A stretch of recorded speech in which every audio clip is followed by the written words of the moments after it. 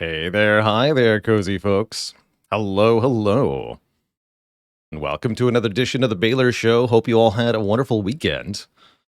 I, for one, am pretty excited today. Got some Spire up first on docket, back at the challenge, seeing if we can't master another card or two. And then later today in the stream, we're going to be looking at something new as part of a sponsored segment, a game called Shogun Showdown, which is out on early access today. Ostensibly claims to be a turn-based strategy game with roguelite and deck-building aspects to it. I don't know exactly what that means, but those are all the keywords that this channel likes, so I think there might be a few who find some interest there, perhaps myself included. Jack Stonian said, I had a blast with a demo of Shogun Showdown. That's pretty cool. Always excited to be able to, through the stream, connect with opportunities to show off things that I would be interested in anyway, and then additionally get paid for it via sponsorship. That's kind of my motto, is if you love something, never do it for free, right? So find ways to get paid for the thing I already wanted to do, and then share it with everyone. It's a win-win for me, certainly. And we found quite a few cool games through sponsorships. Really enjoyed playing Maho Kenshi all the way through on stream. That was a fun time.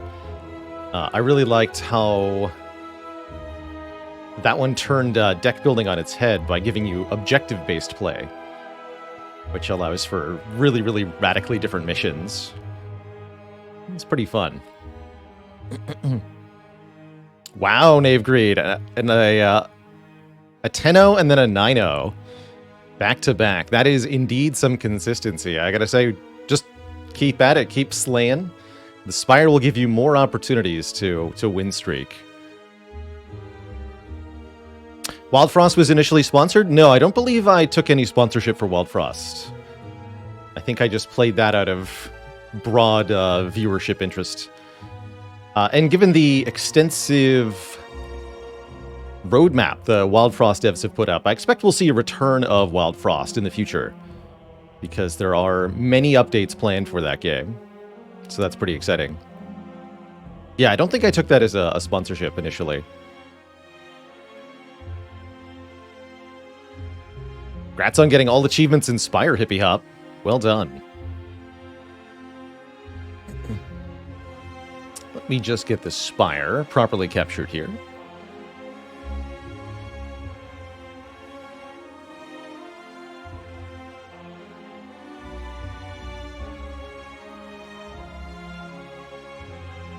There we are. So, where are we in our character rotation? We've been on the losing end a little bit here. This silent run almost beat Heart, but we ended up not quite having enough to survive. Not quite enough damage. This would have mastered, I think, Heel Hook? Yeah, Heel Hook. That's going to be a tricky card to master. We were doing our best to make it work with Kunai Ornamental Fan, but it didn't quite cut it. We didn't quite have the defensive utility needed to survive the fight, the Heart fight, for a long time. We used a speed potion with the orange pellets to get some survivability there, but it wasn't enough. Ultimately, taking 25 damage to Shield and Spear put us in a bad position versus Heart initially. So that means it's time to play Defect, my favorite character in Spire. Although, not as much as they used to be. I'm definitely trending back in the Ironclad's direction.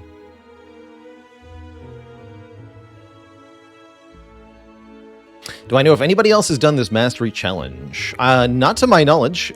You are more than welcome to undergo the Mastery Challenge yourself. I think we even have a public link to the mod so that you can use the Mastery mod. Let's see, is this command? Yes. Yeah, if you want to use the mod that we use, which displays in-game cards as mastered or not, then you can get it right there and try it for yourself. But by all means, the challenge formats that I've created on this channel are not something that I claim any kind of ownership over. So the Ladder Streak Challenge was, I think, the big original challenge I created for Spire. I'm honored when people try to replicate the Ladder Challenge. It is very difficult, and to my knowledge, I'm still the only person to ever successfully complete a rotating character ladder streak in Slay the Spire.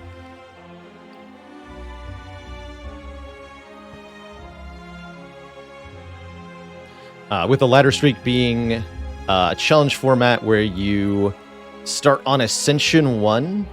You have to essentially win streak all 20 Ascensions. So you start on Ascension 1, you have to win. If you win, you go up to the next difficulty. Beat that, go up to the next difficulty. So winning on A1, A2, A3, all the way up to A20. 20 consecutive victories. I also decided to add, for my own challenge, heart victory requirement to all of those, too. So 20 consecutive heart victories across all 20 difficulties. We've done that 5 times now on stream. And then later on managed to get a 20 win streak on Ascension 20, so definitely harder than the ladder streak. But for a long time, I considered the ladder streak harder than the record win streaks we were seeing at Ascension 20, back when it was in the 8 to 10 range. It's definitely a very difficult challenge, cross 20 runs.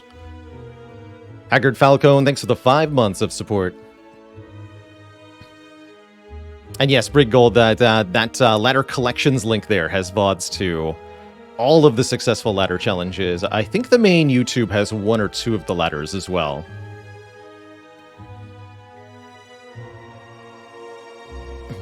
I have seen that Coach has been streaming Slay the Spire again. Has been doing very well on the Watcher. Definitely a character that lends themselves really well to win streaking.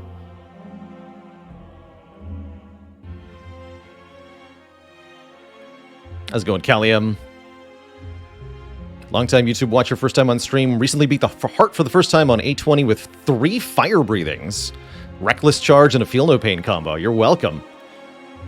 If you learned that from me, I'm even more honored, because that's something I rarely do, but well done. Very well done.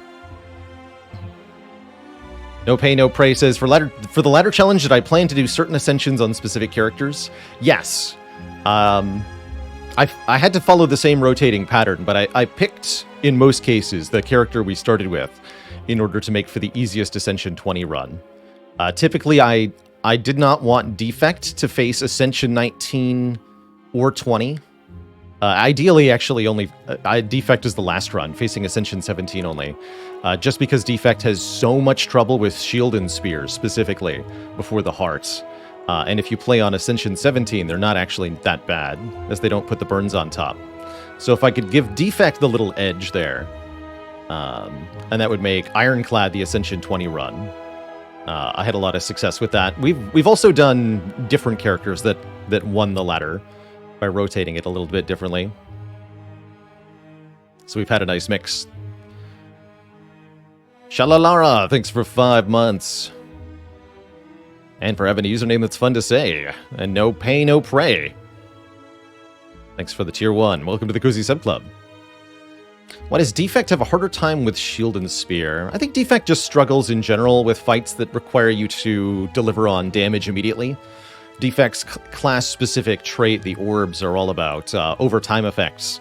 So they're usually slow, and then a lot of Defect's most useful, most powerful cards are all setup heavy and don't have an immediate impact. Stuff like Echo Form and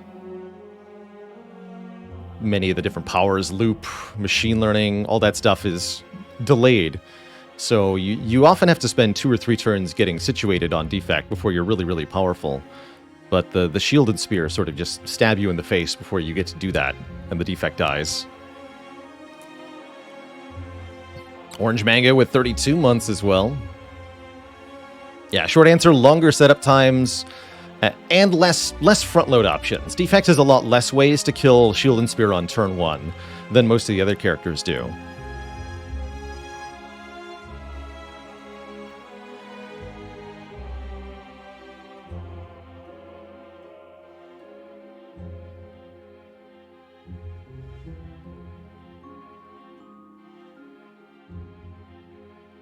I haven't seen a general consensus on Defect versus Silent. If there was anyone you would ask that question to, I think it would be Zeknar. As Zeknar is one of the best Spire Slayers out there, and specifically plays a lot of both the Defect and the Silent currently. So I think Zeknar would have a really good opinion on comparing the two. I'll give a shout out to Zeknar.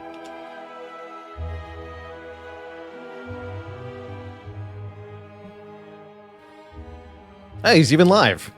You can go ask him right now. Tell him I sent you.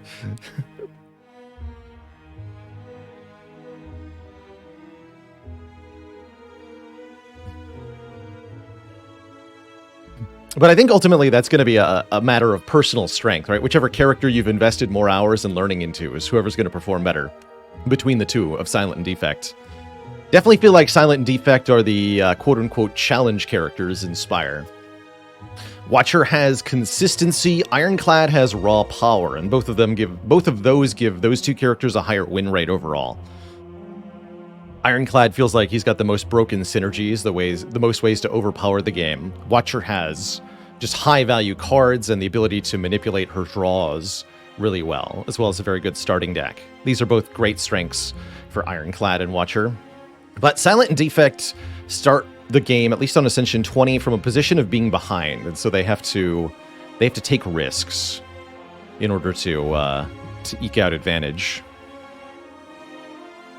Let's see how that goes for our Defect here. We're going to start a run at Defect Ascension 20. We are, of course, embarking on a new run in our Slay the Spire Mastery Challenge, where the goal is to defeat the game with 2 or more instances of a card in our deck. And we have to do this separately for each and every card in the Slay the Spire. Currently 90% of the way through this challenge, so only a handful of cards remain so-called unmastered, which will be marked by the unmastered text at the top of them. Our previous Defect run didn't even make it to the Act 1 boss, I must shamefully admit. And so we're offered the option here of Niao's Lament or 7 max HP. I'm blue Dabu Defect. Dabu Defect. There's a vague chance that we could get a free elite with Niao's Lament here. It's only about a 50-50 chance that 3 events does not turn into... I think it actually might be less than that secretly. Not great odds to get through 3 events without a combat.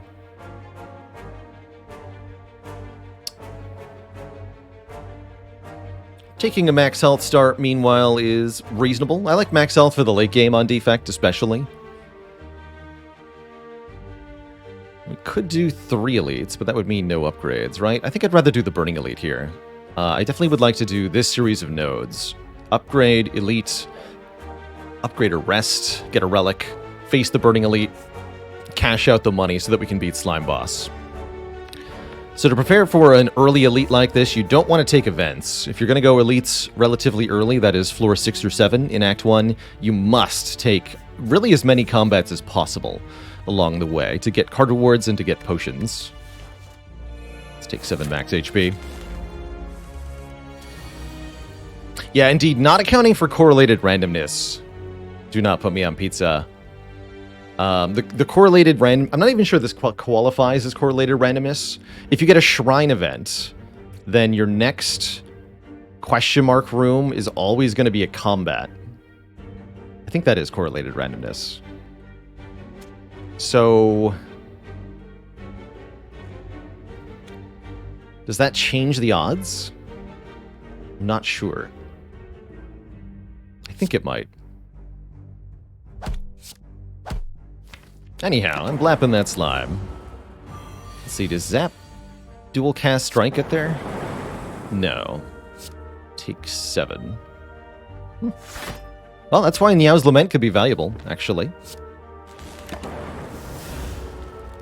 Just in this combat alone, it would have saved us more health than the starting bonus gave us, or the same amount of health. Then there's 2 more combats. Ooh. I do like a floor 1 cold snap, but I am also a gigantic fan of the card Equilibrium. Very good block for 2 energy, and the retain effect is extra valuable. Build your own runic pyramid, they say. Many, many good things you can do with Equilibrium. And it's an uncommon card, which means I'm not very likely to see it again. I'm just going to grab the early EQ here, because I find it such a cornerstone card for my runs. Ooh, more max health. Go up to 83? We're missing 14 health, so the banana is partially useful. I usually think it's only really worth the banana if you are missing the full heal amount. Otherwise, take the donut. Rarely, if ever, do you want the box in this event. This is a test of...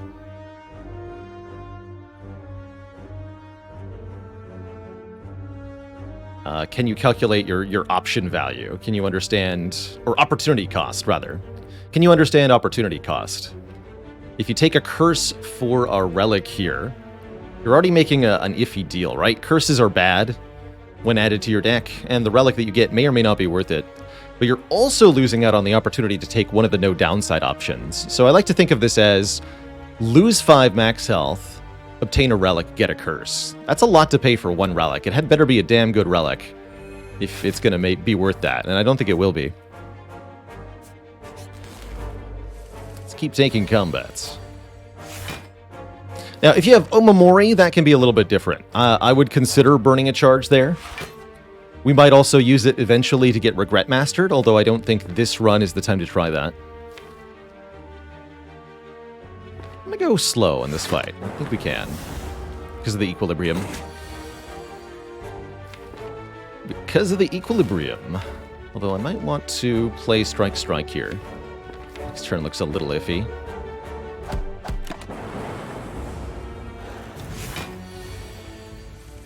Easy peasy. Just redraw the EQ and nothing will go wrong. Excellent. Alright, so we perfected that fight thanks to the power of the equilibrium. I think a block card can be a really good specifically first addition to your deck. Because it's so useful in the second and third fight. Here we need to take a damage card. There's no question. We have to take a damage card now that we've added a block card. And that damage card is going to be Rebound, one of my favorites. 9 damage for 1 energy is nothing to sneeze at. Ironclad loves it, after all, with Pommel Strike. And the added ability to put a card on top is quite useful. I like Rebound because you can play it as the last card of the turn and not put a card on top if you don't have anything good to rebound. Interesting turn 1 here. We're always going to kill one of these two. I don't think we can ever get them both. Actually, no, that's not true. If each one gets hit once, we'll get them both. Nice. Perfect fight. Ooh, a Doom and Gloom. There's a good rebound target. AoE damage and adds a Dark Orb. Very, very valuable orb type. Is there any relation to the Big Fish event and the Act 3 bosses? Ha! That would be cool. I don't think there is any connection there. Thematically, I like it. The donut summons the Donu. I've seen a mod that adds an event where you get to pick one of the 3 Act 3 bosses to not fight during your run. You get to pick that in Act 2 or something. You can banish one of them. I think that's a pretty cool deal.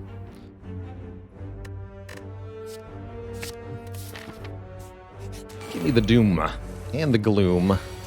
And unfortunately, here on floor 5, we've run into one of the worst, if not the worst, encounter in Act 1. Thief plus Medium Slime is a tough time.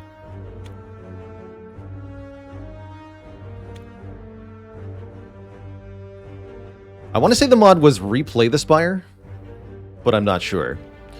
The DMD, thanks for 4 months in the Prime sub. I would probably be banishing Time Eater. Not because I'm afraid of the timer. 12 card per turn limit. I don't really care about that on Time Eater. What I do care about is the drawdown debuff. Heck that fight. Awaken one is the least interesting for me, but easy enough to manage. Wow, this fight is it's going to be bad. I think we're going to go dual cast Defend Defends. Looks like we're going to kill the Thief first. But I expect to lose 20 or more health in this fight. Easily. It's going to make it quite hard for us to fight that elite. Yeah, because we take this kind of damage. I knew I should have struck him once last turn. That would have let me Doom and Gloom twice for the kill this turn. Still might want to Doom and Gloom twice. No. We need that for the elite fight. This potion. Just take as much damage as necessary. to win here. Ouch, my face.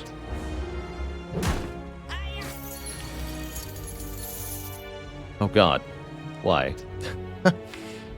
Still can't kill. Decided to attack me again. Please no. Alright, rebound that equilibrium. Take even more damage. What a tough start, man.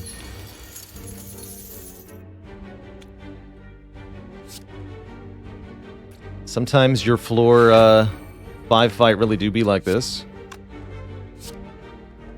Strike you just to make sure I can kill with next turn. I think we're dual casting though. Didn't draw it. Bummer, man. So I have to take 3 more? Looks like it. Because I can't evoke this.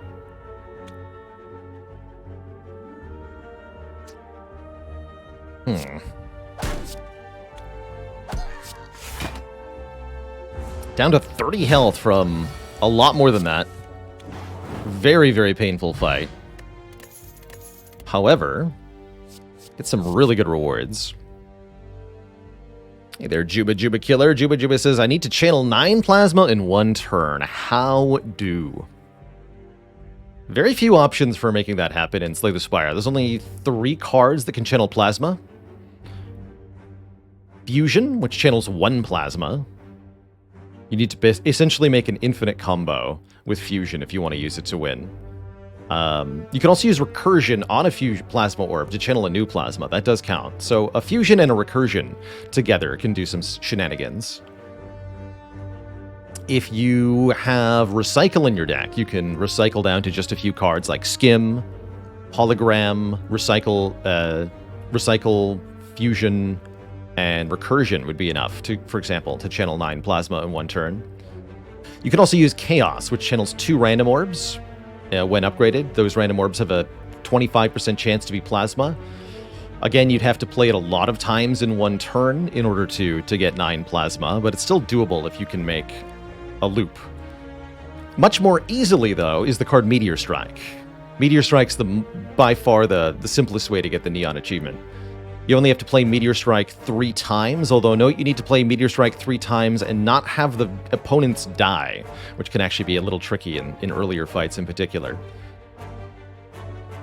And the easiest way to do that is by having Echo Form or Hologram with the Meteor Strike, so that you can play Meteor Strike, get it back into your hand, play it again, or duplicate it somehow. A Liquid Memories Potion or Duplication Potion can really help with this too, as you might not need more than just 1 Meteor Strike. If you can get 2 Liquid Memories Potions, then you can just play that 1 Meteor Strike 3 times in the same turn, and that's 9 Plasma.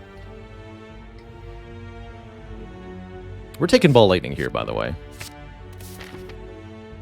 Probably going to rest here. I think we're just going to upgrade the Doom and Gloom, which I plan on using Liquid Memories on for this elite fight. And I really don't mind having to rest that much, because we have so much max health that our rest will be quite a lot of health. And it is these nerds. And we did draw Doom and Gloom turn 1. Excellent. So let's go Doom and Gloom, Liquid Memories, Doom and Gloom again. Now we're talking. Wish I knew where the lightning was going to go. We could maybe hit the middle one and not take any damage, but realistically I should probably defend. Although being able to evoke one of these Dark Orbs is pretty potent too.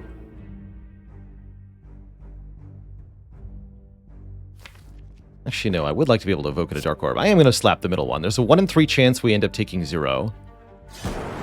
Hey, that worked out. And even if we had taken 10 there, I think advancing the fight was very valuable.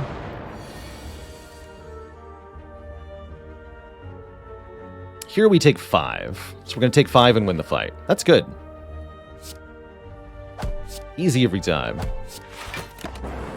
Really good elite fight. And that's why I wasn't that worried when we took 30 damage here without using the potion, because I figured it would lead to us not taking that much damage in the next fight. We even get a regen potion. That can bring us back up to 40 HP. Maybe I don't need to rest after all. We also get a question card for more card options, as well as another orb channeling card, Cold Snap, or maybe a card draw card, Overclock. Although overclock without an upgrade is pretty weak. How's it going, Krogzar? Hey ya, hey ya. That's right, regressing towards the mean. Just because we preserved a resource for a critical fight. I think I'm going to take the cold snap here. How am I? I'm very good today. I'm quite excited for our show and feeling good overall. Actually, this is a deck that likes a dual cast upgrade. We have so much orb channeling already, and we have the equilibrium to retain it. I'm going to upgrade the energy cost of this card so that we can play an additional card sometimes. The draw won't always line up for that to be useful, but I have faith. This could be a max health Gremlin Knob and kill me. Could be, but will it be? Singing Bowl question card. These are kind of not that good together, actually. By definition, we cannot benefit from both of these things at the same time. Should probably go this way. I feel like we can handle this. If it's Lagavulin, it's free. I'm going to do it. Lose 25 health, you say?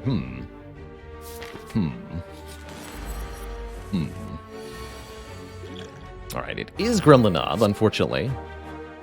And I did not draw Doom and Gloom turn 1, also, unfortunately.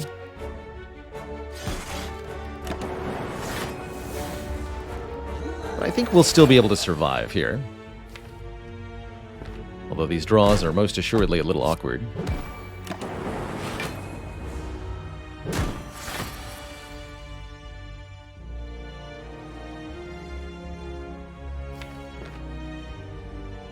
What is this? Doom and Gloom, then Ball Lightning, then Dual Cast? Dual Cast the Frost Orb, block for a bit. Try to kill next turn. Dark Orb is in front. Yeah, definitely Doom and Gloom first. Can't kill with Dual Cast Ball Lightning here, so we should go Ball Lightning Dual Cast. Next turn could be bad. If I draw all defends, we're pretty hosed. We're hoping that we draw Dual Cast. Wet Lotus, we made a baby. Thanks for 9 months of sub-support. Easy, just draw the Dual Cast. Was never any danger. And we get free healing from the Eternal Feather. Still might rest for Slime Boss. Oh, Turbo. Turbo is a card I like with Equilibrium. Also down for a Beam Cell here to make our physical attacks do more damage and also pairing with the Equilibrium. Let's grab a Beam Cell. Vuln is a nice thing for Defect to have. But is it as nice as a membership card? I really doubt it. Membership card gives us a 50% discount on everything through the rest of the run. That lowers our purchasing power here in this shop, but is going to raise our purchasing power dramatically for the rest of the run. Matt Newts, 44 with the 3 months. Thank you for subbing in advance there. 12 or 16, yeah, Chubbs. Definitely a bit of extra durability for the knob there.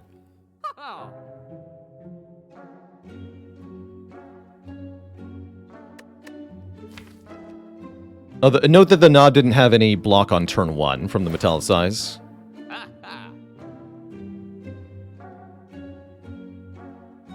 That is a nice Glacier. That's what I'm seeing. That is a pretty nice Glacier. Although that can make it harder to cook the Dark Orb.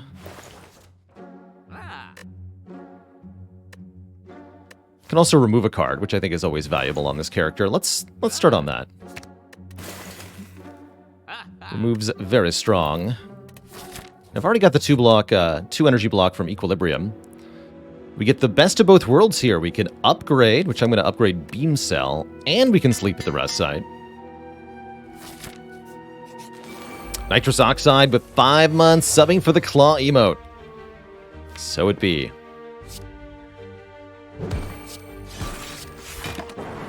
Come on, Doom Gloom. Good enough. Let's do this first. Perfect.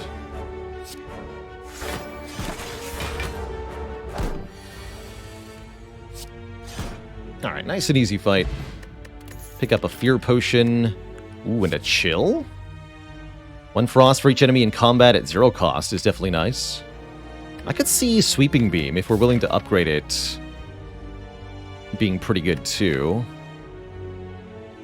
Be a little nervous going into Slime Boss with only 20-something health, though. Although having the Sweeping Beam will make Slime Boss a lot easier. Recursion could be good here. Yes, Recursion could be good. Letting us evoke an orb and then channel the orb that was just evoked. Very good for Dark Orbs in particular. Recursion really wants an upgrade, but once you give it the upgrade, it's quite nice, being a 0-cost skill.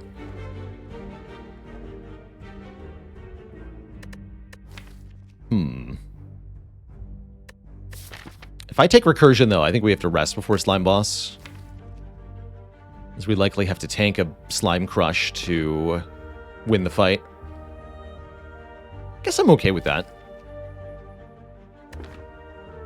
Sweeping Beam goes much better with the Beam Cell, though. It sets us up nicely for Act 2, so that we can do big area damage.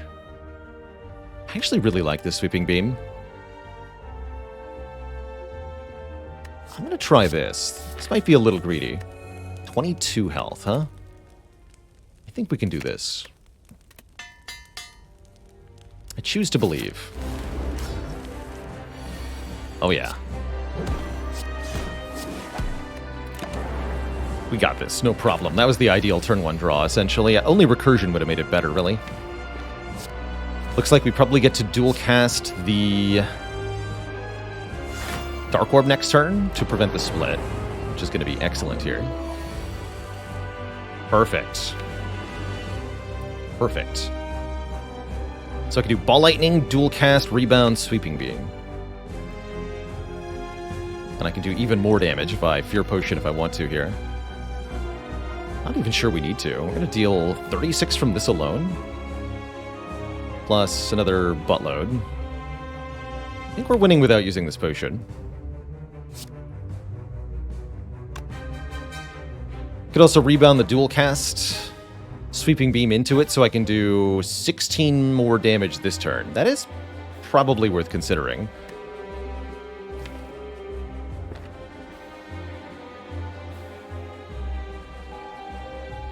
Yeah, I think that is probably actually better. Let's try it.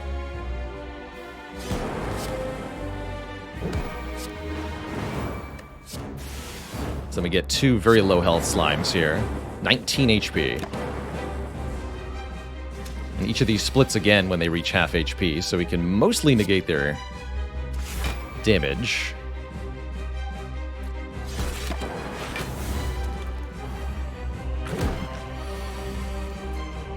Perfect.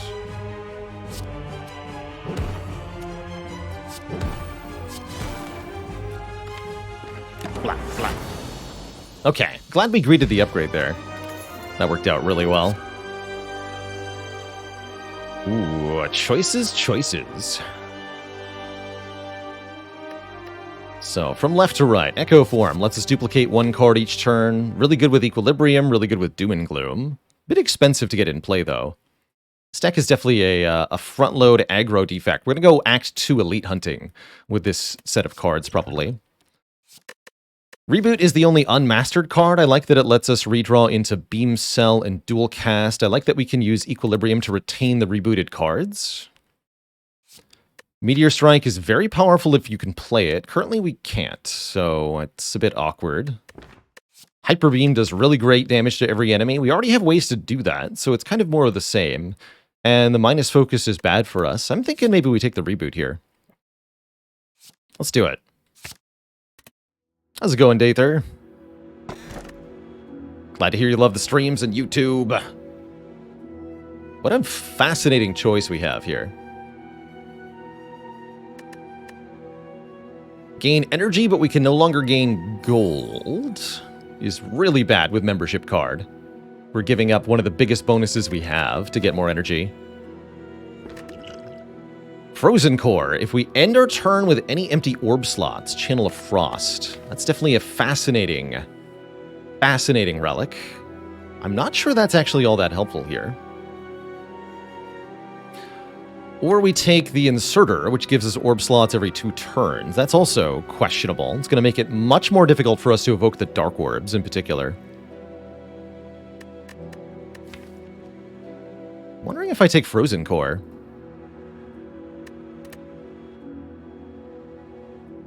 Skip?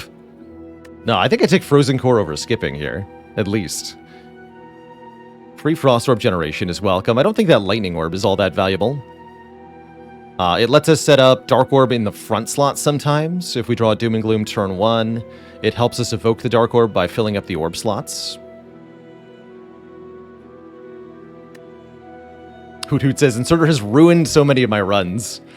Having your orbs be impossible to evoke is a true problem. Especially if you're doing Dark. Let's try Frozen Core. This is actually one of my favorite relics, conceptually. It's really unique. And it's the only relic, to my knowledge, that makes Frost Orbs.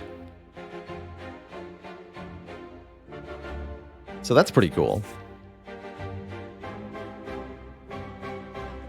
I like this path, actually. We're going to grab a couple of upgrades, maybe a rest. We definitely want the healing from the Eternal Feather at these rest sites. And then we could very reasonably take on 3 elites this act. I think this deck is well set up to handle elites, although a decent boss relic would have been a lot better. Is there a 4 elite path? Yes, there is, actually, but it has no rest sites, which I am not going to do. Not with Eternal Feather. No way. No way.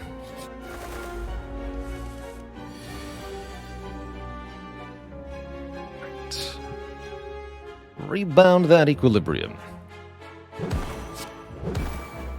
We get a free Frost Orb. Birds are definitely a challenging fight for this deck. We don't have a lot of output. I can't do the 4 attacks in 1 turn required to knock them out of the air, for the most part.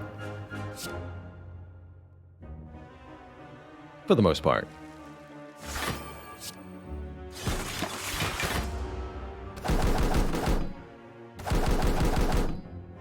Throwing it a dual cast will help.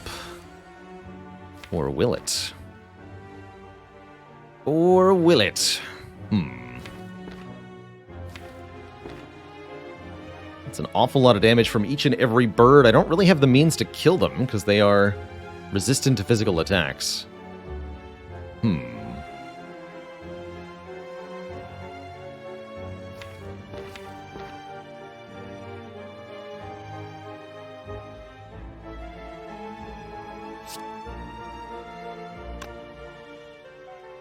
Yeah, we'd like to dual cast at the end for the free Frost Orb. I'm thinking Doom and Gloom, dual cast, reboot?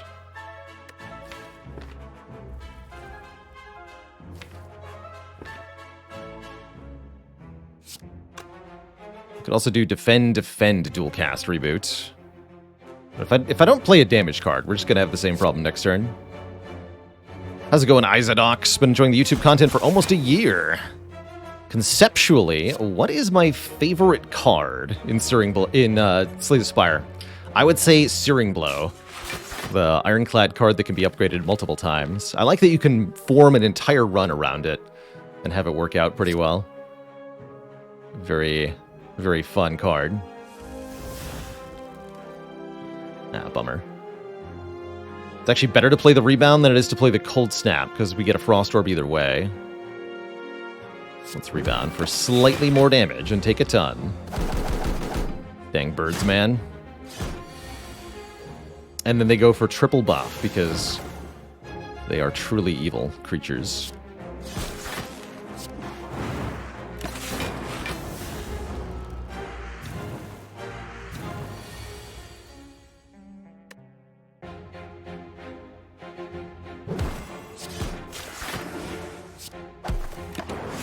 Alright, we survived. Capacity Potion's kind of cool with the Frozen Core. Fusion is here, but I think it's quite bad. We have to take cards that are helpful. Barrage might be helpful. I'm thinking Max Health is helpful and upgraded cards are helpful, and not much else is helpful. So let's skip that. Taking the Fusion there will lead us to a very short run, essentially. So let's not do that. Very much like Hologram, in any deck that has a reasonable number of zero-cost cards, I think Turbo could fit well, too. Frozen Eye is nice for knowing the exact draw order as far as relics go. Frozen Eye is really good with Sweeping Beam, really good for letting us know if we want to reboot or not. Hand of Greed could be cool. Could definitely make some serious cash off Hand of Greed with membership card. But I'm thinking probably something like Turbo Hologram card remove is my pick. That's what I'm going to do.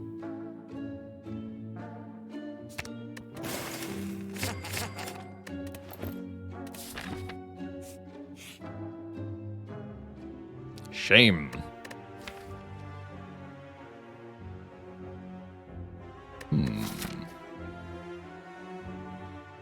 No, I don't think so.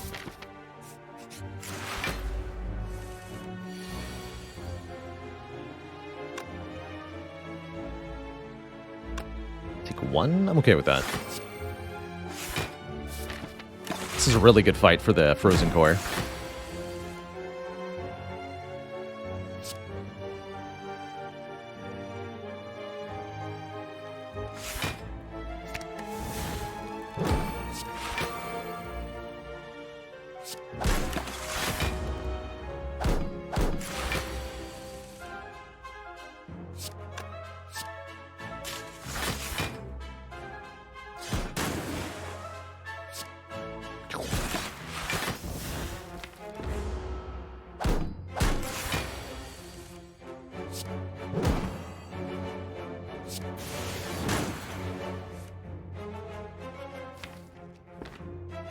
I do dare. Give me something else.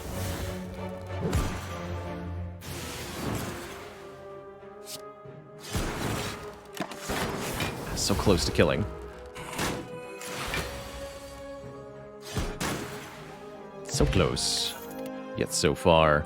Rebound with a plus on it. That's pretty decent damage. And has a lot of utility, actually. I'm gonna grab one more rebound.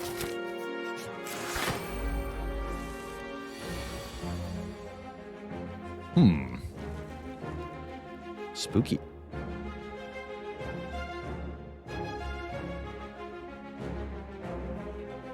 Can block for a surprising amount this turn. I feel like we just had this fight, didn't we? This might be a good time for the capacity potion. That or Book of Stabbing, maybe.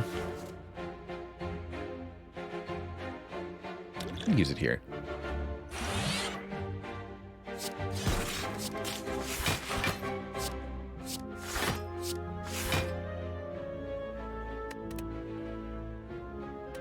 Probably want a Cold Snap.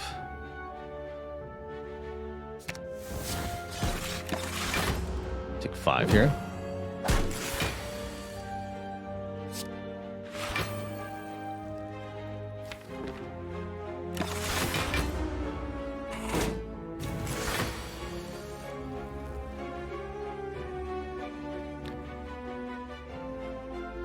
Dang.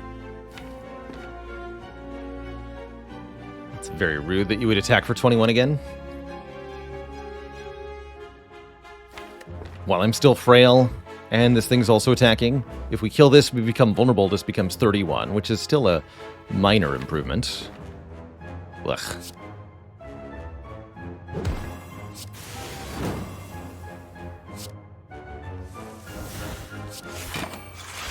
Ouch.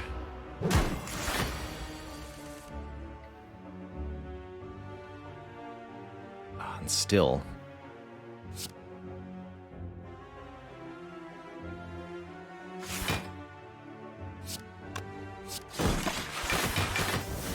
Disheartening.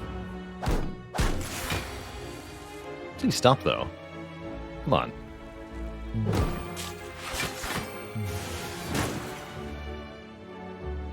That's enough, actually. Definitely glad I used the capacity potion here. This would be nightmarish otherwise.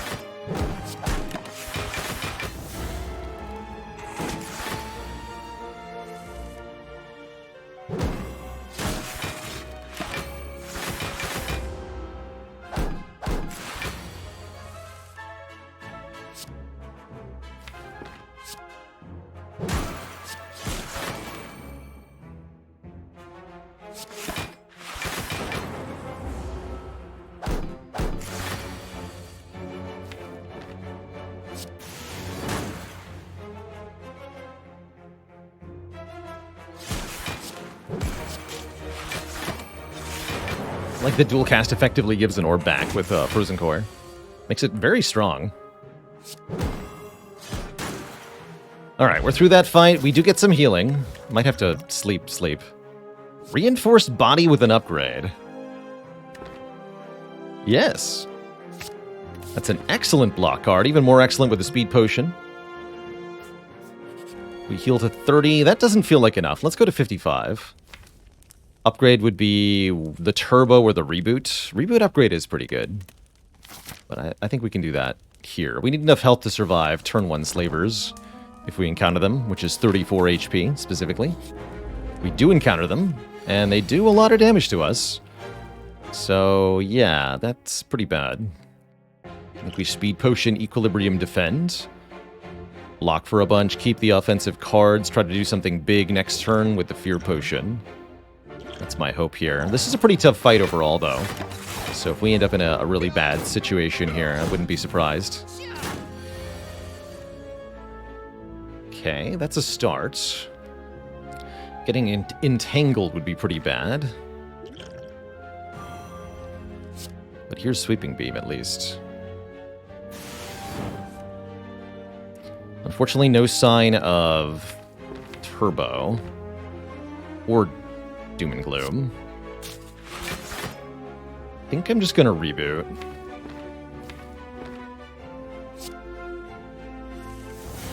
Equilibrium again. Get entangled. Bummer. Oh boy. That's not good. That's not good at all.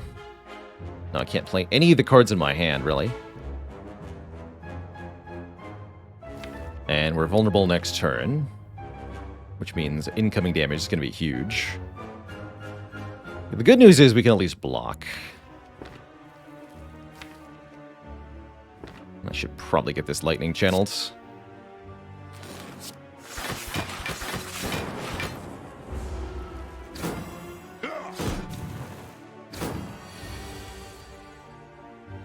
But is it enough? I think we're just dead, right?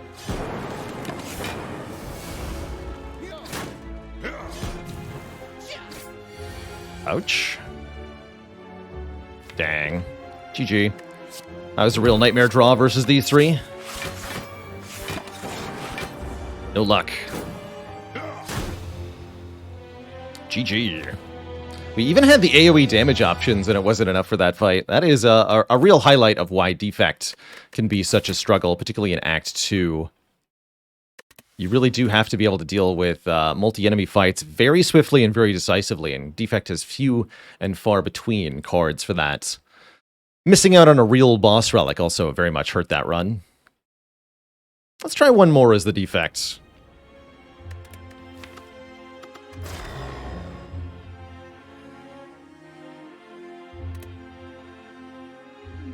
It's very much a situation where we weren't quite in a position to be able to take on Act 2 Elite's Nitrous Oxide. I feel like we needed one more decent potion. Maybe if we had a fire potion instead of the speed potion, but ultimately that deck was never going to have a good matchup against triple slavers from the looks of it. Do I think Focus could have saved that deck? No. No, it needed much more than just Focus.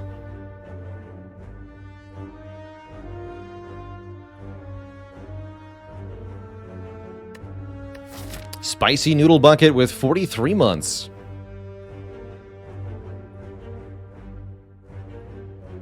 Try to get a one-hit point Burning Elite. I do see we can go for lots of elites in Act 1 here.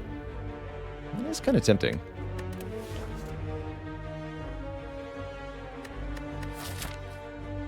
I don't see other options that I like that much. Let's do it. Just high roll forehead. Easy. I'm actually already grateful that we picked Niao's Lament, as that first fight would have been a lot of damage taken. Let's see, we're fighting Hexaghost, so Static Discharge is actually a very good first card. Cleric. Take a card away. And slime goop. Give me my money back. Alright, just one more event that needs to not be a combat. Easy peasy. Charge battery's a good block card. If I can't take a damage card, I might as well take something. Heat sinks is also not unreasonable, especially since we already have a static discharge. But I think I'm going to take the charge battery. With a static discharge, it's quite nice to have cards that can block for varying amounts. We do manage to get a Smiling Mask out of that node, which means our elite is deads. Easy peasy. Free data disk. There's some focus. Only last run I'd seen it. And a storm. I knew it. Should have taken that heat sinks. I'll take this storm. I'm not taking a claw. Don't even think about it, Twitch chat. It's not happening.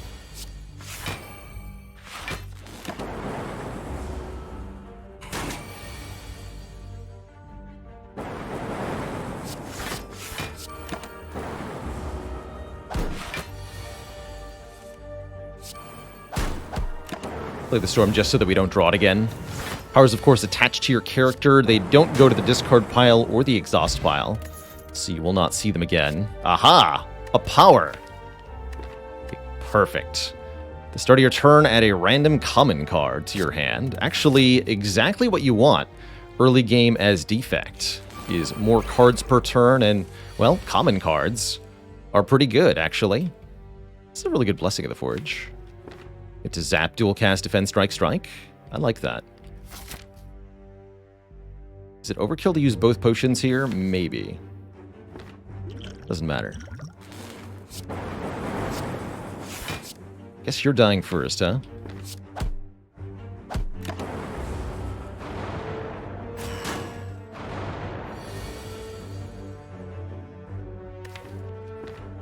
Let's go defend... Maybe it's defend Storm Hello World here.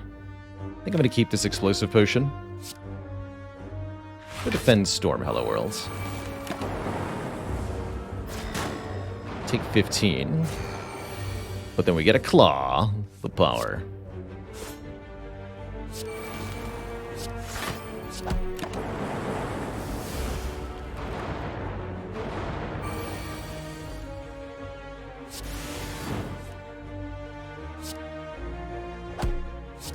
Ten more here.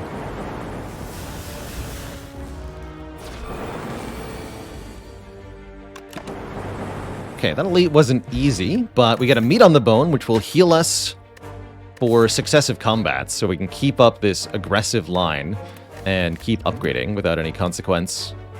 Hyper Beam, Hologram, Core Surge. Ooh.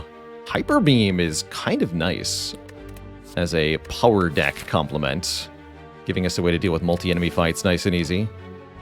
Core Surge can be good later on, definitely. It's actually pretty good in the short term, too.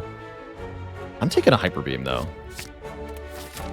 I want a way to kill slavers, as we just found out last run, that you really need something pretty spectacular if that fight's going to go well.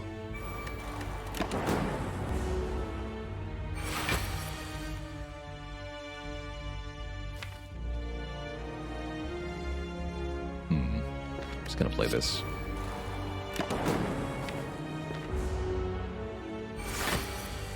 Oh, Streamline. Let's play that. Go Streamline Zap. That way, if we see the Streamline again, it'll be discounted. Also my face. Ouch. Okay, what do you got, Attack Potion? I need help here. That definitely qualifies as help. Yoink. Thank you.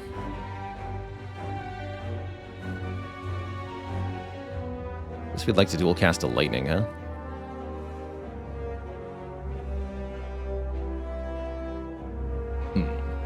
Actually, no. Dual cast a plasma. Dual cast frost? There's no way to do it, unfortunately. If we play the meteor strike, the frost is gone.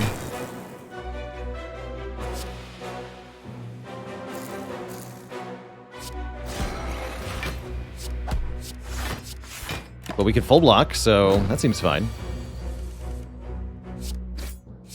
Good fight.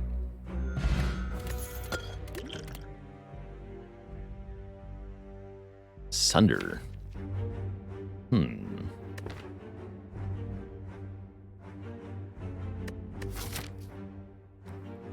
Sunder helps too. We've seen before that relying on just Hyper Beam usually means you lose when you don't draw the Hyper Beam. So having 2 cards is great. I might upgrade that Sunder too. Got lots of upgrades that I want. Although an outright card remove is pretty tempting as well. Los Riantos with 47 months. One away from 4 years? Oh my goodness. That's crazy, man.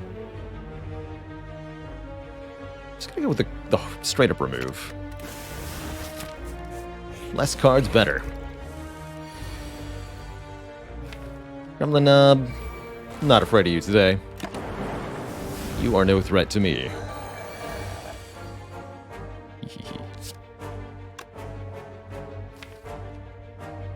Although we should do some basic math.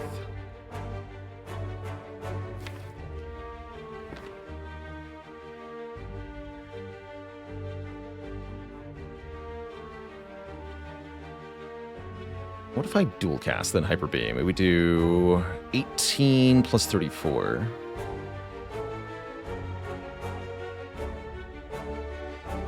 Plus 1 from the Lightning Orb, 1 next turn, 24 from Sunder is 78 damage. That is exactly a kill. If I counted that correctly, and I didn't because there's actually one more. No, yeah, 1 Lightning Orb, right? Yeah, so that's exactly a kill. Take 11. I'm cool with that. Notably, this does 1 damage this turn. And 1 damage this turn. Claw also helped us get there. Blap. Get a frozen egg. Okay, now I can click on all the powers. I do regret not taking the heat sinks earlier. But I don't regret not taking the core surge, because we can just take it now.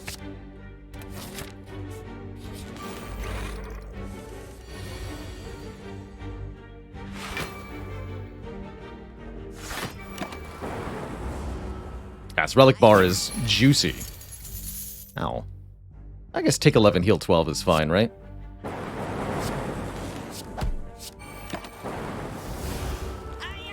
I like Meat on the Bone plus Static Discharge in particular.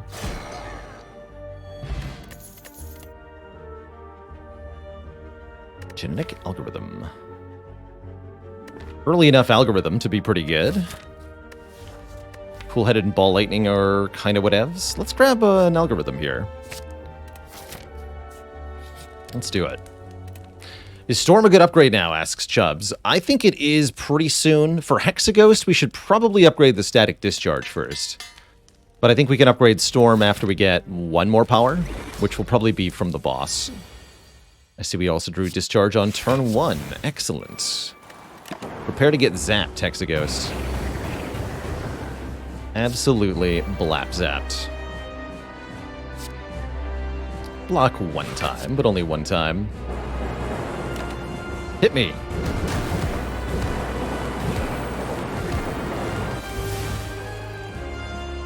Good stuff. Yeah, we're bottom decking Storm a bunch, which is a little awkward here. Let's just prevent ourselves from drawing it again, I guess.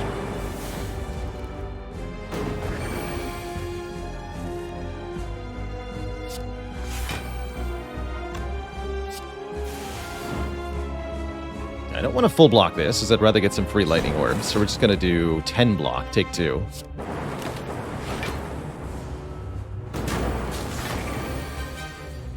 And that way there's more zip zappage. Incoming damage is 10, so I take 5 if I defend 1 time. I'll just full block.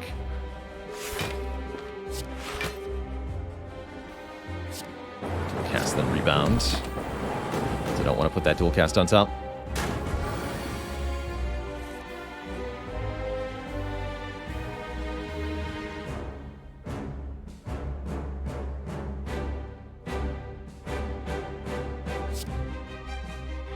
Crypto, why does the Defect never stay out of a relationship for long?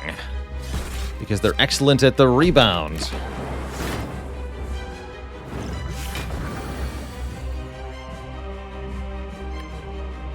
No refunds.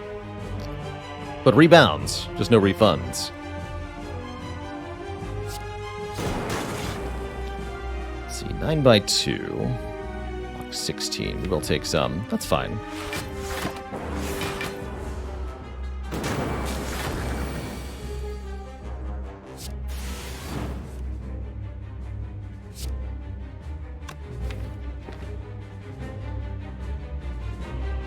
Probably don't want a full block.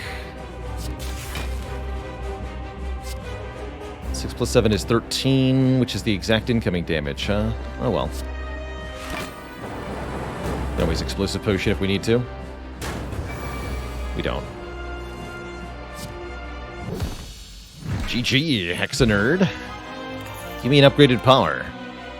That sure is one. Oh, now I really regret not taking heat sinks. Hopefully we'll find another upgraded one later. Creative VI creates a power every turn. That's unlimited lightning orbs and unlimited scaling. It's perfect with cards like Storm. I could take 2 Storms. And we get real relics offered to us. Sozu, Velvet Choker, Runic Dome. It's actually not the world's worst Velvet Choker at the moment, although in general I don't trust Velvet Choker very much, as it prevents you from scaling in certain ways. Probably Runic Dome, then. We can't see what the enemies are doing, but we can see what we're doing. And what we're doing is blapping. Kind of bad with Static Discharge, though, as it makes it very difficult to take advantage of this card. So what about Sozu with meat on the bone? Is that acceptable? I guess so. Let's try it.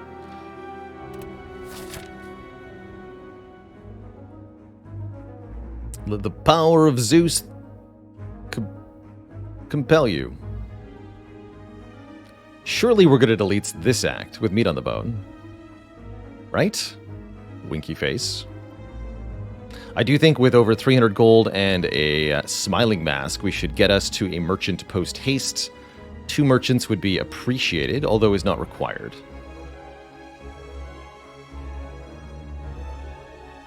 Let's start at the first one. I think here. This gives me the option to go to another one or not. Or the option to do 3 elites. I'd like the option to do 3 elites. You again. And you're just as deadly as before. Excellent. My poor face. Not that we have any block cards to begin with, mind you.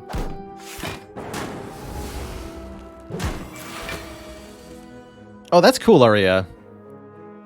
Figure there'll be a bunch of updates for that game over the course of its development.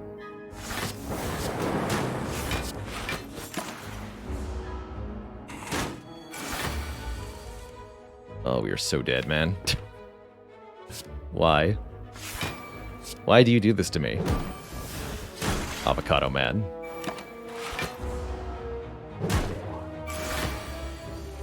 So now part of the problem is that we're in Act 2 and we have all these powers, but not a lot of front load. And that is a crippling thing here in Act 2. Crippling, I tell you. But the good news is meat on the bone is here.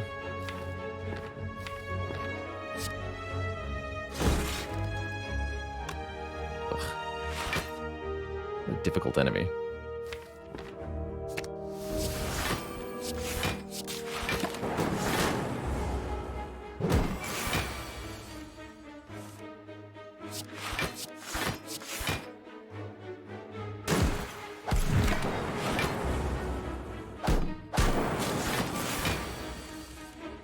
Alright, you're dying now. Whew. Where's self-repair when you want one? Go for the eyes, ball lightning. I don't think so.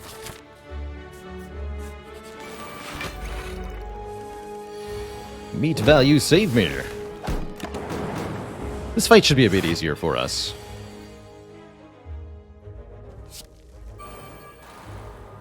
Let's go Genetic Algorithm Defend. Get 2 lightning orbs for free. Take 1. I should probably wanted to take slightly more than 1, huh? Don't play battery.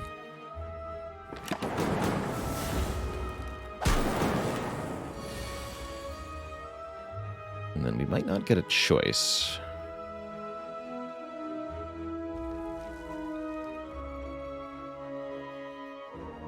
Looks like we're taking 11, whether we like it or not. Sunder Dual Cast doesn't do it, right? 18 plus 24 plus 8. Is 50. Now we're 3 short.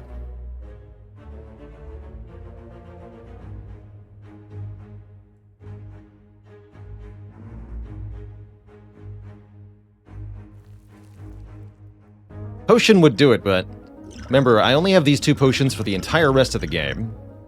So using a potion here at the beginning of Act 2 is very questionable.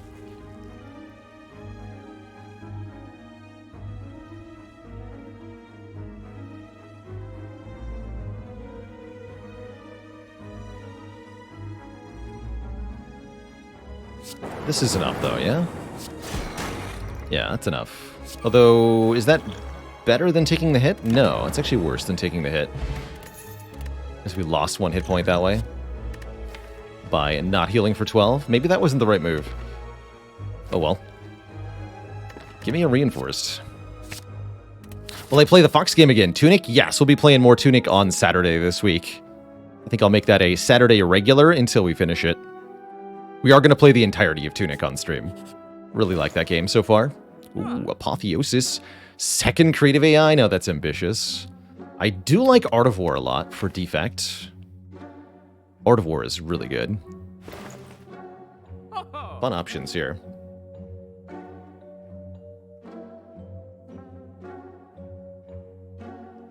All-time favorite roguelite aside from Spire. Ooh, probably either FTL Faster Than Light or Hades would be my top 2, I think I would say.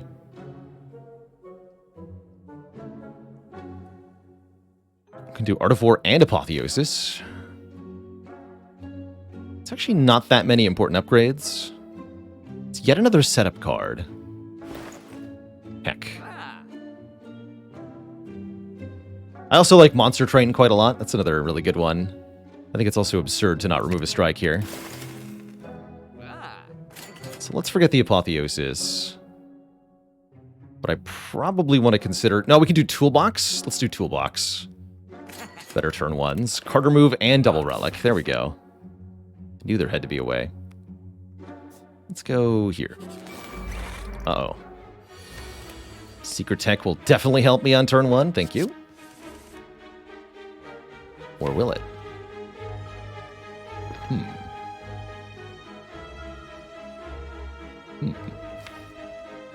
Let's just seek something I don't want to draw.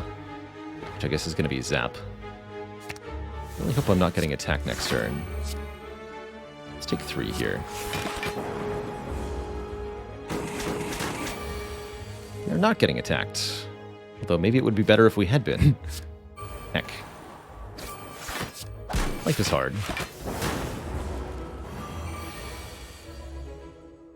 Bummer.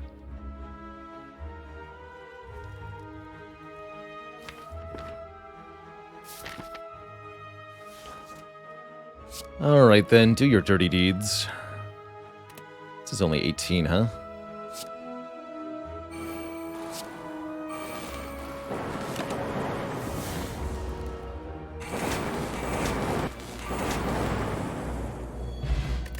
Ouch. Need more card draw. Compelled reverse card draw. Give me card draw. Guess we can't fight an elite after all. This costs 21 health. And I can rest. And I have meat on the bone. Let's do it. What do we got? Enchiridion. Start with a power card in our hand. We have 7 cards turn 1 now. That's pretty sweet.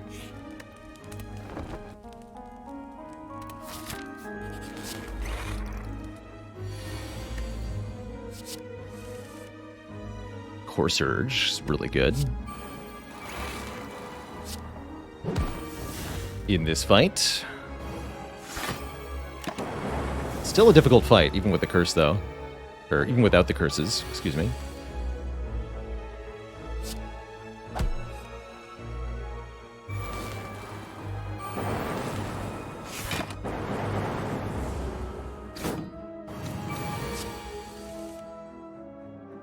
Infection.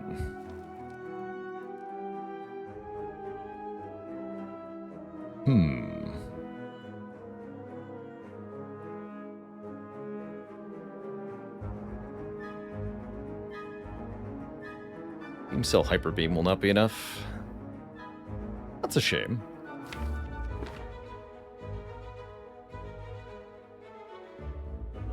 Ah, well done, Spicy Curry. The Eviscerate Wristblade combo. I like it. And how's it going, Griffington? Thanks for the 16 months. Fireworks. What to say? One short of 3 years. What do you say when you're almost at an anniversary? Happy almost-versary.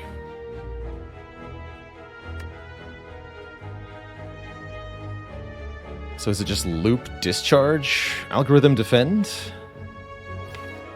Maybe even skip the beam cell entirely? We need to make sure this cultist dies, though. Somewhat necessitates playing Hyper Beam now, doesn't it?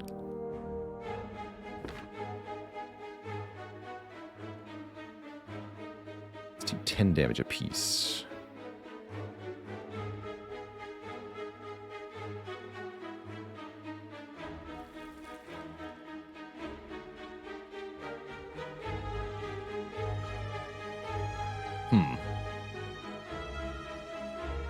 If I could choose where the lightning orbs hit, there might be a way to do it by playing the powers.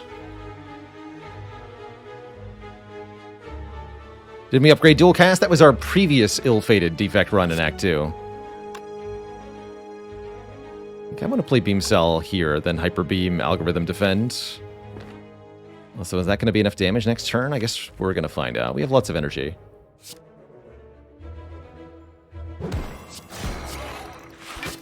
Again, or the irreplaceable potion, also an option, technically.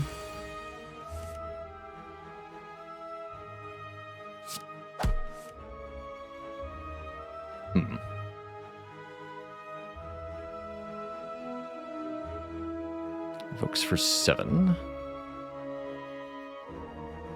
So we could do 22 plus 7 plus 6. That sounds like enough.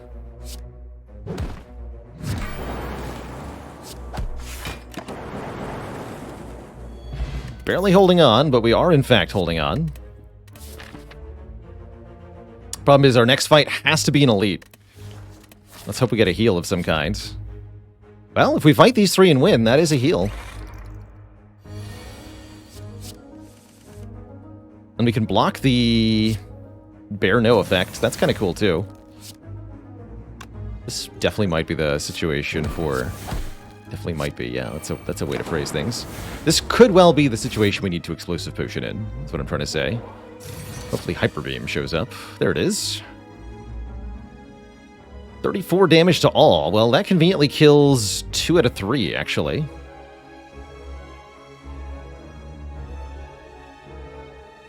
But it does not kill the 3rd one. Oh no, Fireworks. To lose a pair of headphones is a tragic thing.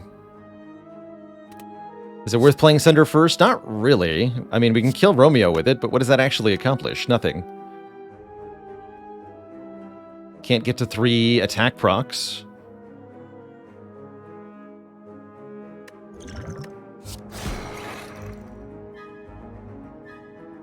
Can't quite kill Bear either. Is Explosive Potion saving some health worth it? I doubt it when we are going to be able to level Algorithm here. It's also only 5 HP, not 10. So no, I don't think so.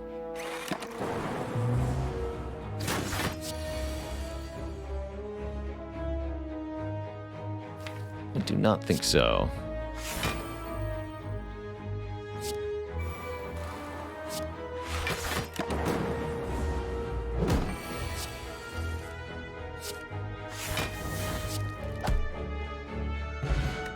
We get the red mask, weakening enemies on turn 1. That actually significantly improves our odds in this elite fight, so good. And double energy, which is unmastered currently. And a pretty expensive deck overall. It's not useless. I'll grab one, but it might not be a good idea. Guria is a bad idea. Lift to gain strength 3 times. This deck does not want to do that. We've got more important things to be upgrading. And we've got a Book of Stabbing to contend with. That is a difficult foe to be certain. I'll take the Jack of all trades here. Good news is, turn 1 static discharge. That's good. Impurity, interesting. Of course, now I draw the Storm. That's still fine. Oh, heck yeah. Hey. It's not your time. Do I lose the Hyper Beam? I don't think so. I think we keep it in the deck for now. Extra energy next turn, 2 Lightning Orbs. I like it. Lone Wolfen Cube with 14 months. Thank you for the support. Or Lone Wolfen Cub. Sorry, did I say cube? That's not how that's pronounced. Thank you for 14 months.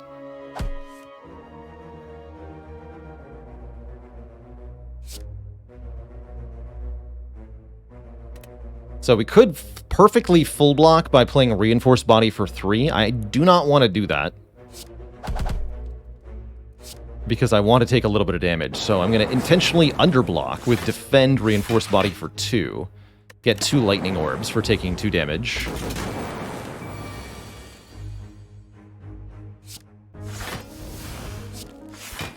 Likewise again here.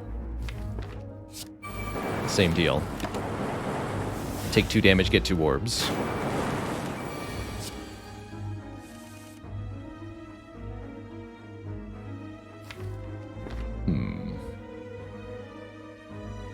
I'm going to go Charge Battery, Reinforced Body, just full block this.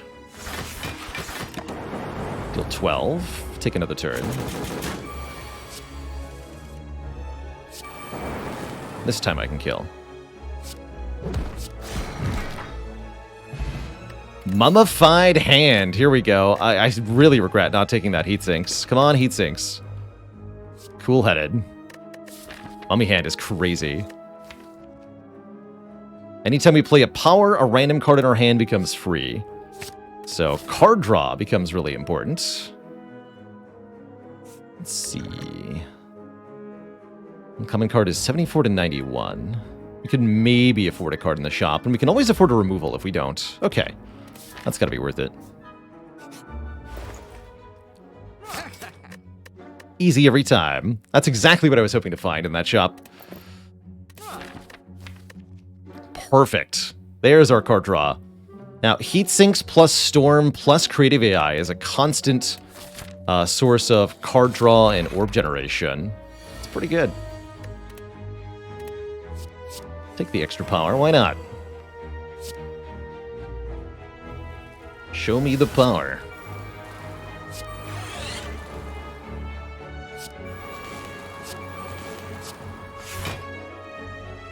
Realistically, I should probably play this.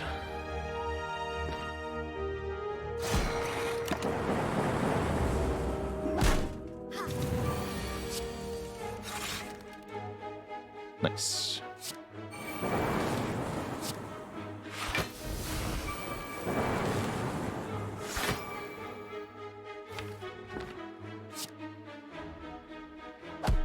To kill you?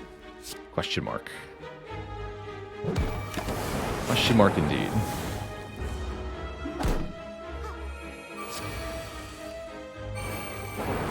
Heck yeah, top deck the powers. Let's go. Oh my goodness, this deck got crazy. What is happening? Hello? Amazing. Now we might want to add a turbo, since we have so much card draw.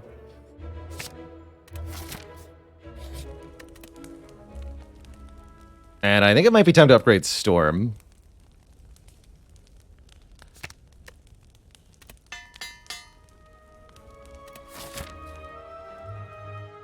Event or combat for the fight here? We have plenty of health, so an event seems reasonable, actually. Let's take an event. There's a chance we get really lucky here. Get offered apparitions. Those I don't want. And let's upgrade, I guess, the turbo. Let's go and Storm of the Seas. Oh my goodness. Free Echo Form turn 1 and a free Magnetism turn 1. Doesn't get much better than that. Dang.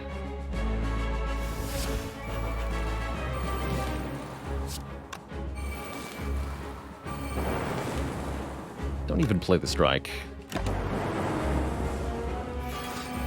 So, first card we play each turn gets played twice. What do you got? Free Skim. That's going to be broken.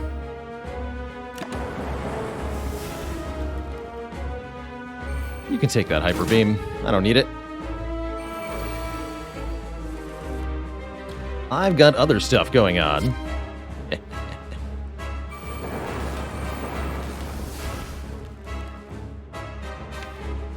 9 damage, huh? Alright.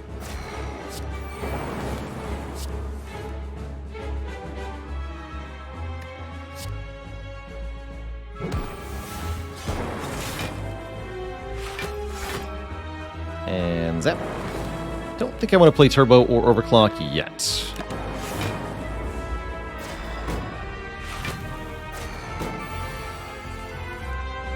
Okay, here we go. Lots of shenanigans happening now.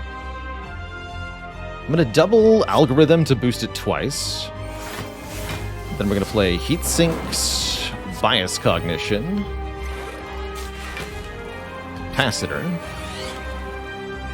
Metamorphosis, add a free Sunder into the draw pile. That's pretty powerful. Play the stack to get it out of my hand. Play Skim. Play Turbo. Play Static Discharge.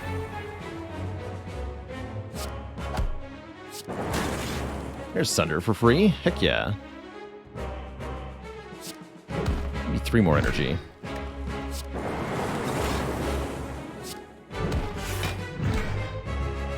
I don't know how this deck got to this point, but I love it.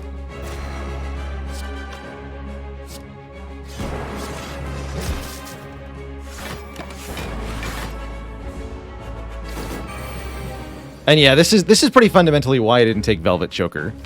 Because this would be unavailable if we had done that. Oh, thank you.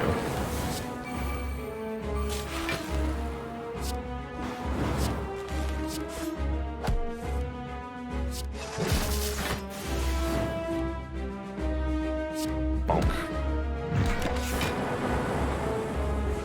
And I have 2 buffers for your Hyper Beam, so let's make it 4 buffers. I don't feel safe enough.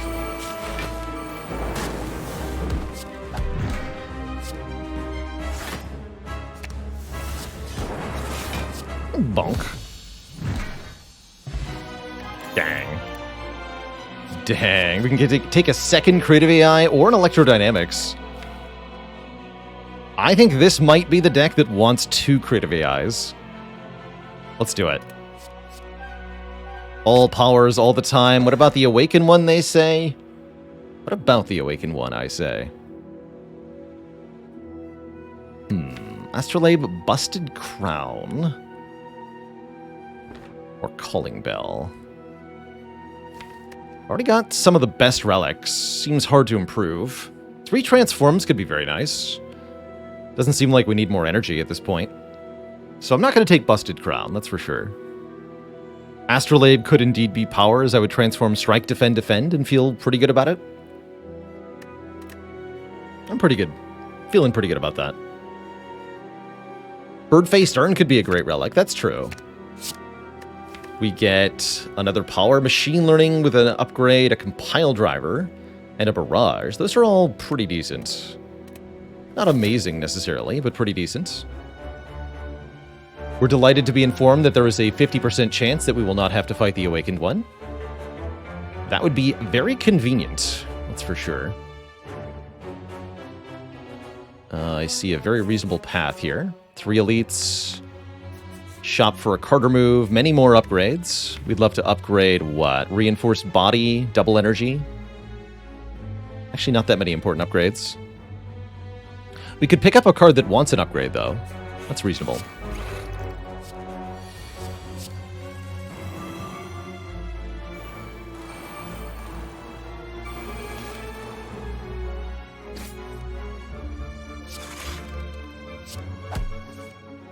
Dang, that's a lot of card draw.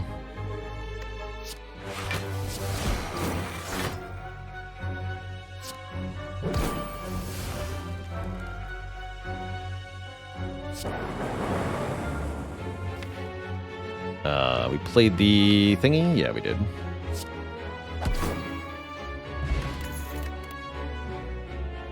Could maybe take one more compile. We have 2 already, though, right? Yeah, we don't need a 3rd one.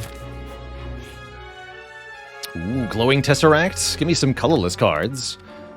Here's where we could achieve mastery of something, potentially. We can find 2 copies of the same colorless card that I want. We do find 2 copies of the same colorless card that I want. It's just not... not something that's unmastered. I'm gonna go ahead and take double discovery, as that can make more powers or other useful things. The double disco build. I think it's pretty useful overall. We want a trip. I don't feel like it. I think this run is fun, and I don't want to mess with it. Take some more events here on the way to the elite. I am war, I am awake, or I am rich. 2 normalities would be pretty crippling. There's only 1 shop ahead, not 2. If there was 2 shops ahead, this would be a different story here. Of course, we'll randomly get one, I'm sure. Let's fight the boss. Basic, but very effective.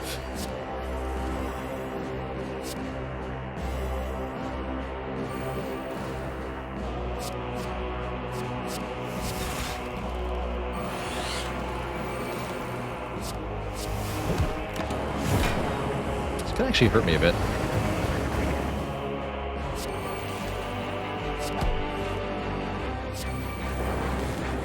All good?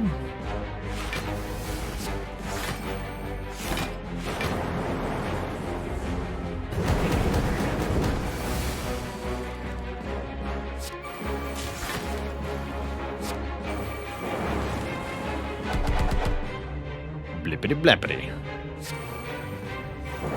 Oh, the sundial's participating too? That's pretty ludicrous, actually.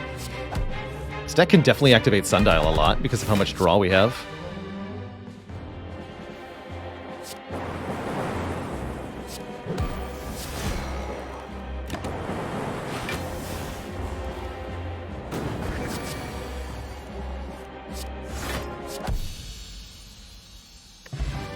Lizard Tail, revived to half health once if killed. Very good. Don't think we want a ball lightning here. What we want is another heat sinks. Fight them.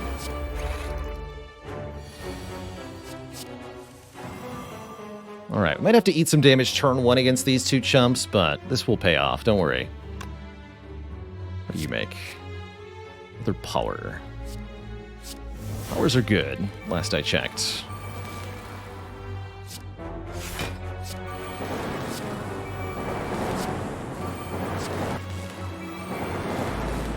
Currently no reason to use either of the potions, so I wouldn't stress it too much here.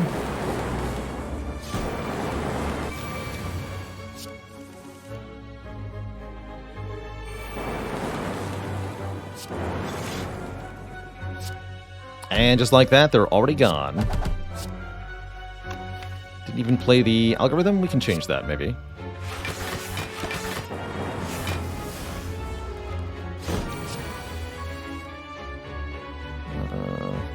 No, you're dead. Wait. Oh yeah, you're dead. You get 300 bucks. Cool, that shop's gonna be a lot more valuable than I expected. There's a self-repair. Get in here.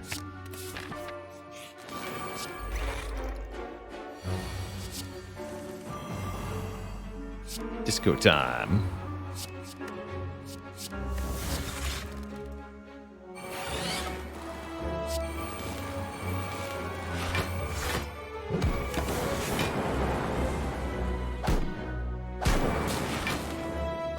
Nice block.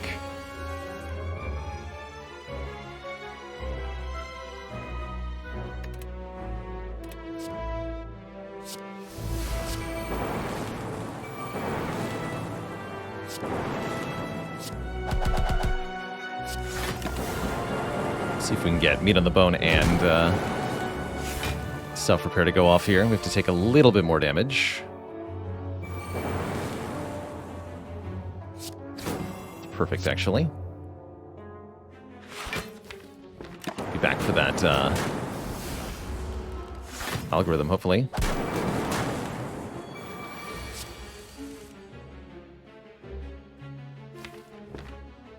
Though if I do too much damage here, they'll just die outright. It's a slight issue.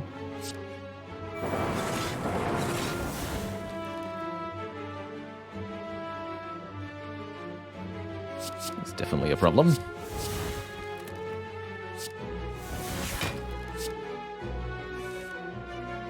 Alright, we'll play it the one time then. That's fine.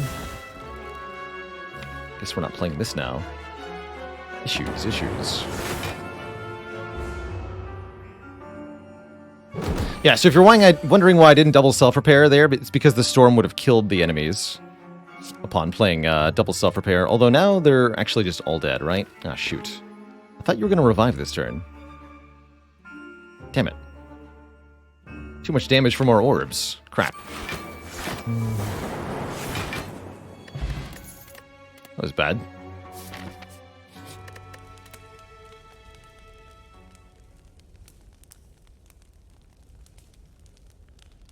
Yeah, that was not good.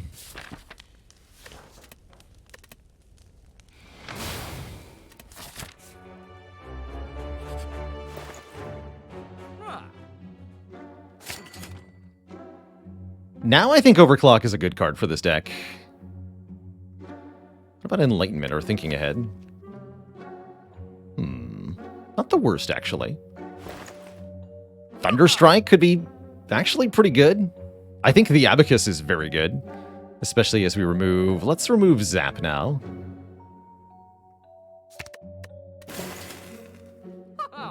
And I think we've actually reached the point where I'm no longer afraid of the Awakened one either. I'm gonna buy that. Okay, that's all I'm gonna take for now.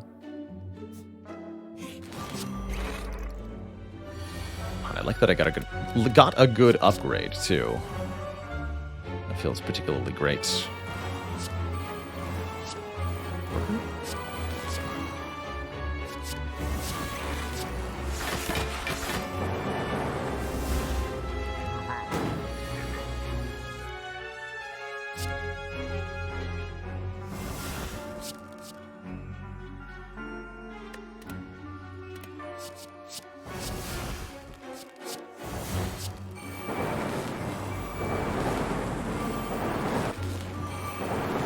Blip, blah.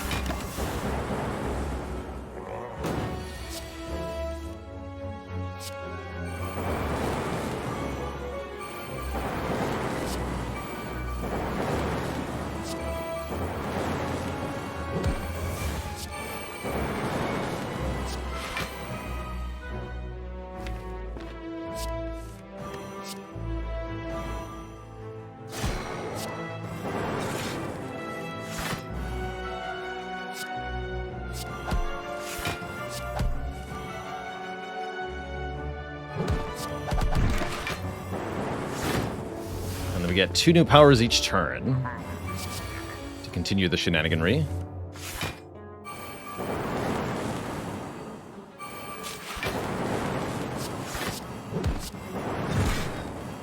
Do I consider myself equally skilled on all the characters? No, I think I have the least amount of practice with Watcher. I'd say I'm probably the worst at her relative to the other characters.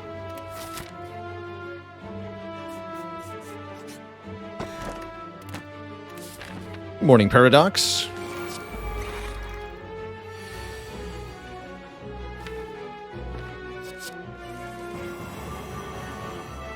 It's a lot of powers turn 1.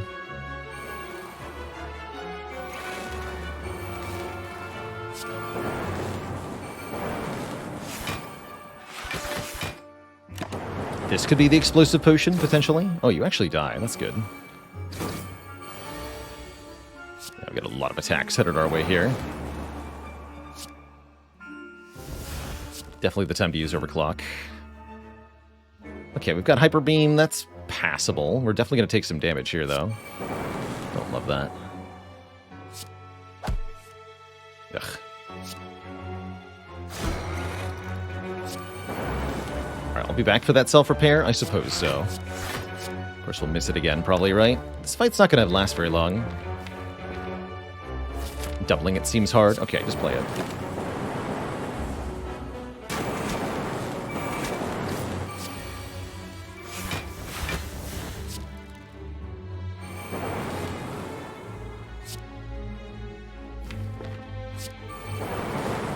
Weekorg, why did the Defect get a job as a carpenter? Because they're talented at shelf repair.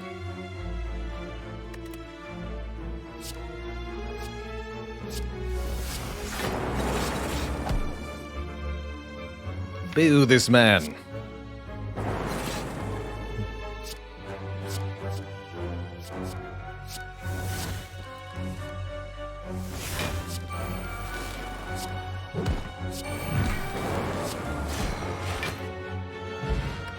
More cards turn one. Here we go. A third creative AI is definitely getting clicked on.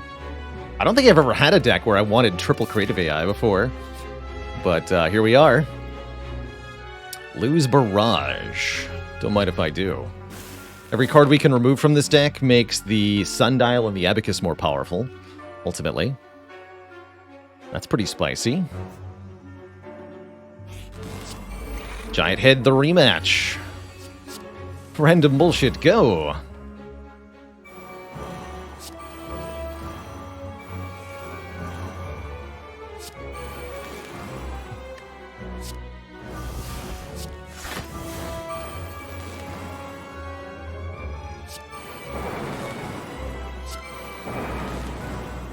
I want to play this. Amplify, here we go.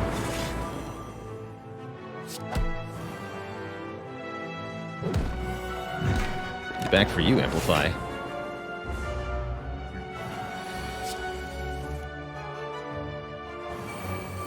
Draw 5 cards. Whenever we play a power.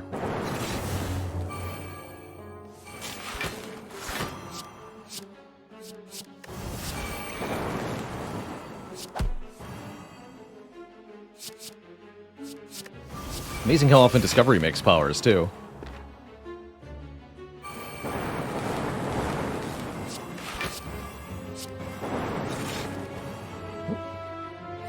Just reboot it then. Oof.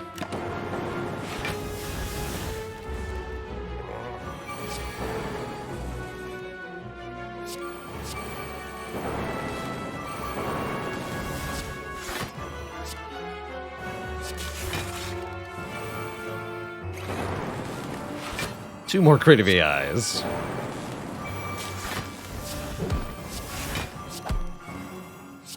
Just absurd now.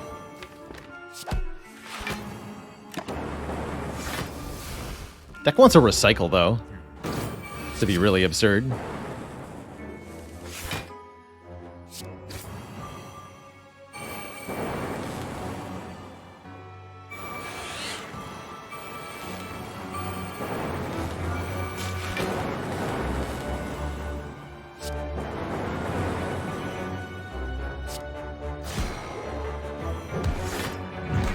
Beautiful.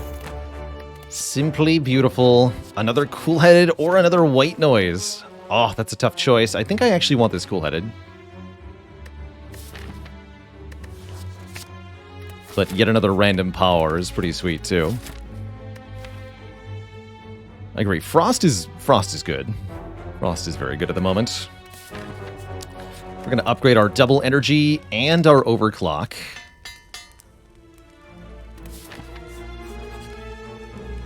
And don the red mask for 222 gold as we approach our bosses here. Thanks, Don. Thanks. Alright. Yeah, if we fight Awaken one, it's definitely going to be an interesting fight. I'm hoping we just fight Time Eater here. Time Eater and Donu Deka would be much easier for us. Go ahead and block your debuff. Could block the Hyper Beam debuff, but I want to block Time Eater's debuff. And I don't think that I actually play the Hello World yet. I could even get rid of it entirely. Let's do that. No vulnerable for me. Or frail, actually. It's cute.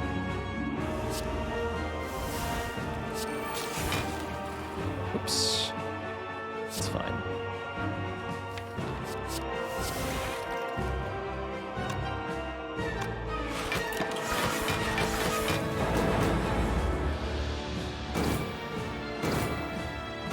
Okay, decent start. I'd say it just got a bit better here, too. You make... Darkness is fine.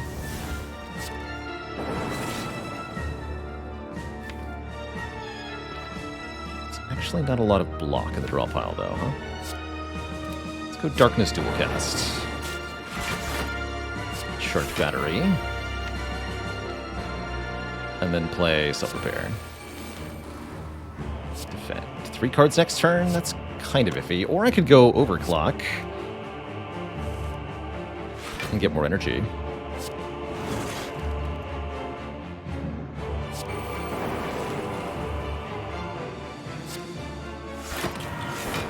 There we go. 12 card turns are where it's at.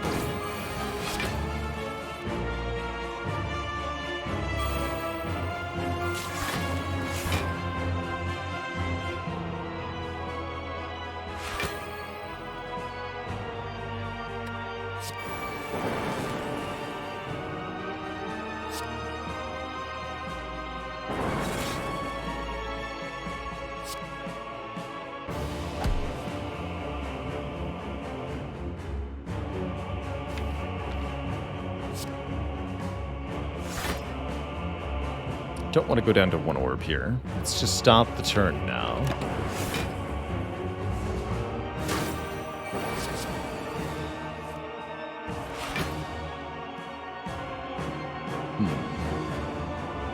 Echo form is in play?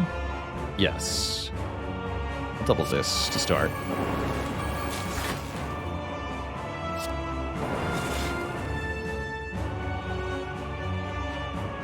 I'm gonna go Turbo Reinforced.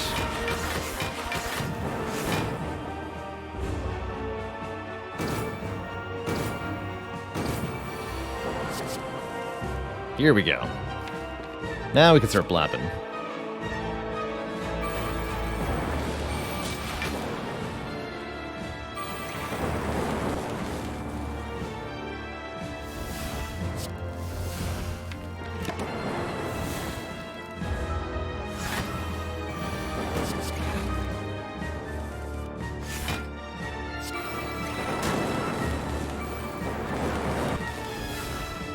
Still want to double algorithms, so I'm going to refrain from finishing Time Eater here.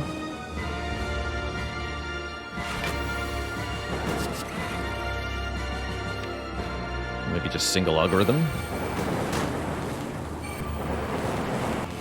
Oh no, that's perfect actually. It's guaranteed in the draw pile now.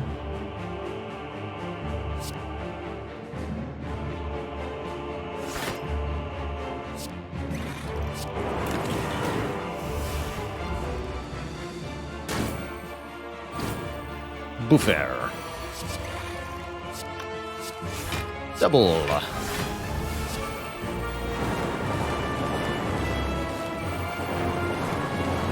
GG. Alright, on to the next boss, which is the Awakened one. Look out. It's Awakened one time. How will we fare against the Burb Nerb? Greed is tempting. I don't need the money. Let's take a madness here. Okay, good turn 1 Core Surge, at least. We are going to play pretty much every power in this fight. Just spooky. definitely spooky. But the faster we do damage, the better. Just leave that madness for now. Do I think this deck would work without the Storm? It would definitely be a lot weaker. It'd definitely be a lot weaker without the Storm. Oh boy, no height sinks, huh? Oh boy. Welcome to Troubletown. Population, us. Reboot, that'll help. I'll play this too.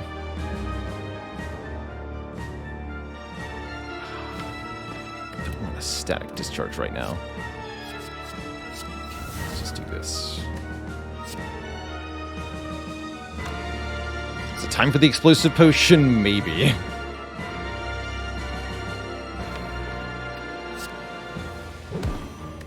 Big maybe. Alright, that'll have to do. We're going to take some damage here. Taking some damage in this fight is very expected. This turn's the real dangerous one, though. We got the heat sink, so I think we just go. Is this going to work, or do we just die? No idea.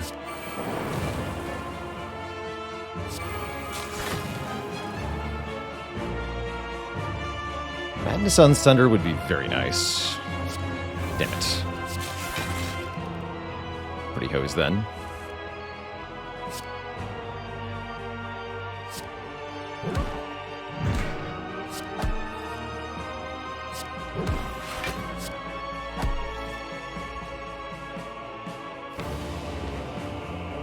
Sundial's coming up. Okay, just keep going then.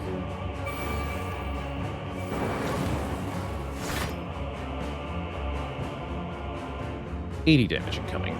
That's actually not that bad. The fact that I've got 2 burns is a problem. The fact that I can't play this Hyper Beam is a problem.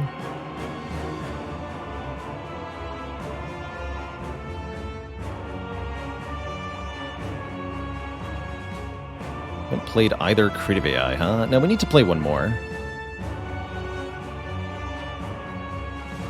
We need to play Creative AI? Yeah.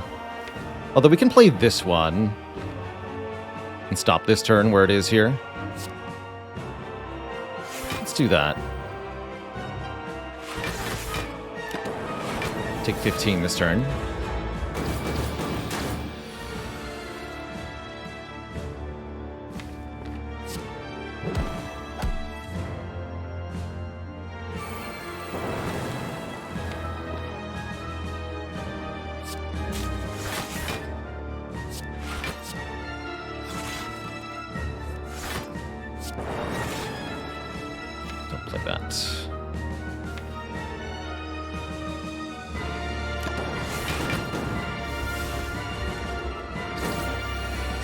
Definitely wish we had Recycle.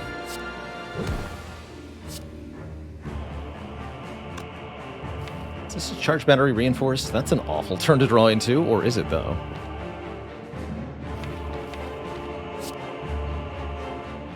Heck it. 22x4. Echo Form is here. You love to see it. Do not, in fact, love to see it.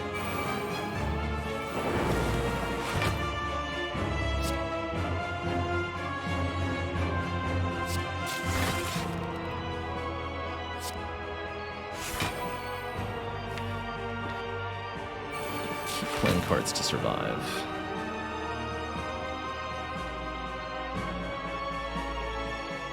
$100 damage incoming. It's getting too powerful.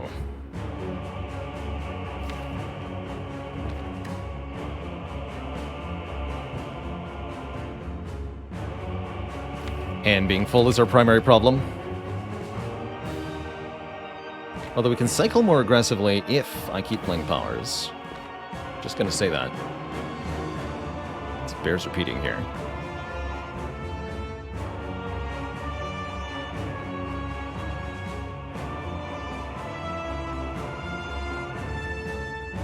Two more energy if I can get 7 draws.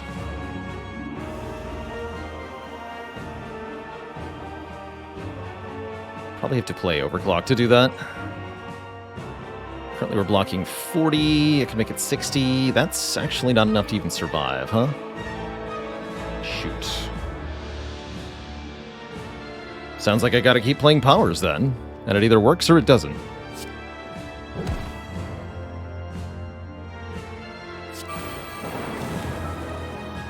That's a pretty bad one to draw. We do have a lizard tail. That part is true.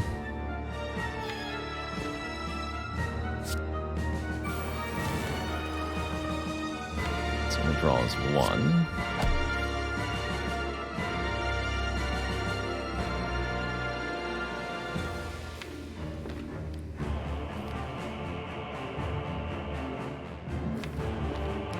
Looks like we're toast here.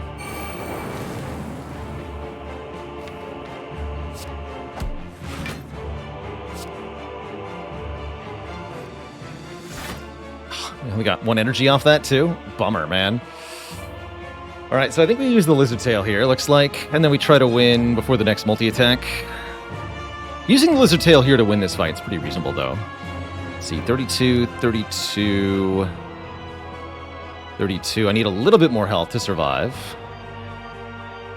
So let's do this. Don't play that beam.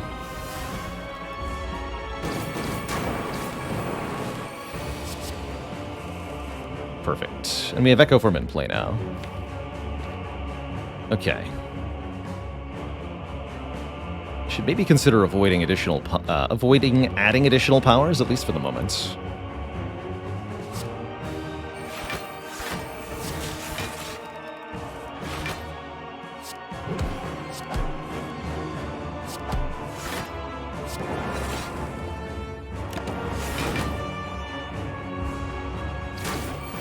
Well, if I see another Echo Form, I'll play that.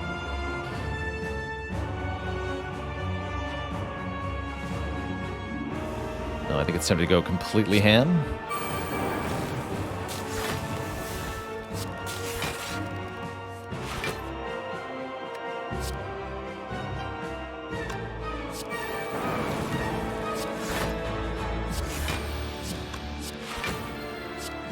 Go. There we go.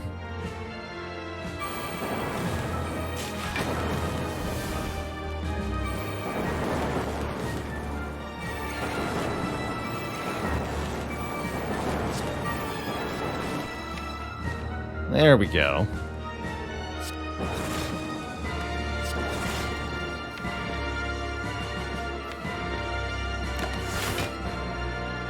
Buffer? Nope, but that should be more than enough damage. Get him.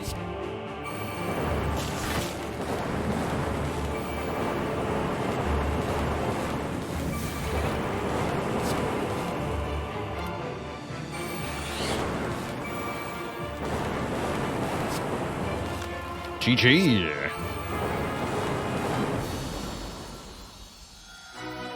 Alright, the Lizard Tail was used, but we get through the Awaken 1 fight. We're on to Act 4, and we're very, very, very strong with all of these powers in our deck.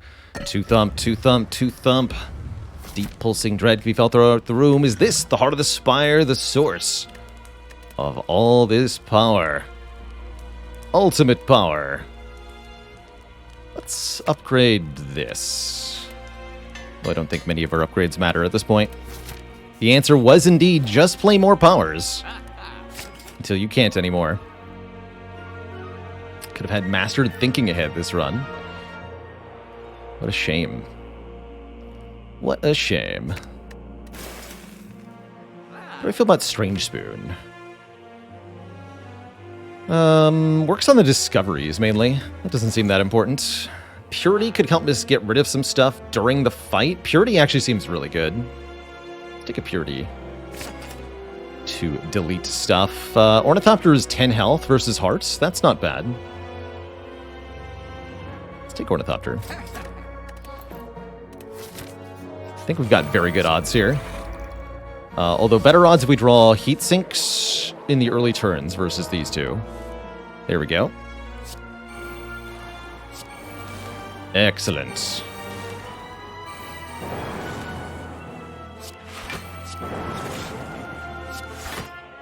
Play Creative AI or what? We're gonna need Creative AI for the Heatsinks power next turn. And I can just go for another power. Hello World. Which lets me play Algorithm. I'm not gonna do that. I'm also gonna delete this, this, and this. Okay.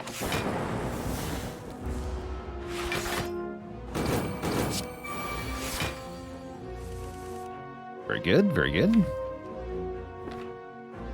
Can hologram the thingamajig. Generic algorithm, let's do that. Let's play that. Let the shenanigans ensue.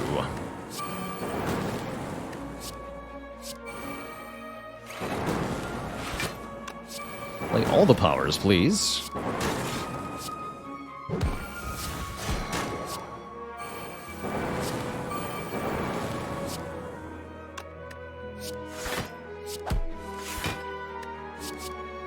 That's another power.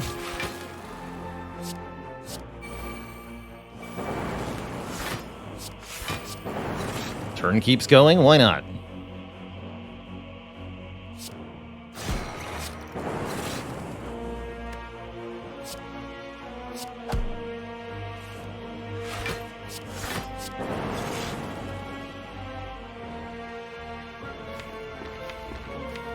Guarantee draw Hyper Beam one last time. Play Hyper Beam.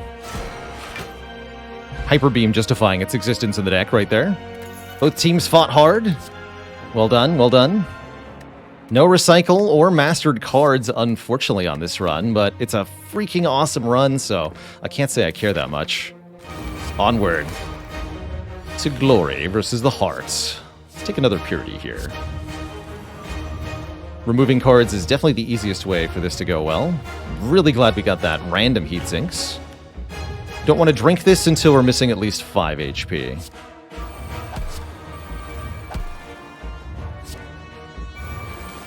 There we go.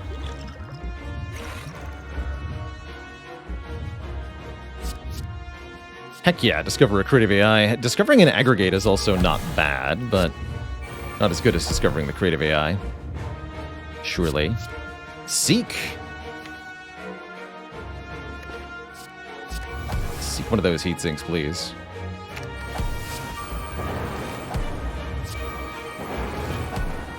My face hurts, though.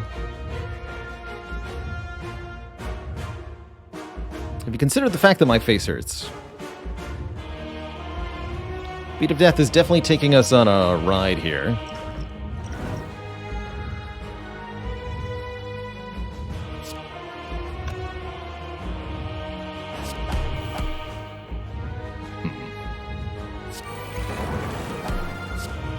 Go defend. Turbo, creative AI. Reinforced body. Creative AI.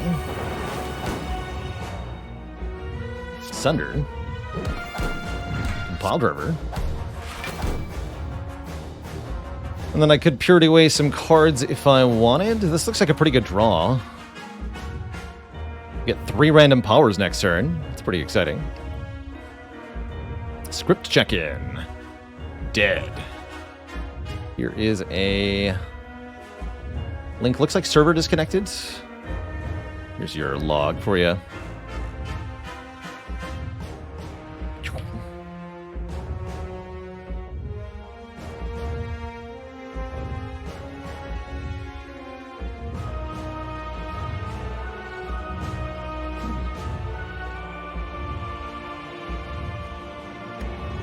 Alright. Maybe I exhaust Hyper Beam. And Hello Worlds and Overclock? Yes. Hyper Beam, Overclock, Hello Worlds. Okay, turn 1 over. We're not frail. We are vulnerable, though. We have no Echo Form in play.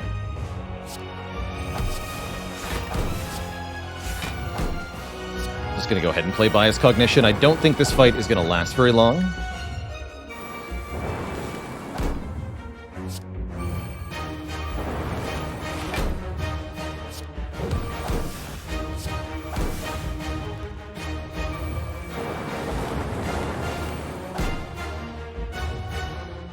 Drawing cards.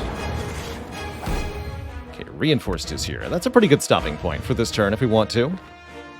I would also like to get Purity into my hand so that we can exhaust these stinky statuses. Although several of them are disappearing already. I can draw them next turn. Okay, let's just do that.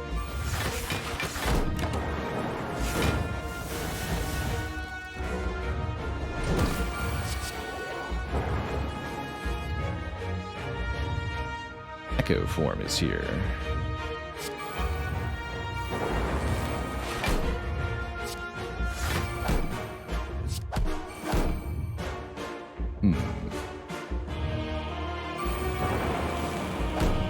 Uh-oh. Now there's no room in my hand for statuses.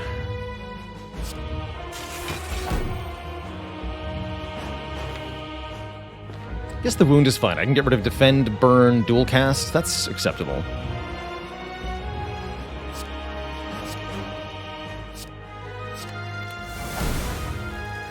And then this should activate Sundial for me.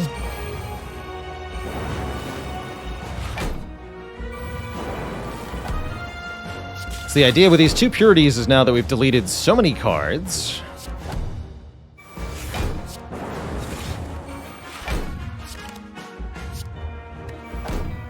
that we should be able to pull off an infinite combo, actually.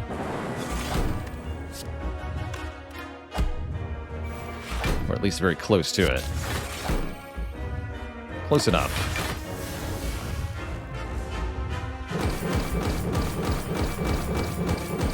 And then each new turn we get new powers to play.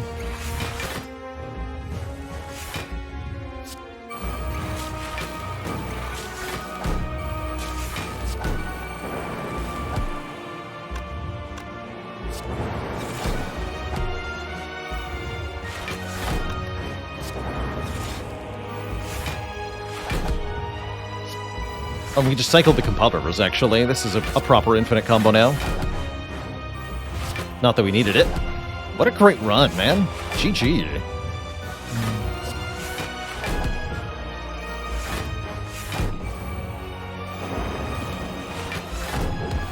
Sunder for 1 damage.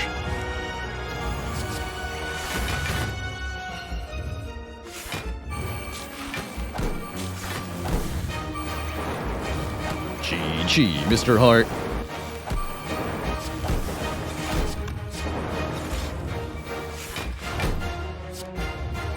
Bonk. Truly an absurd Defect run. We were struggling through the first half, and then middle of Act 2, we just all of a sudden became truly, truly overpowered. Get it? Overpowered? GG. GG.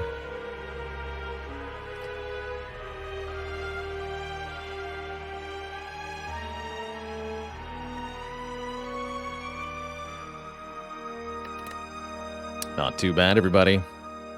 Did this run make it through Awaken 1? Yes, because of Lizard Tail only. We got hit for 32 times 4. And died. But then lived, and then won. It was great.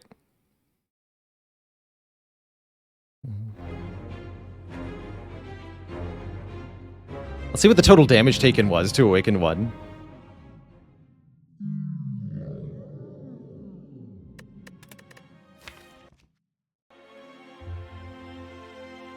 Exactly 100 damage in 10 turns. That's cute. Nice round numbers. I like it. I like it. All right, Twitch chat. We got a couple hours of Spire left. I think we'll start Shogun Showdown around 4 to 5 p.m. Eastern. So I'm going to take a quick break here. Refill my legs, stretch my water. Run to the bathroom, all that jazz. When I return, we're going to play some Watcher, see if we can't get a Mastery Challenge completion of some kind today. Back in a few, everybody. Do not go nowhere.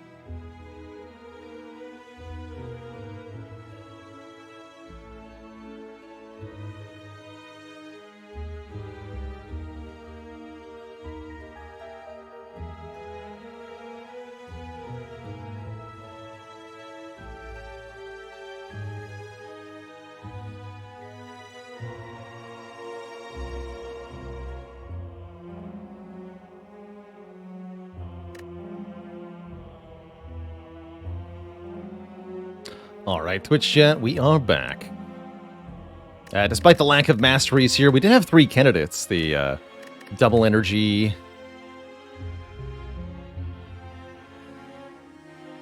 the overclock, and the Hello World. But didn't get a duplicate of any of them. That's okay. Still a very fun run. Very happy we had that one. Play some Watcher here. Still quite a few cards on this character, including Judgment, that we have yet to win with 2 copies of. Transform 2 sounds like a fun way to go. It's also been a while since I did some old boss swap-areno. I think Watcher is one of the better characters to boss swap on. What if I want to fight these elites, though?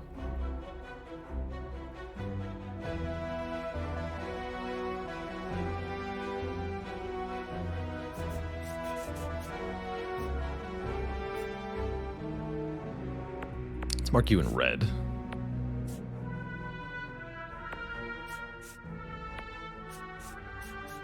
That seems vaguely sane. Probably better to upgrade Eruption if I want to do this. Yeah, upgrade Eruption would be the easiest way to go 3 elites here.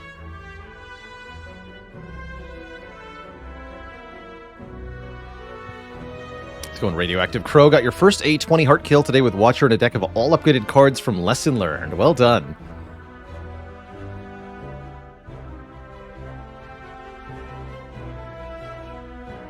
Mojira, thanks for the 11 months. Is this a mod? The ability to color the map is a mod, yes. Exclamation point map, or the map marks mod. We run with a few visual enhancement mods here on the stream, just to make ease of viewing a bit better. Including the Slay the Relics extension, which allows you to mouse over the relics on stream, if you're watching on desktop, and get their description. You can also click in the deck area to actually bring up the deck of cards, even if I'm not currently looking at the deck.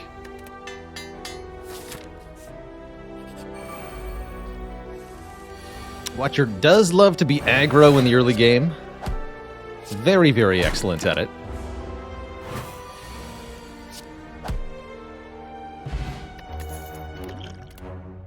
Will likely be removing a defense card early, although I might consider adding a Deceive Reality. Very excellent block card. Of all the Watcher blocks, I might argue it's the best, in fact. And that can really help with your early fights. Although it won't help us with these elites. No, we should probably take the Crush Joints. Okay. We need to gear up for that elite fast.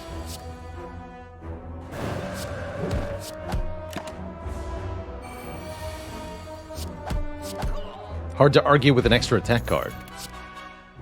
No cut-through fate, huh? There's Wraith of Flame or Flying Sleeves, though. Wreath of Flame makes 1 upcoming attack deal more damage. It's also an unmastered card. Let's grab it. Don't think it's very good on its own, but in conjunction with a multi-hit card like Flying Sleeves or Tantrum, it can be pretty good. Okay, I'm down to skip the first elite if we just get a relic here. Oh. One more? There we go. All that for the Eternal Feather. Actually worth it. As that'll heal us over time, eventually paying back all that health, but ouch in the short term. Big ouch. And that'll pay off eventually. What if I just go to full health right now, actually? Easy every time.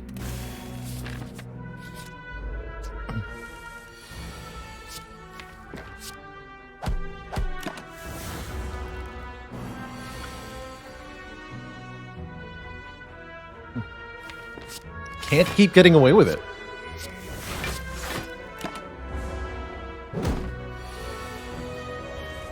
Never, ever punished.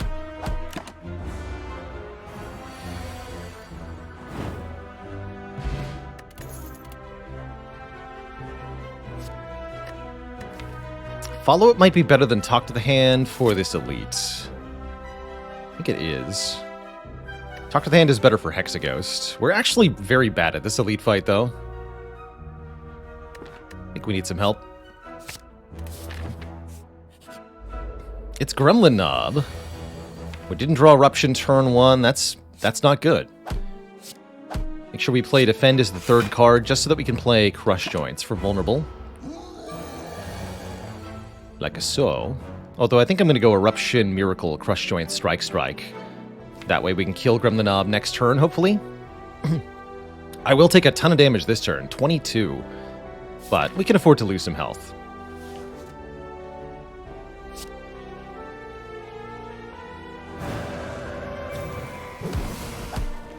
Yeah, that kills next turn. Okay. 22, win the fight. Sounds good to me.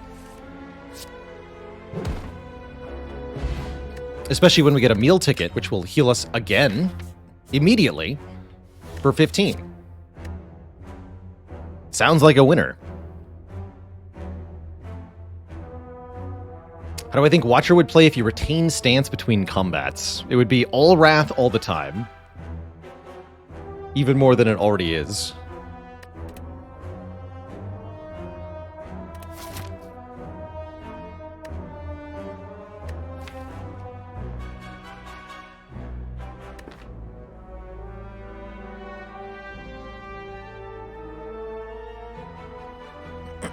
Oh yeah, an EMP any amount of money asked for a dead joke. I missed that.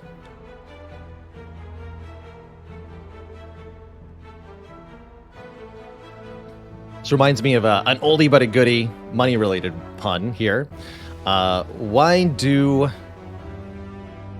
Irish investment bankers have their portfolios perform so well? Because their capital is always Dublin. We'll skip.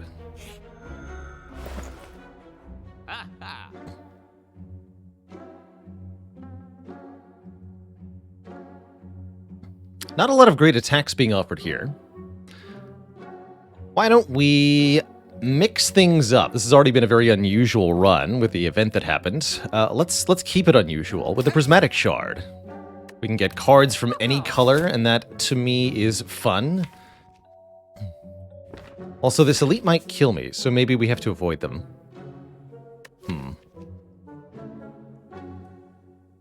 It's either Lagavulin or Sentries with a superpower. That really doesn't seem very good for the current deck.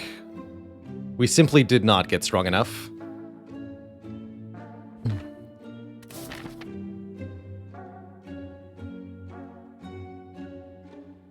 I think with this deck of cards, we could lose to either Max Health Lagavulin, Max Health Sentries, or Strength Sentries.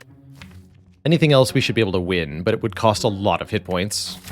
Granted, we have a lot of hit points to spare at the moment. And we're fighting Hexaghost? And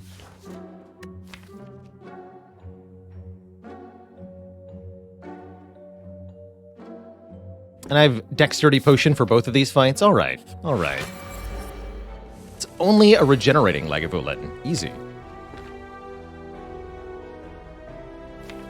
Easy peasy. I think we should just wake up right now.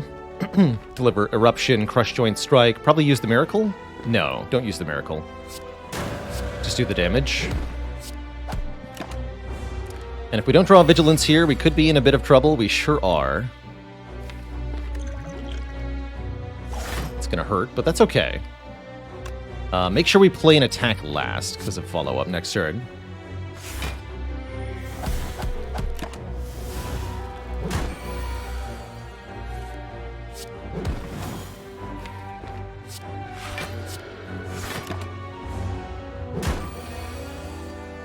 Really not as bad as it looks. I think we're going to have to take about that much damage anyway. And now we have a kill.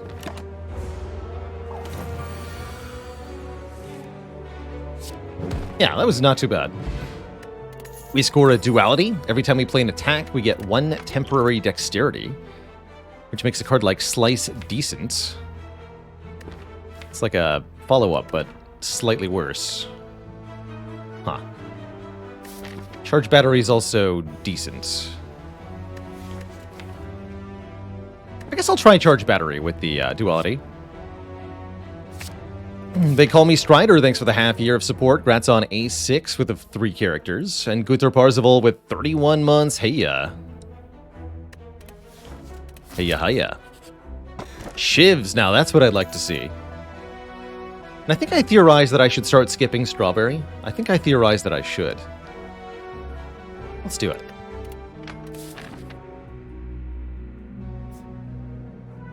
Very slightly below par relic, but only slightly. We're going to go ahead and upgrade Crush Joints to make Vulnerable last for another turn. And I'm not sure what the next upgrade is. Maybe Follow-Up? Maybe.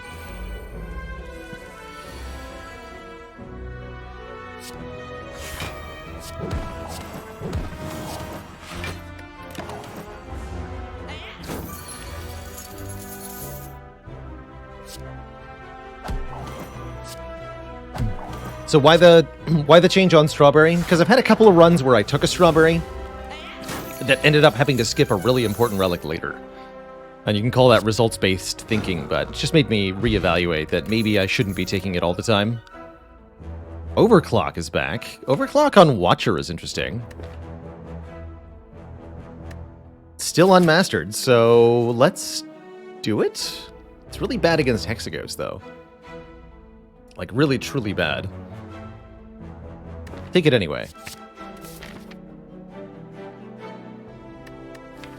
How are we feeling about Hexaghost? I feel like we need more card rewards, desperately, so let's not take an event here. This is a good time for Overclock. Yeah, exactly. Look at that.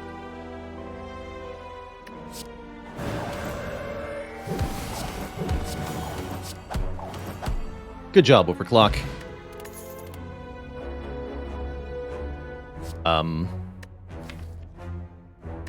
So there's an apotheosis in this card reward, apparently. One of the real powers of Prismatic Shard, by the way, is you can find colorless cards in your card rewards. Pretty cool to find this randomly. I'll take it. Shrug it off it is. Wait, no.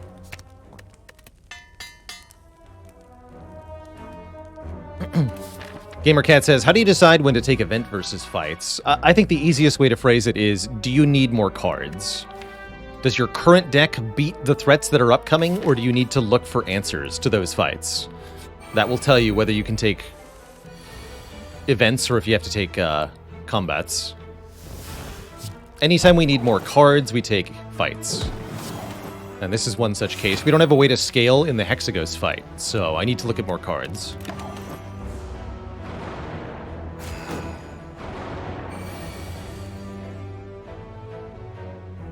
At least that's how I see it.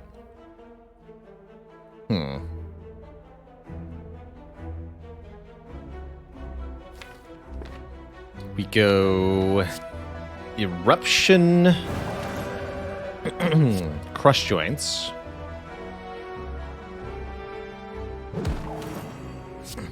Defend, defend. Block 20.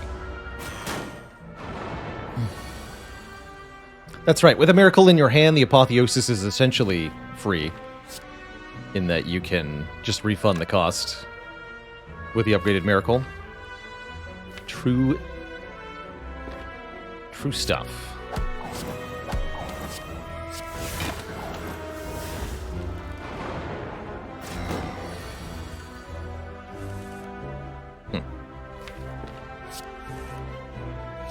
Fair enough. The Unfried Colonel, thanks for the Prime sub. Welcome to the Cozy Sub Club. Appreciate you.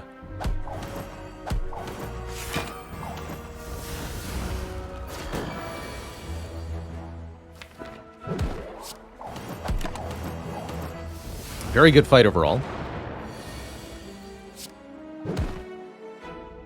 We score a Toxic Egg. All skills will be upgraded from here on out, which actually means the Apotheosis is a little bit worse. But oh well. Wreath of Flame returns with a vengeance. And I might just be taking it here. There's also Deceive Reality and Envenom, neither of which seem like they help that much versus Hexaghost, who is going to be a problem currently.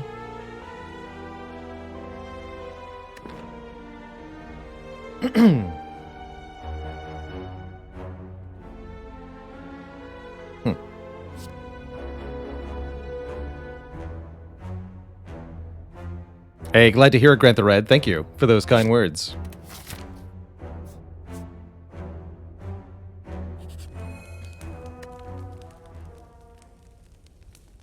Unfried Colonel says, I and all my roommates watch the videos on YouTube all the time. Finally glad to have a live stream. Heck yeah. Say hello to your roomies for me.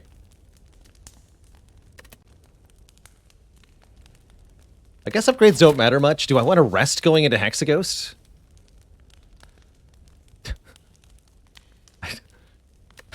Seems absurd, but might be correct here. Recall, maybe. Yeah, maybe recall.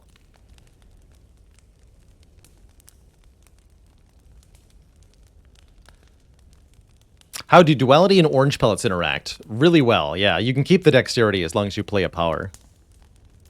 Very good. All 3 keys, Act 1. Usually only happens with a fusion hammer.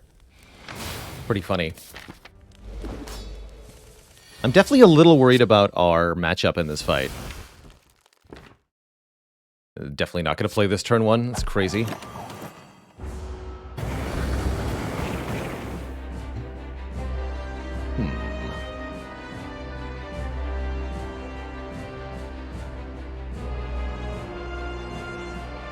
Maybe wanted to bottle Miracle before I played the Apotheosis. Probably did. I am going to use this potion in this fight. Yeah, I should have played this on turn 1.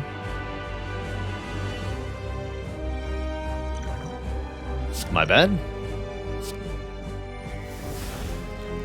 We want this to be Eruption, Miracle, Crush Joints, Strike, Defend, Vigi. Block for basically all of that.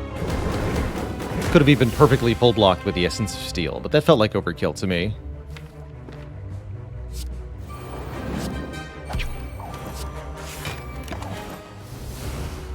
Doing good damage now, but once we get another pair of burns added to the deck, we're really going to struggle. Ooh, this might be a time to use Overclock.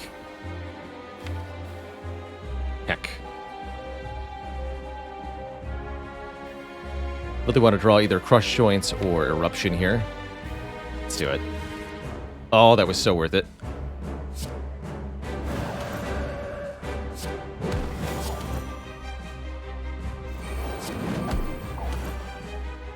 Totally, totally worth it. And then I think we just Vigilance here, right? Yeah, it's a full block. Keep the Miracle. Good.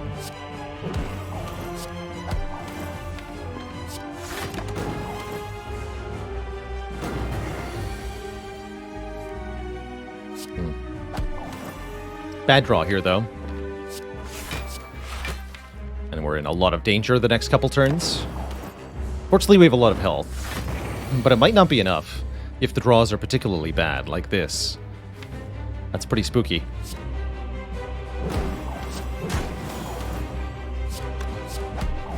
Alright, 28 damage in 2 turns. I think we have it.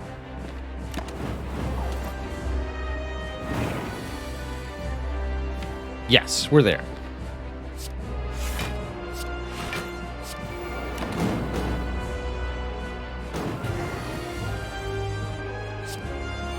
GG.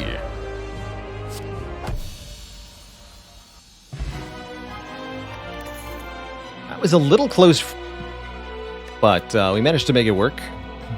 Do we want an Adrenaline, an Echo form, or a Brutality? Wow. The Adrenaline's pretty sweet. Don't have a lot of good targets for the Echo form yet.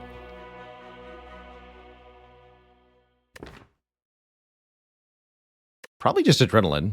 That 1x 2 energy is very good. That's going to let us get a lot of kills on turn 1, for example. And the free upgrade, well, hard to turn down. Could have had a Snecko Echo. Might be okay with a color, though. Gain energy during boss and elite fights. We take Sacred Bark for double potions, but with no potion-related relics, I don't usually like the Sacred Bark that much. Snecko Eye with the current deck is pretty underwhelming, although the additional card draws are nice. I think we just take the color here. It's only more energy in certain fights, but I think we're only going to need the energy in certain fights, the longer fights, versus bosses and elites. Heal up here. How many elites can we fight? I think we can fight quite a few. Ooh, only on the very left side, though, and that means no shop. Ooh. What if I do this path instead? I don't love it.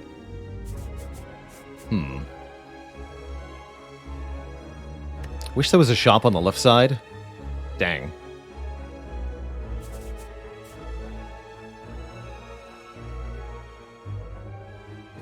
There's a faint chance because of the events. These 2 late question marks are pretty tempting. I really don't feel that confident in an elite fight unless we can remove some of these defends, though.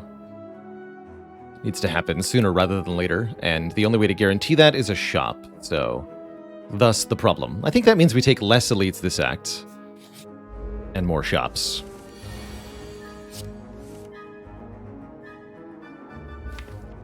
That's what I think. I think Chosen's also going to be a big problem.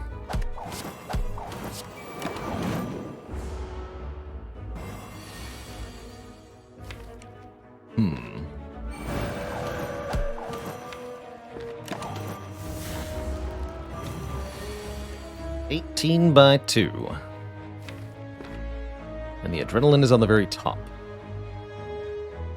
Curious.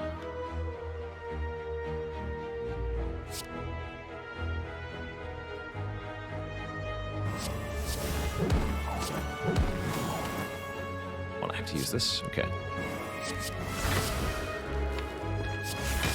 So we draw adrenaline in 4 days. That's fun.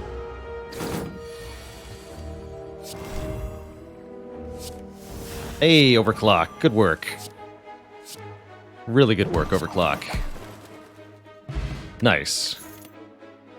More card draw. Cool-headed. Or we can take a Prostrate and start picking up Divinity stuff. And I think actually Prostrate's really good here.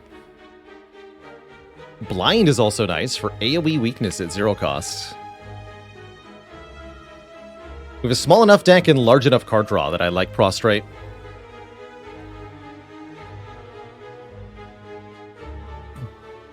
Which do I think would be the better bottle between Apotheosis or Adrenaline? Most of this deck will end up upgraded anyway, so it might be Adrenaline, but my default would be Apotheosis here. But I consider a Whirlwind or Skewer, definitely. Definitely. Really good with the Wreath of Flame. Really good with Wreath of Flame. We do in fact get the Frost Orb. When you take the Prismatic Shard, you get 1 orb slot, if you don't have one. If you're not Defect, more accurately. I'm gonna refuse these. Not in the mood for apparitions. Hey, hey. Easy every time.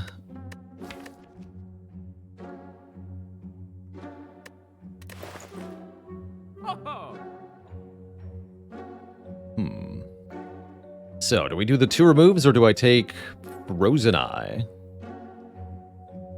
Allowing me to see the draw pile in order. That's really valuable with Overclock. And I can still afford a removal at that next shop. Let's take the Frozen Eye here. Knowing the exact order of draws each combat can be really powerful. Don't think I need either of these potions. We're saving for the next shop. Okay. Good talk.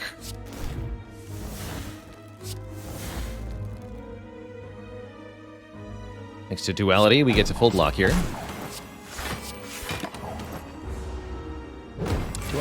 Duality is so strong, especially as you get more energy. So here, for example, we can see that we can draw into the Eruption. Let me just do some quick math. 9 plus 20 plus 33 plus 27.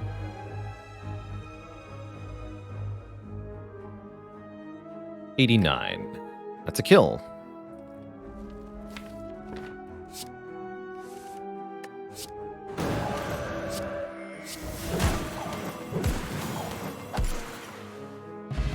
Nice. Silent card rewards. Dash is pretty good. It's not a wallop, but it scales with our dexterity, and that's kind of good. Sure. a dash of dash will help the deck. And Curse for a Writhe. On turn 1, problematically, -1 draw seems pretty bad. Let's say no here. No, thank you. And goodbye.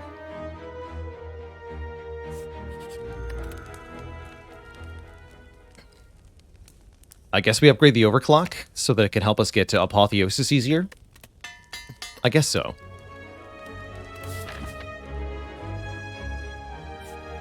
Upgrades really aren't that good at this point.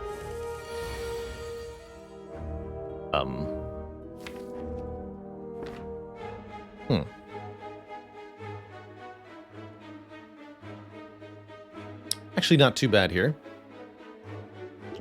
We can kill one of the gremlins and block for quite a bit. Oops, order though.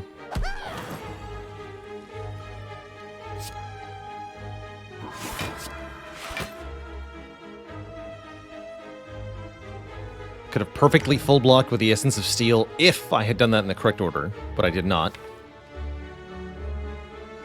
Dang. Truly a shame. Guess I'll just take 5.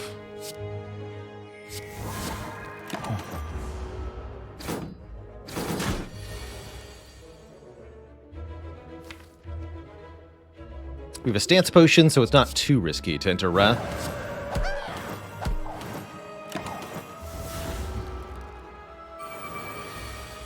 Also, we knew what we were drawing.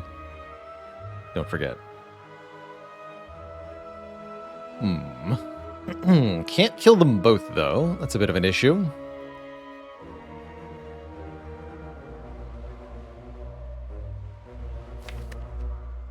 Looks like we want to crush joints on... Oh, heck. Can't kill one and crush joints the leader, huh? Interesting. Well, I guess I could go Wreath of Flame follow-up. Crush joints, defend. Take a little bit. That seems reasonable. Just have to hard cast the follow-up this way. Then we actually want to go defend crush joint. So we take 4. Maybe should have used that last turn. Alright, fine. I'll use it.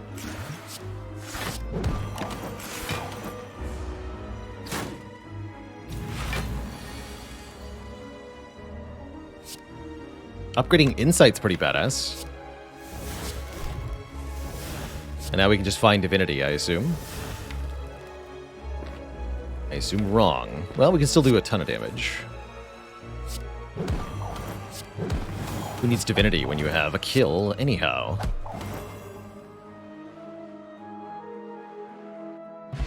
We do get a potion back. We also get Juzu Bracelet, guaranteeing no more combats in event rooms. Deceive Reality is very good with Duality. Flame Barrier is just fun, although I wouldn't necessarily say it's good here. I have too many blocks as it is. Fist is practical. Strongly prefer an Empty Mind. I think I'm going to go with nothing. No thank you.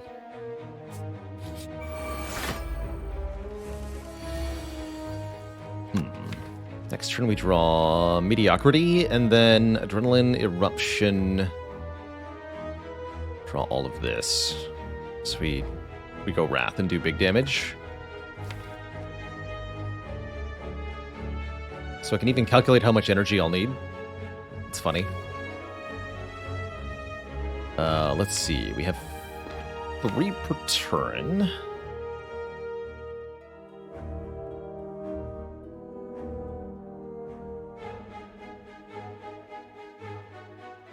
So we'll have 5. 1, 2, 3.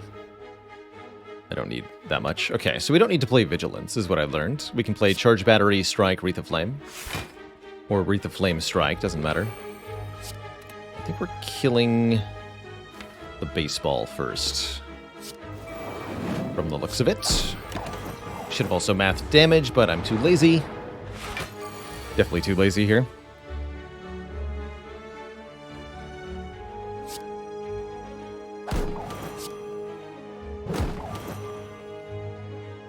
It's not quite a full block. Unless I use the Miracle, which we already established I don't need.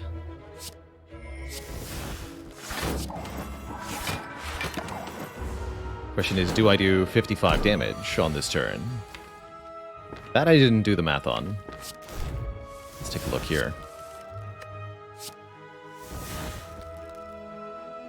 Definitely. Okay, cool. Although I could have used Eruption on the Sentry. And I could have played Prey before playing Apotheosis also.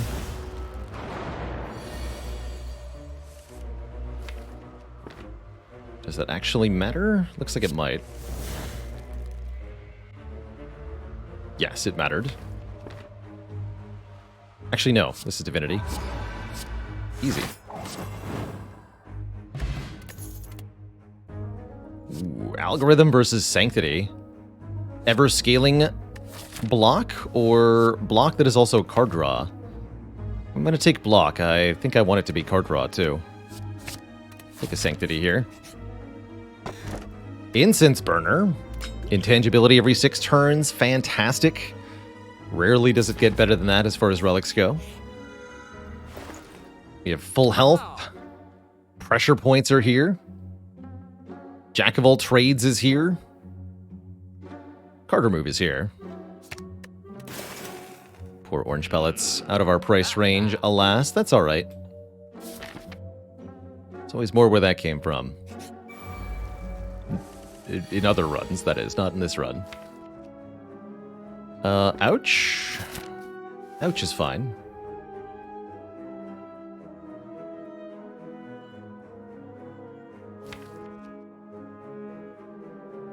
We draw all of these next turn. Yeah, we're fine.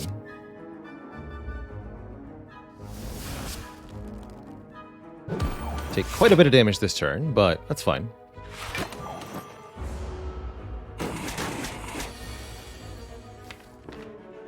Just wondering if you would.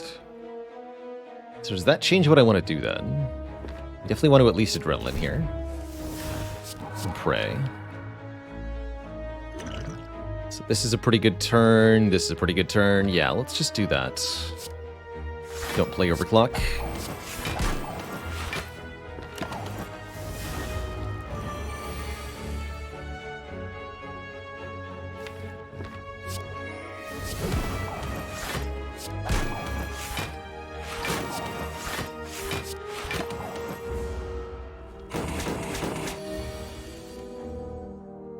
And then Prostrate, Sanctity.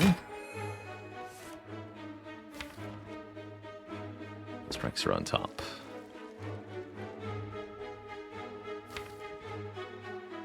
Okay, we have to take a little bit more here. Or use a potion, which doesn't even do that much. Dang. Dang.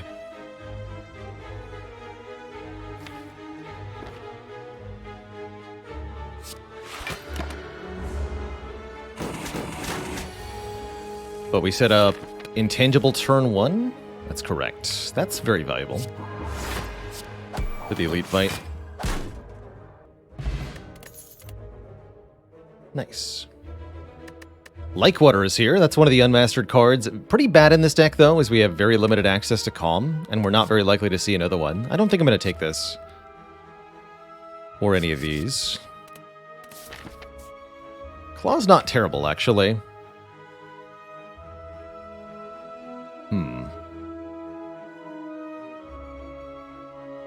Beam Cell would be just way better. That's right.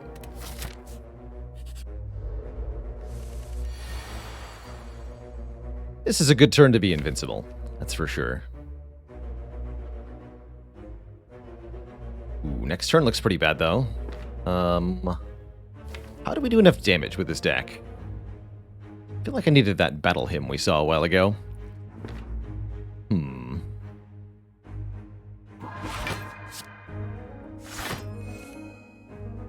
I'm sure we want to end this turn in Wrath.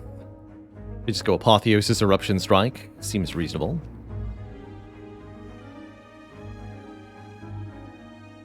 Next turn, I may need to use the Stance Potion to get out of Wrath. But our primary goal is to kill the red slaver and back, which it looks like we will do. So we deal 27 here, and then this does 22. That kills already.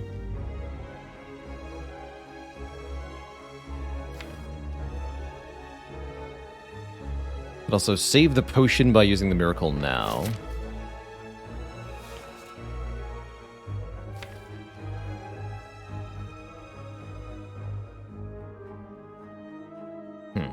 Alright, let's try that.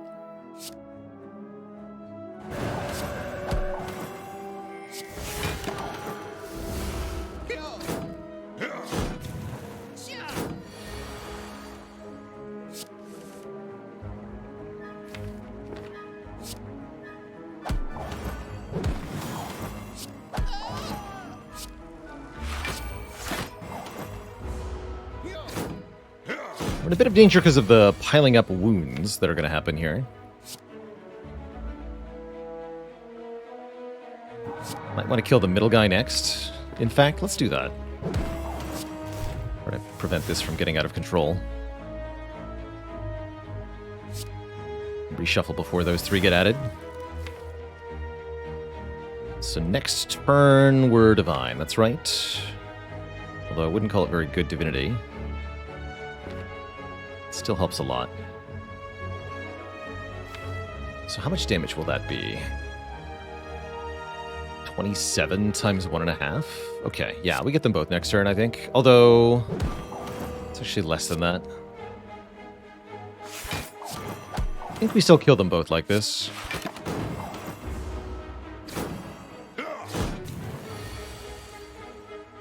But maybe I don't. Also, I missed math. We don't even get that strike, huh? Shoot. Why did I think I was drawing 3? Because I thought it was overclocked, that's why. Dang it. So will this do enough at all? I think it kills one of them. The next turn we can leave Wrath. Alright, that's fine. Yeah, 30 damage exactly. Let's get rid of this guy before he makes a big problem for me. Then we can just full block the 26. Thanks, Frozen Eye.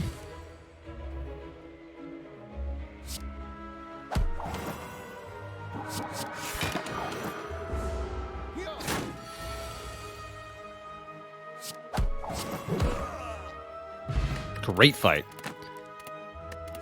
Did we perfect that? I think we did. Dodge and roll is kind of cute with the duality.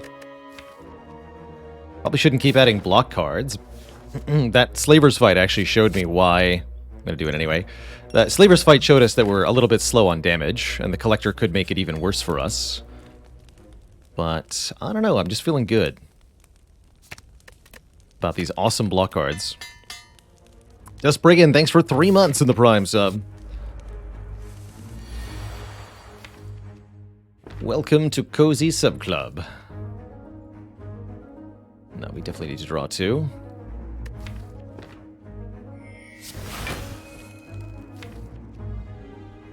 Well, maybe not.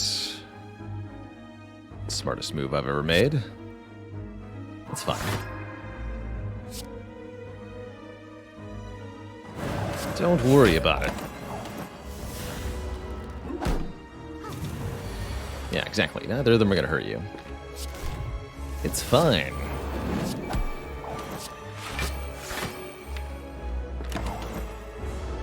Have I played Stone Shard at all?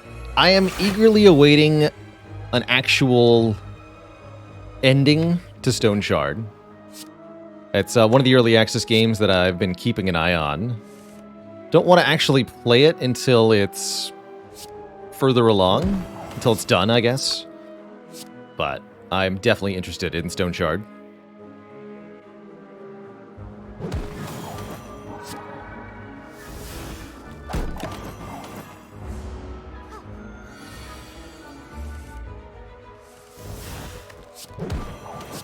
Yeah, very long early access period for that game, too. Wheel Kick, there's some card draw, and some damage, both things that we want. Better than FTL, I think. And I like these potions a lot, but Gambler's Brew with Frozen Eye is very good. Too bad. I like these potions a lot. Might as well upgrade Wheel Kick. Though we have nothing really meaningful to do. Alright, Collector. Goal in this fight, go Divine, then kick Collector in the face a bunch. Incense Burner's on a reasonably helpful number. On a very helpful number. Collector's gonna buff. That's really good. Very exciting.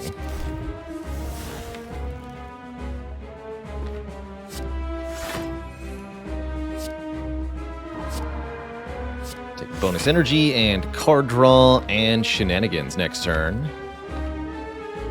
How long do we think this fight's gonna be? It's gonna be really short.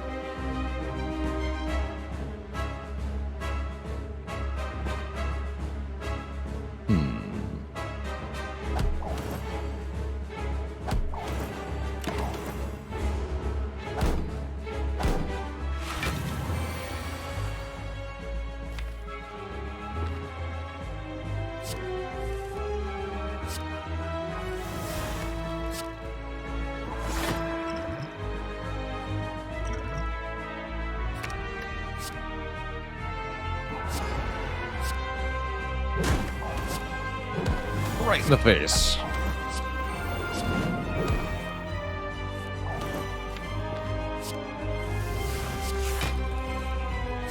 Bonk.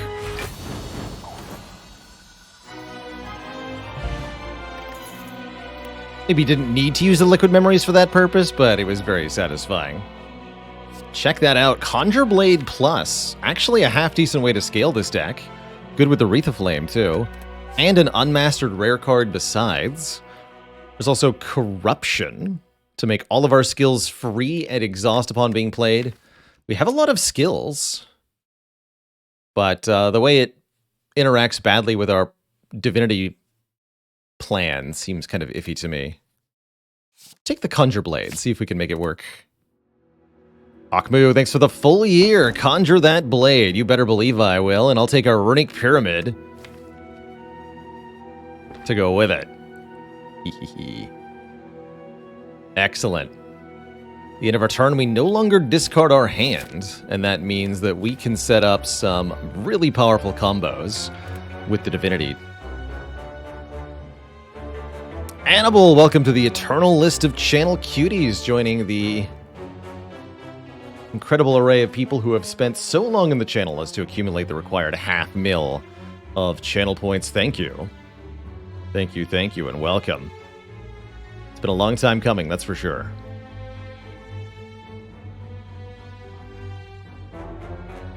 You're on the list. Butterships, thanks for the 3 months as well. Butterships, I like it. Okay, Woke Bloke first. We want to avoid rest sites where possible, as they are mostly useless to us at this point.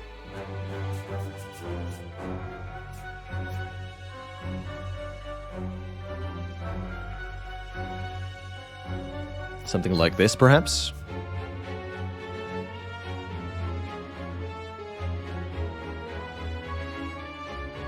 Continue to remove cards at shops. Now that we have a Runic Pyramid, card removes are even more important than before.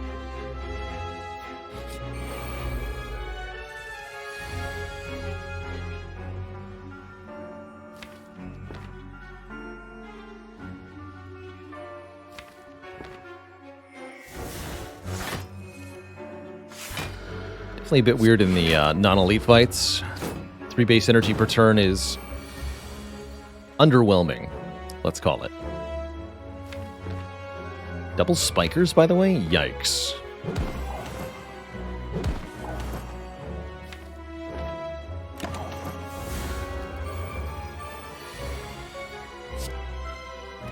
Pray first.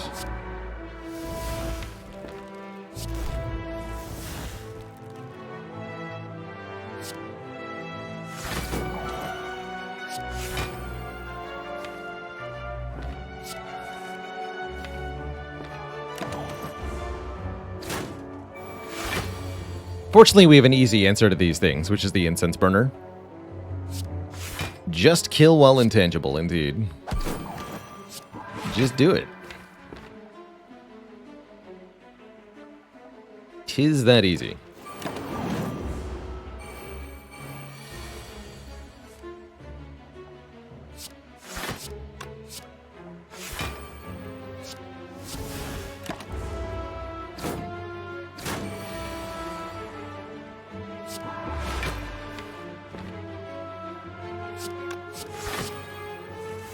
Get him. 51 damage 2 times. Nice. There's a go for the eyes. That's a great card. That applies weaken and activates our duality. And we can retain it in hand with the Runic Pyramid until the enemy is attacking, which makes it even better. Excuse you? These kind of opening hands are not allowed. Illegal, I tell you. Ouch.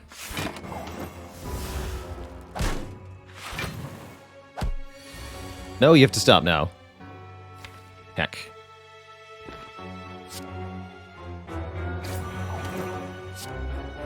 Alright, fire potion it is. Save me.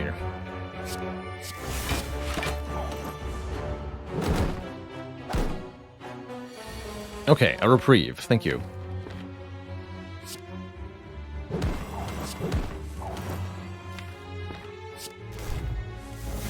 Adrenaline, Prey, Apotheosis.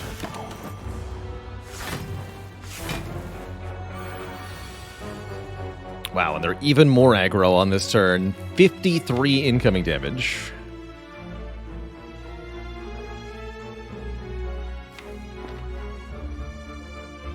Spooky. The Angry Goose.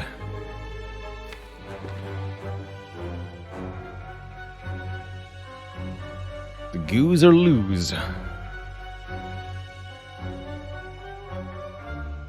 Don't want to use a stance potion here if I can help it.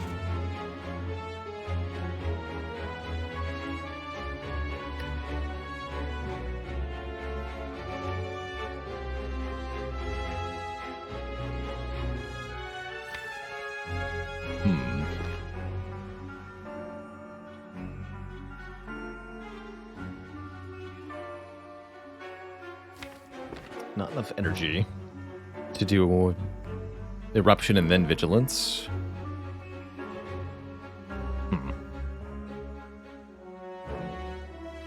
Curious problem.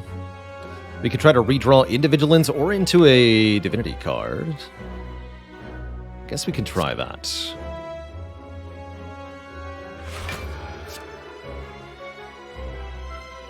I do have a lot of card draw available here. So let's see what happens. There's Prey. Perfect.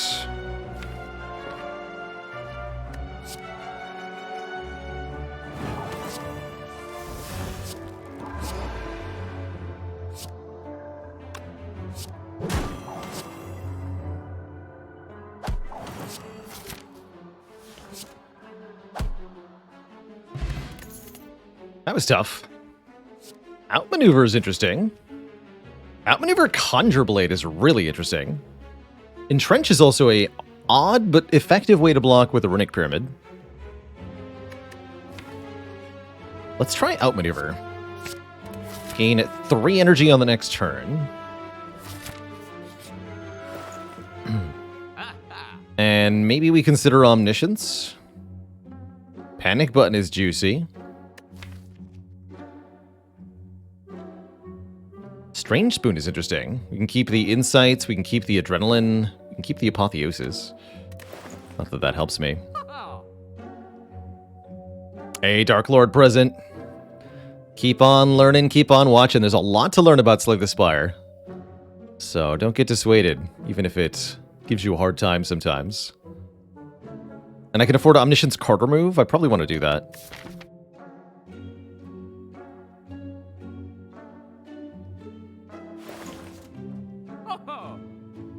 Definitely down for Omniscience card remove.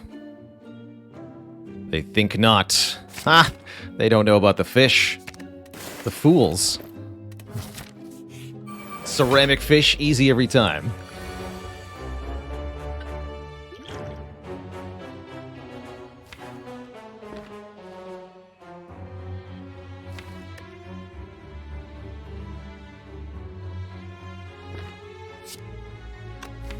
Tricky situation here.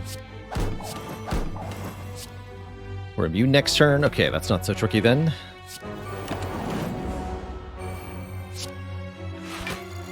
Seems fishy. Don't it, though?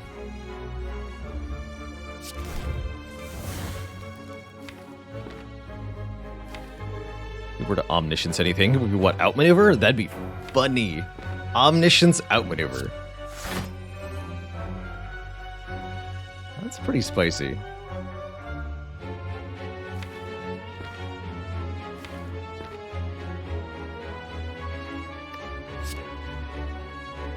Let's do it. No one can stop me now. Next turn, gain 6 energy. Deal.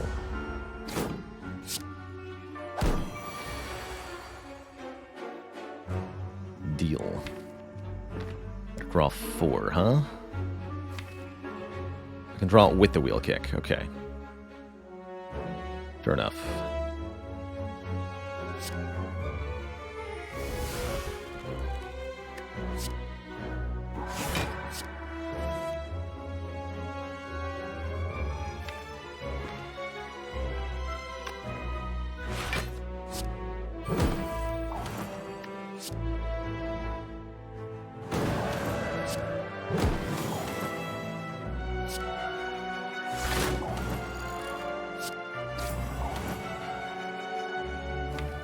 Mega Expunger? Let's do it. 9 damage 6 times. Nice.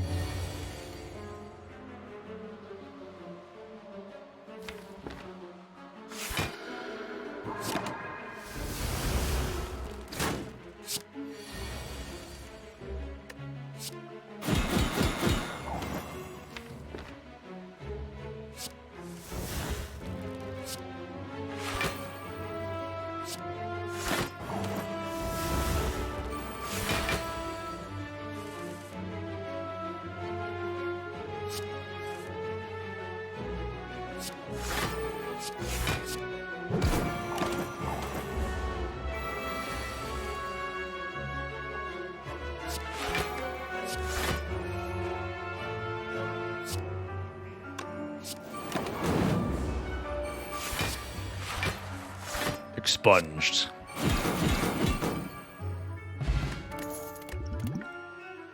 Cut Through Fate shows up finally. Definitely a good card. We want some more damage. We want some more draw. And Scry is even more powerful, in my opinion, with Frozen Eye, because we know what the 4th card under the Scryed 3 cards is. And that can be just as important to know. No? Let's see, we can Omni the Adrenaline, draw 4. That's kind of cool. Omni Adrenaline is cool. Do that.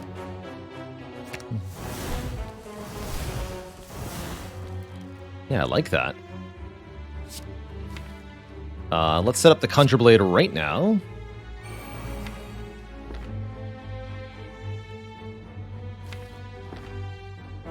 Let's just go Pray, Defend, Dash.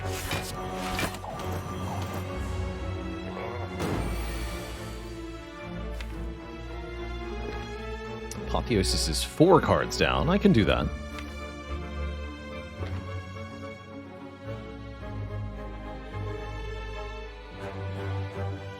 Well, just spend an energy doing it one way or the other. Let's upgrade the Expunger then.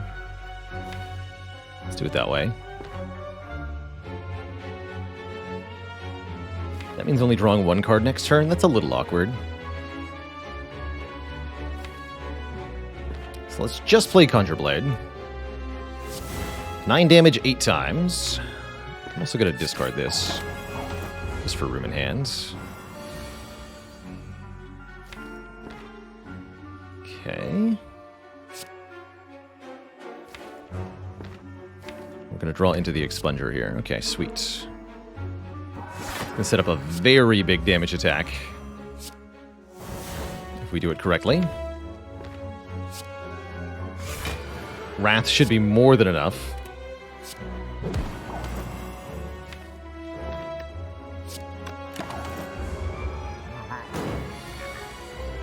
So we go Eruption,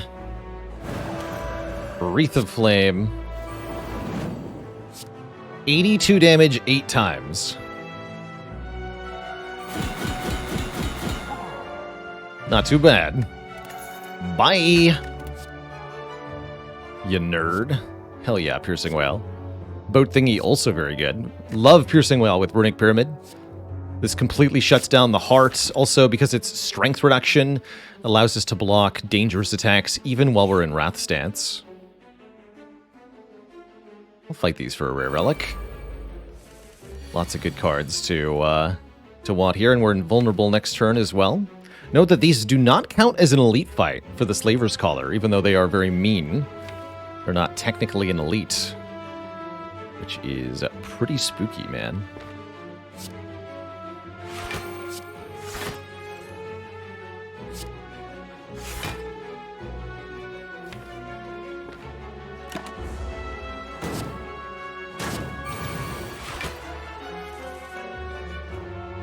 Let's see, what could we Omni? We could Omni the Wheel Kick for pretty big damage.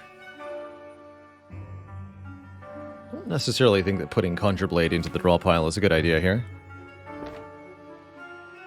Could also Omniscience for Prey and be Divine this turn. That's pretty strong too. Although it would be better to be Divine next turn.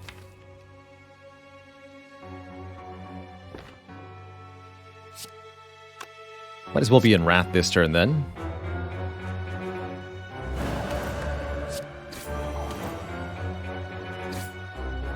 Discard that. Want both of these.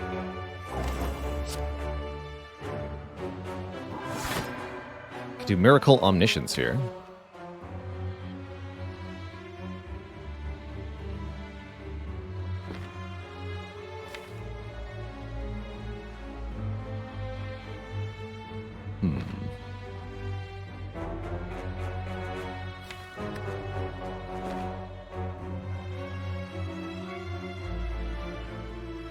I'm going to enter Divinity. I want to keep the damage cards.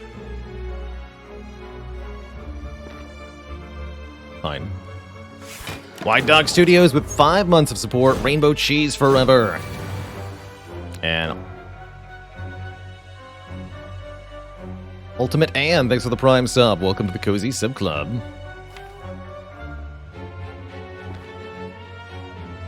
Easy peasy.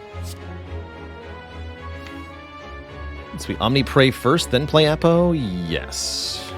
That is correct.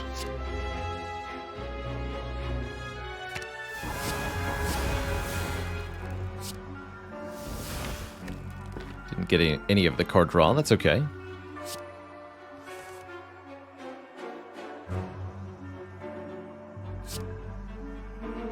It's 24. That's enough, right?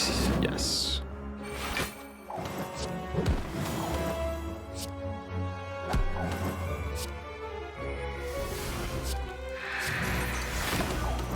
Good turn.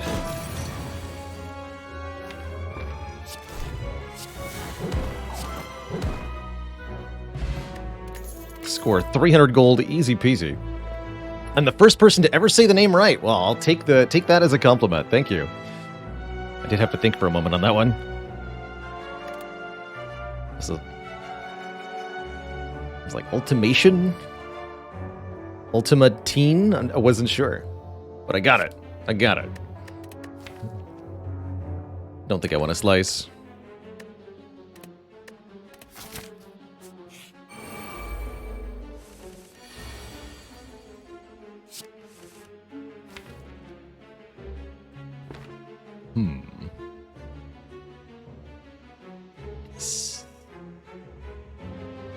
Dash, outmaneuver Sanctity. That's what I'm feeling here. Block 20 here. Might as well play this.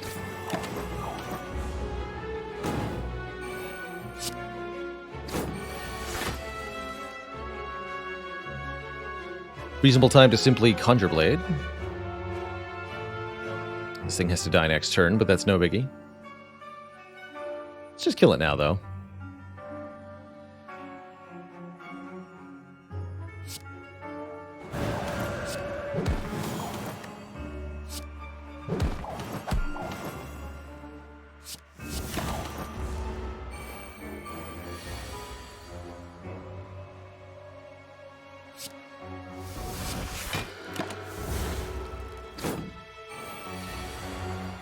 I was hoping to Omniscience the Expunger. I guess this is fine, though.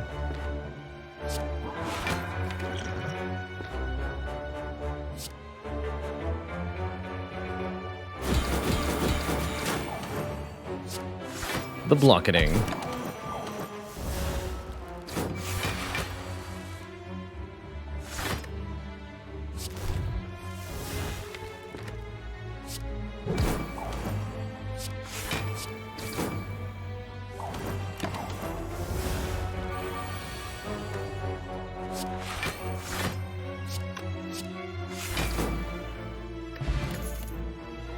Footwork. Catalyst. Footwork is pretty good. We've got a lot of block cards. They would appreciate a permanent boost to our dexterity. Don't see Electro helping much. I'll take it. Goldeneye. Whenever we scry for 2 more cards. Big improvement to Cut Through Fate. Good reason to pick up a Third Eye or a Just Lucky if we see one.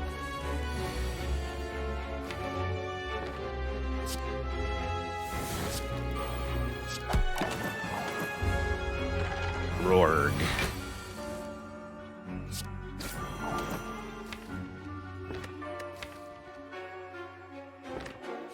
Means we can discard more cards potentially, too.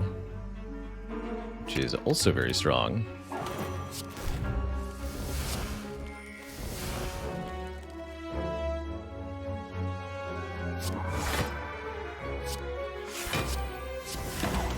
Nine times 9.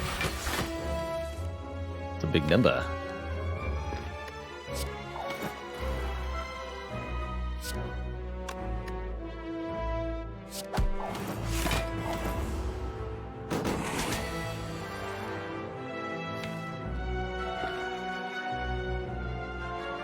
Alright, we'll just set up one giant expunger as our win con. Should be extremely reasonable.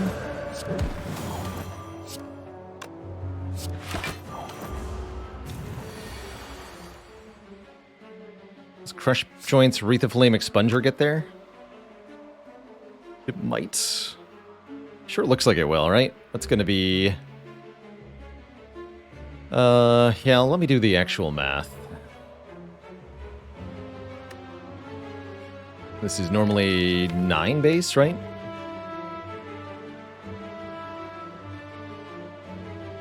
Yes, 9 base. So it's 9 plus 8, 17 times 0.75 times 1.5 from Weakened Home. Don't forget the weakness there. So 19 times 9 is 171. That will not be enough.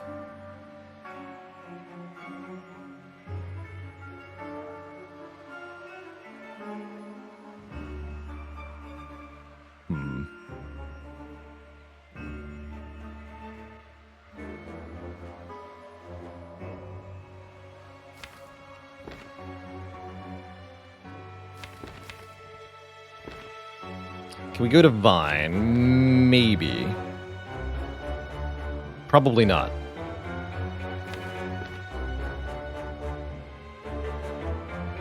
There's only 2 cards in the draw pile, and they're both bad for the current situation here.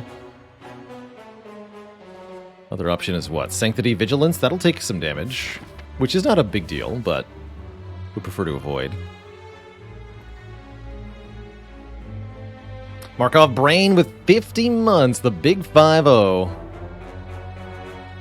Did I count Wrath? I don't think I did, actually. Hold on, let me double check that.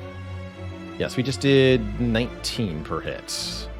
Correct. I did not multiply that by 2. Yeah, that's definitely going to kill. Thanks for the correction there, Twitch chat. Markov says, worth every penny to support some stellar slan and proficient plan. Keep it cool. Indeed. So yeah, that was not the right damage calc. There we go. 38 by 9. Excellent. Escape plan is very good with dexterity and frozen eye. Headbutt is pretty good with Conjure Blade. I'm taking this escape plan. And I'll take the colorless potion too. Alright, 2 more elites. We got this.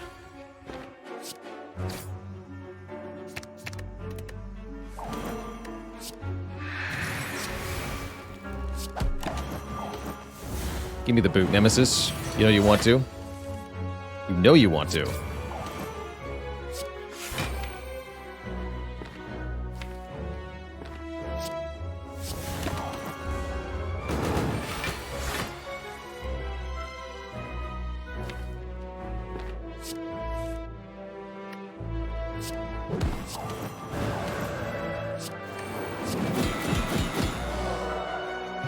Got him.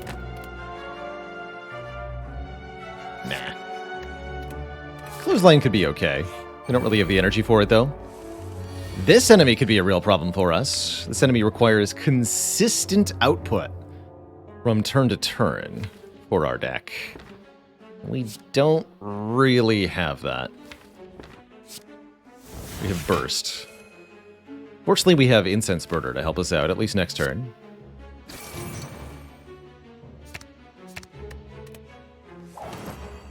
Although I have to use Adrenaline this turn, which I'm not entirely pleased by.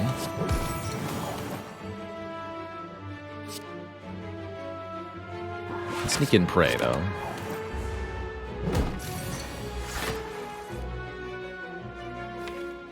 Great turn for Conjure Blade. Don't need a huge Conjure Blade, because again, all we need to do is negate this enemy for 1 turn when we play it.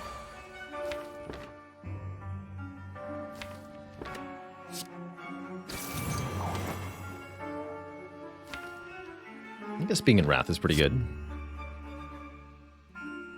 Although, will we do enough damage in Wrath here?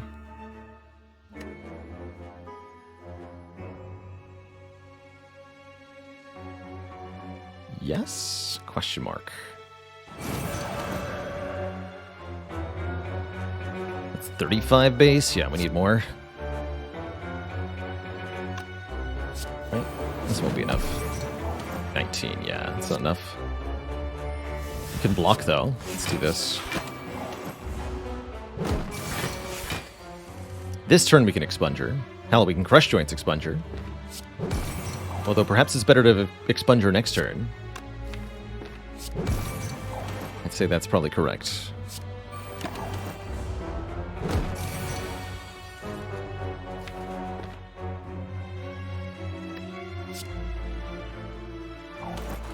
Two turns left.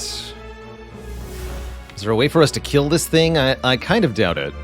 At least with the current draw order.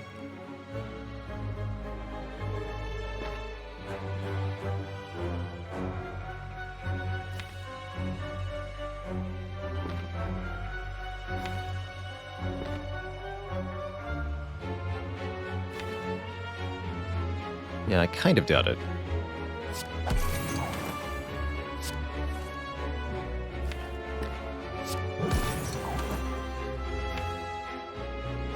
Although...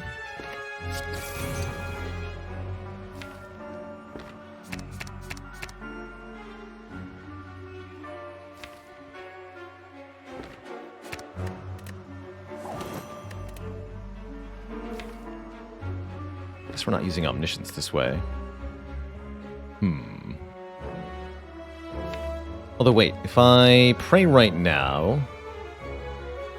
No, if I pray right now I can do it, yeah? Because I can Omni the Wreath of Flame. Oh, heck yes. So this is 40 times 4, although it's not that many hits, right? No, we should keep the Omniscience in our hands. Probably play the outmaneuver now.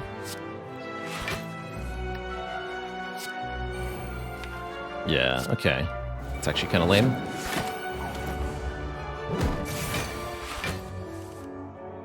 We would have had to make that a bigger expunger for that to work.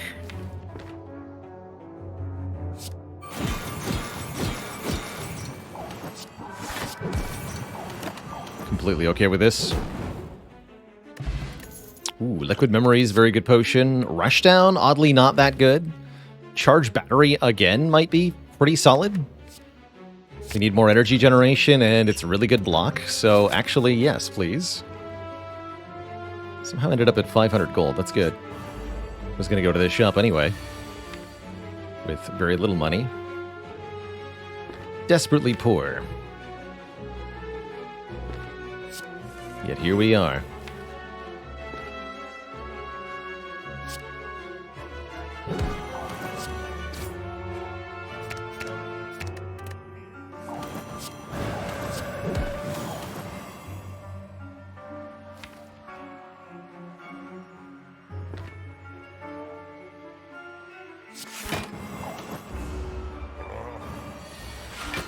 Perfect timing.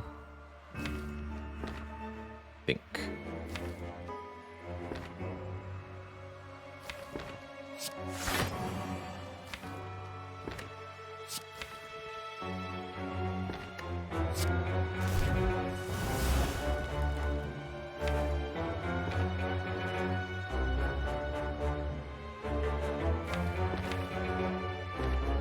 Guess we'll just play this for 7. 7 is pretty good.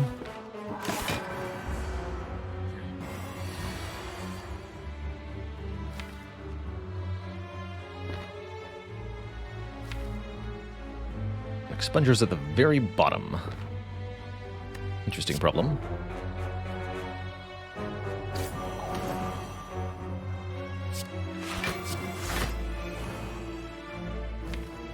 Let's play this one time. And strike.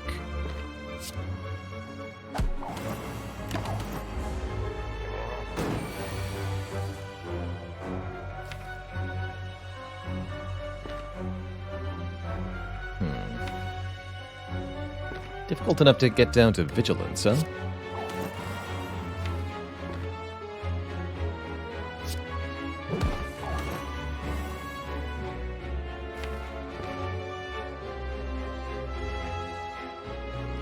Was hoping to avoid using Miracle prematurely. See, that did not pan out. Bah.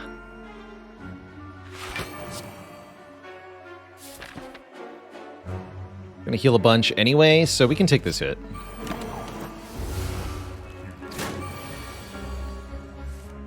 Guess I'm okay with that.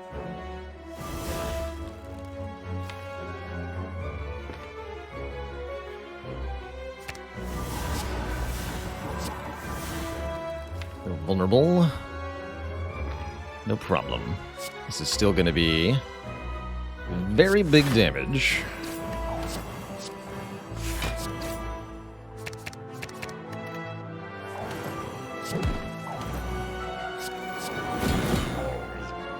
$144 times 7 or something like that? Ridiculous.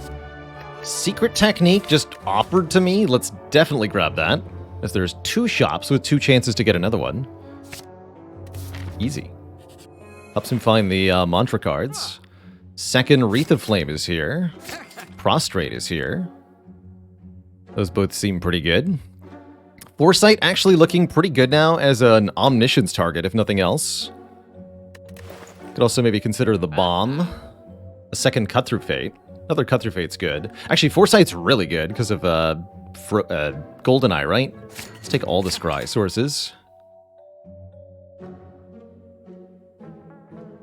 And not Gremlin Horn.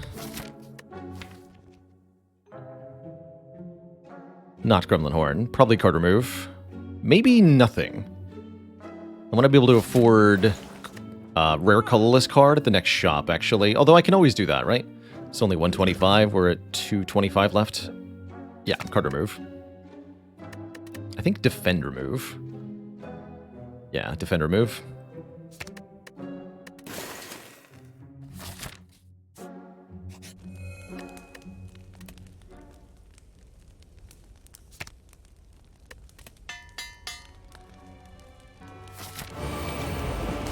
Alright, bird nerd. If that is your real name. I'm here to block. Fortunately, I don't need powers to defeat you.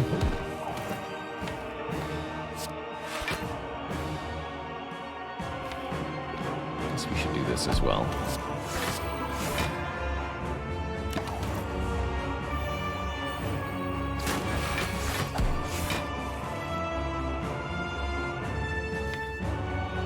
Secret tech for omniscience seems pretty strong, as a general rule.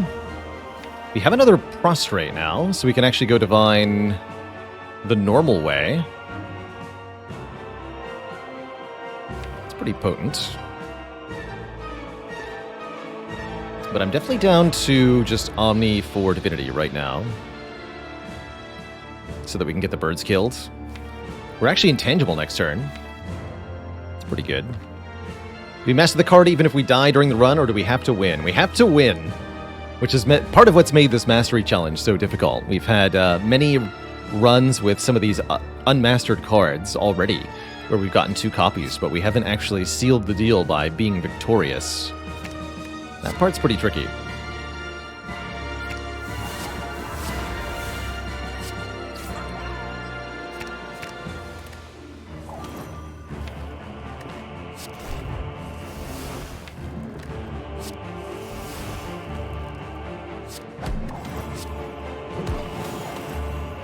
Got him. And I suppose I don't actually want to use that maneuver until we're ready to draw the thingy. The Conjure Blade. We're intangible next turn.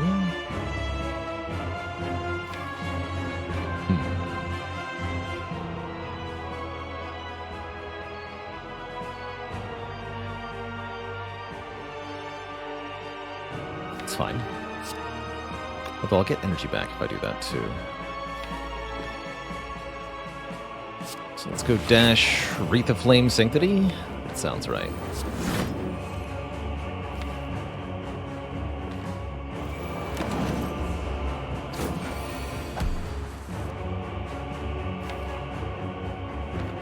Alright, this is going to get played one time, that's for sure.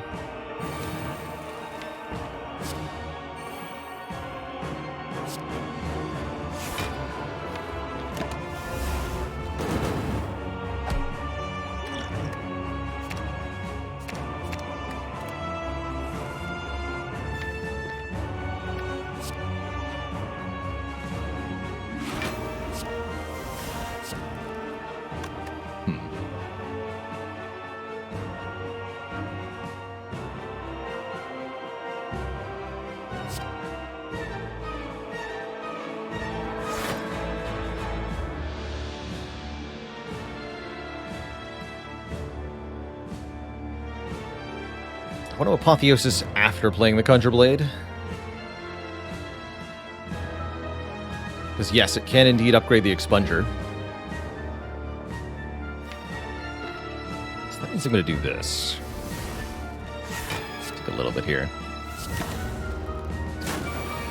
Make a 15 by 7. Seems pretty good.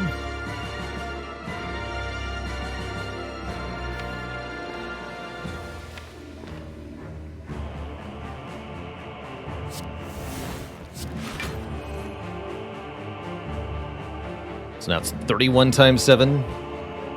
39 times 7. Is that what I think it is? 39 times 7.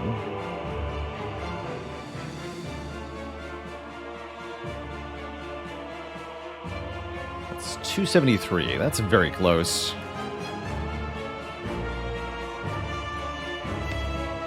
Looks like we could probably finish the job. See that we also have Divinity in hand for next turn.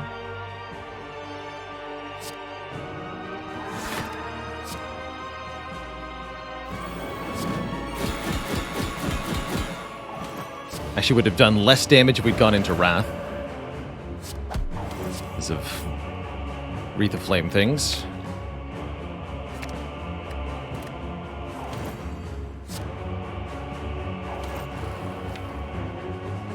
Alright. What Incense Burner do we want to finish on for Donudecus / Time Eater? Probably 4. Maybe 5. Just be Divine turn 1.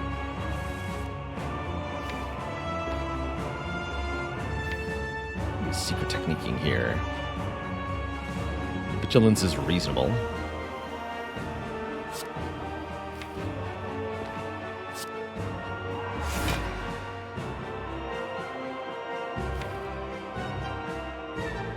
These are all good cards. It's fine.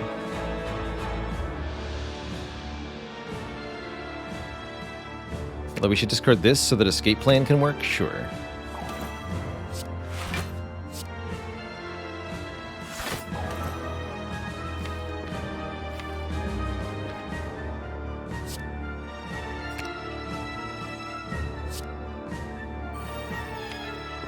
Just draw into these, actually.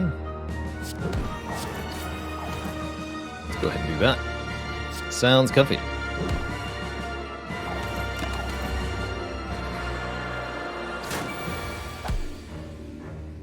There's the Expunger, so we can indeed get Incense on 4. That sounds perfect. Blap. Very dead. There's Time Eater.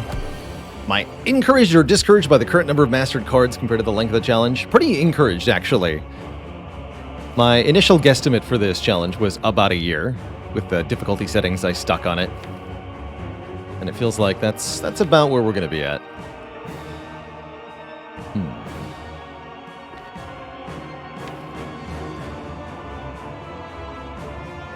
I could discard Wreath of Flame. That's the only thing worth discarding here. I don't think so. Draw it all.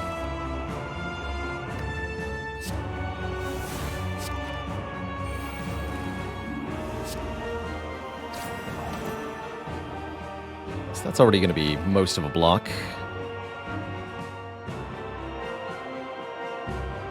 Nice, you've got Conjure Blade coming up. And Outmaneuver in hand, actually. So we probably just want to go Charge Battery Outmaneuver here. Take a little bit of damage, get a very big Expunger next turn.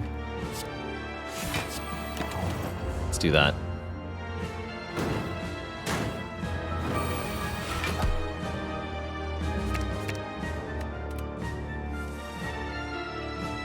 X equals 11 Expunger. Dang.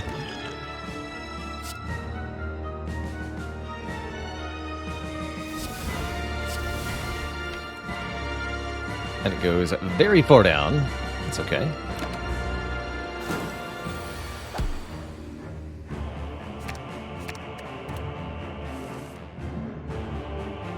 Four cards.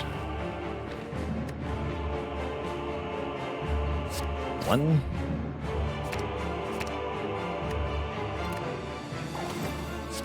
2, 3, 4.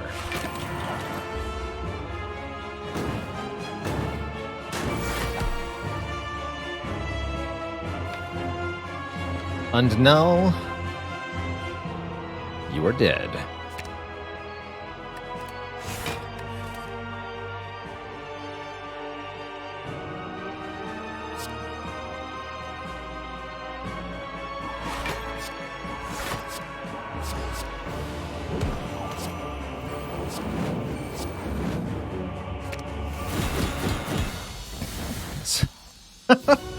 It was 112 times 11. I probably shouldn't have done that with Incense Burner on too, but I got very excited there. Get destroyed. Easy. But where did Tim go? Where indeed?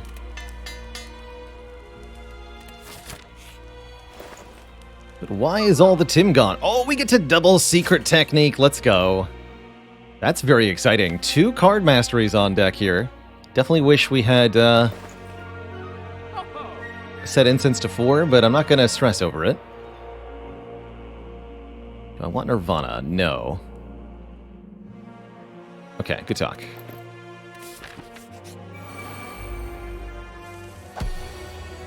Ooh, definitely regretting.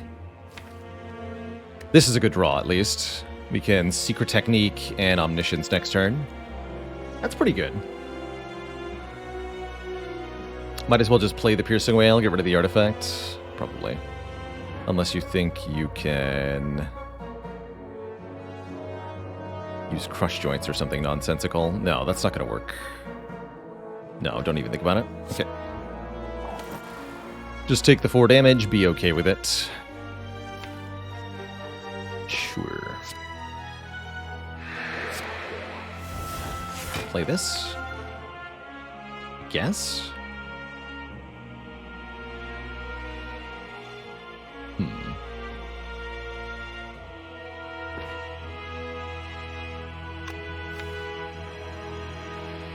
We can draw into the Secret Technique with the Overclock, which is going to let us... So we'll draw 1, 2, 3 plus the burns, then Overclock draws 1, 2, 3 more. We can Sanctity to the Omniscience. We can Secret Technique anything from the draw pile. That's going to help a lot. I'll play this.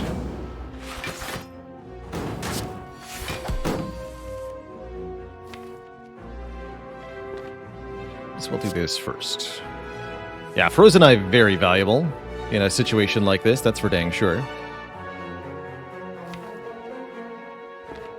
So if I could play any card in the draw pile twice, I could go Divine this turn, although there wouldn't be anything to attack with. That's not true. There'd be Wheel Kick to attack with, which would do what? 28 times 3. Not enough to kill. No, that's not good. Probably want a block card then. Adrenaline's also a good option. That would draw me more cards. Block for a bunch. Doesn't seem like we're using Prey, so I might as well Apotheosis now.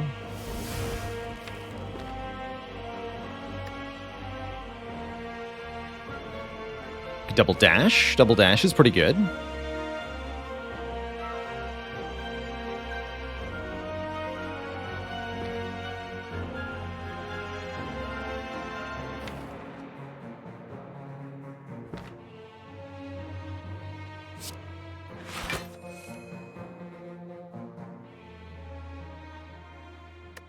One energy left after doing that. Feels like we do need some help. Double Adrenaline, still looking pretty good, actually. I think that's what I'm going to do.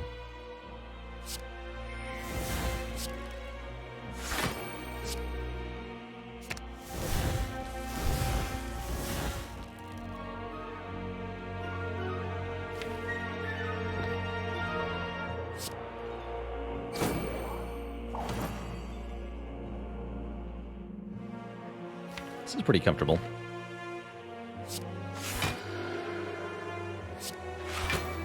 Nice. Then we can Secret Tech for Outmaneuver and play it. Okay, I'm pretty happy with that.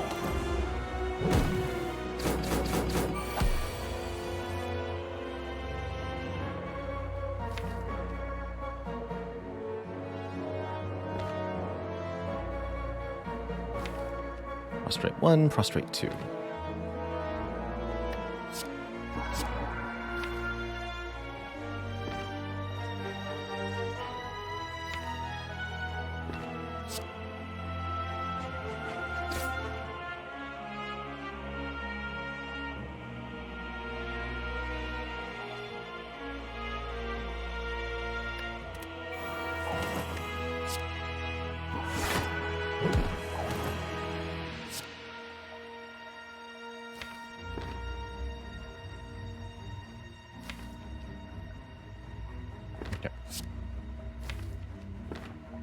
Insight, actually.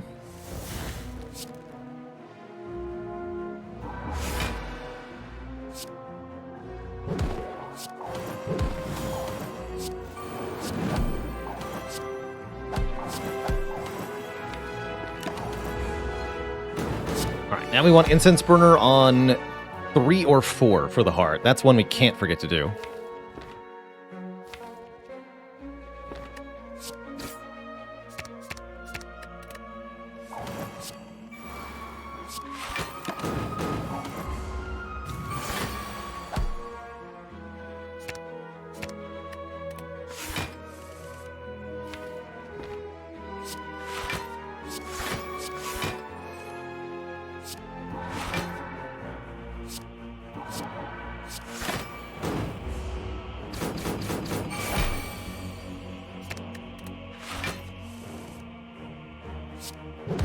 So next turn, since we have boat thingy blocking on turn 2, I think we do want intangible on turn 3, probably.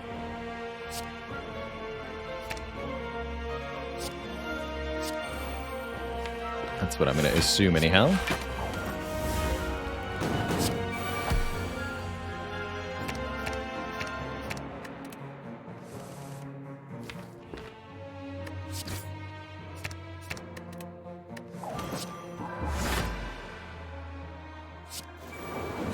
Bonk. Strike dummy. Our strikes will do more damage. Sure, we got 3 of them left, so why not? And one more cut through fate with the Frozen Eye and the Golden Eyes. Incredible deck manipulation, so we'll certainly be taking that as well. All right, I think we have excellent odds for double mastery here. I'm feeling really good about this one. Here goes Twitch chat. What's on top of... I mean, we got Foresight turn 1. That alone is very good. And I see that Conjure Blade is also on top. Interesting. Anything that I want to double? Ooh, we could Omniscience the Footwork. That is pretty good. I think that's a very good idea, actually.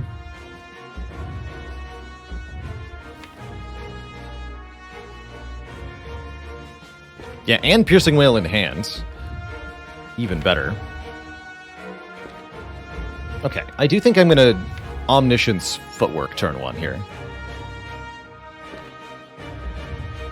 It's going to take a bunch of beat-to-death damage, but that's okay.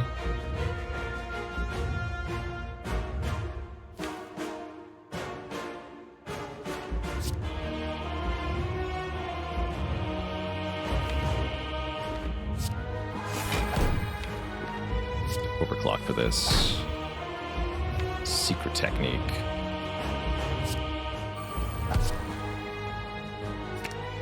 Take a bunch of damage. Ouch!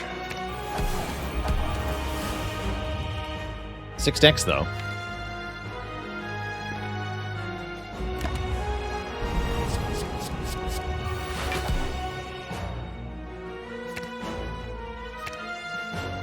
Be gone.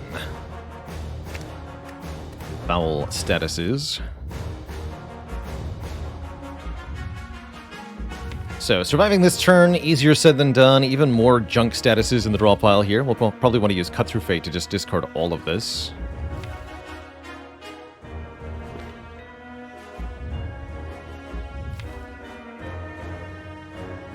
I guess we might as well use the Apotheosis now before playing Conjure Blade. Not in love with that idea. But it's probably what I need to do here. There's too much to do this turn. Discard all of this. So we effectively just drew 6 cards with that Cut Through Fate. Very crazy.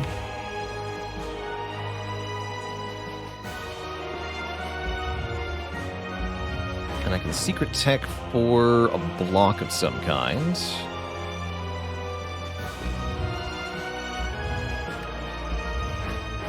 Did I not discard Slime there by accident? That's fine, we can play it now. Avoid redrawing it. Seems fine to me.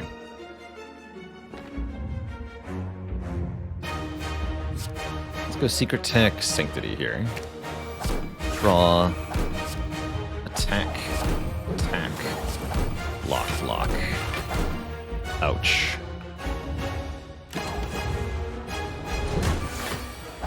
$18 health should be enough, though.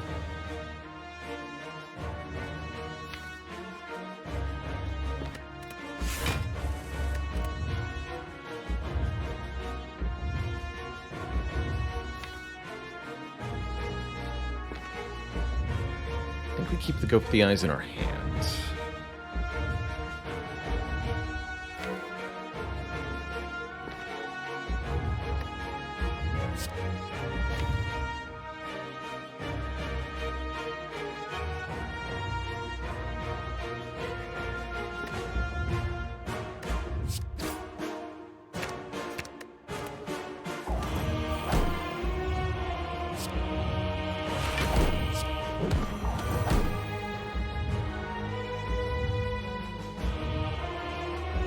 Only taking 1 from Beat of Death on this turn, that's pretty good.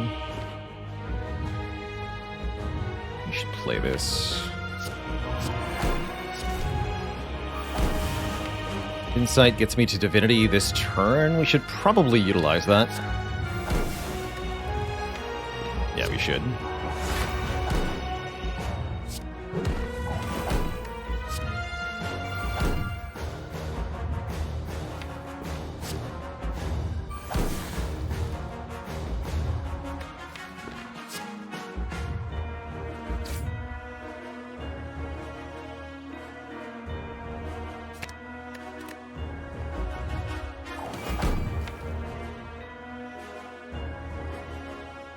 We can reasonably go back into Divinity again next turn, or set up for 2 turns from now, Divinity.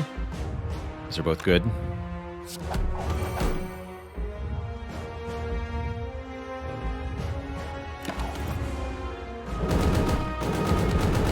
Okay. No debuffs now. Very exciting. This is the turn to play the Conjure Blade, realistically. Though I'm not going to Conjure Blade too hard.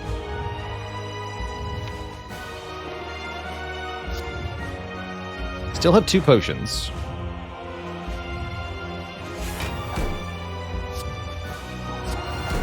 They are very much intended to help us out here.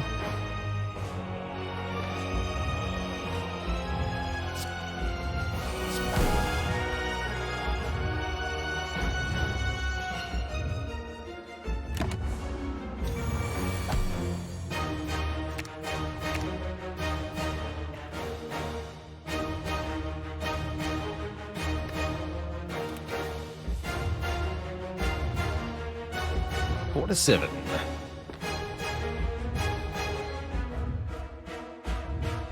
So is this a Divinity turn? I'm going to go with yes. Yes, it is.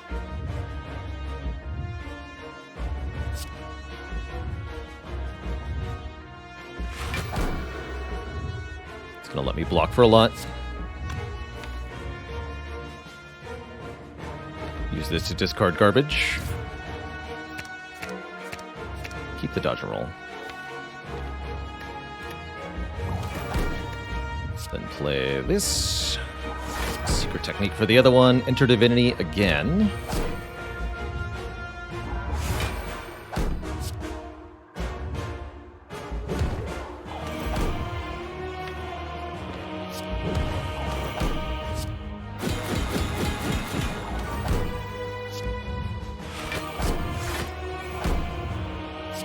Artifacts. Secret Technique, outmaneuver. I don't think we're going to need these potions. Suppose not.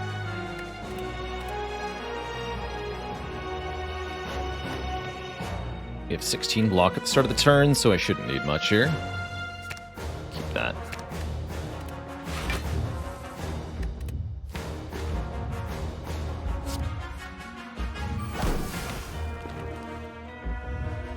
Caca! Alright, where the heck's my expunger? Way down there. We can fix that, though. Discard everything. Except Mantra.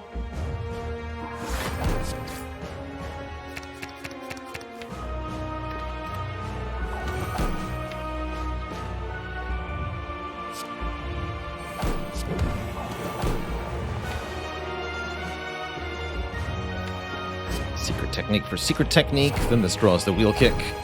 Bonk. Strike does 36. This gets out of my hand. This gets into my hand. Use that next turn.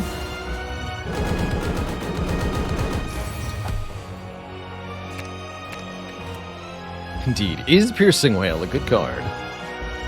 Decide for yourselves, kids.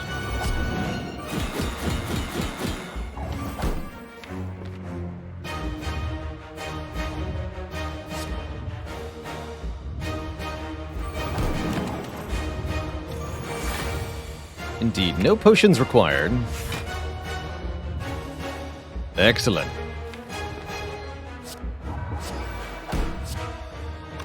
A striking victory. GG. Be free, my liquid memories, friend.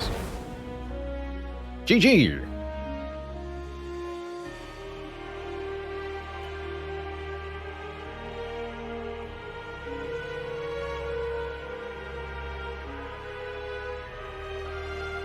GG. Do Wreath of Flames stack with each other? Yes, they stack with each other, and they last between turns, which gives them some utility in various decks. This one was pretty special. I mean, we had Apotheosis, Prismatic Shard, Toxic Egg, and then we were able to use Conjure Blade for Hot Nonsense. I think this was a truly grand time. GG's all around. Now, what has it been done? The Spire sleepeth, and so shall I. 2 really good victories today. And 2 new cards mastered. Wreath of Flame, and finally, Secret Technique. Took a while to get that one. A couple attempts at it. Really, really delightful runs. Oh, I meant to talk about the sponsored thing in the title before. Oh, well. So, I think that's all the time I've got for us in Spire today. In the second half of stream today, I have a sponsored segment. We're going to be looking at a new turn-based deck builder / roguelite called... heck, what is it called? Shogun Showdown. That's right, Shogun Showdown, which comes to us from Goblins Games, who've previously connected us with things like Legend of Keepers and Heroes Hour. And there's been sponsored games on the channel I really enjoyed in the past, so I'm quite excited to see what Shogun Showdown has for us.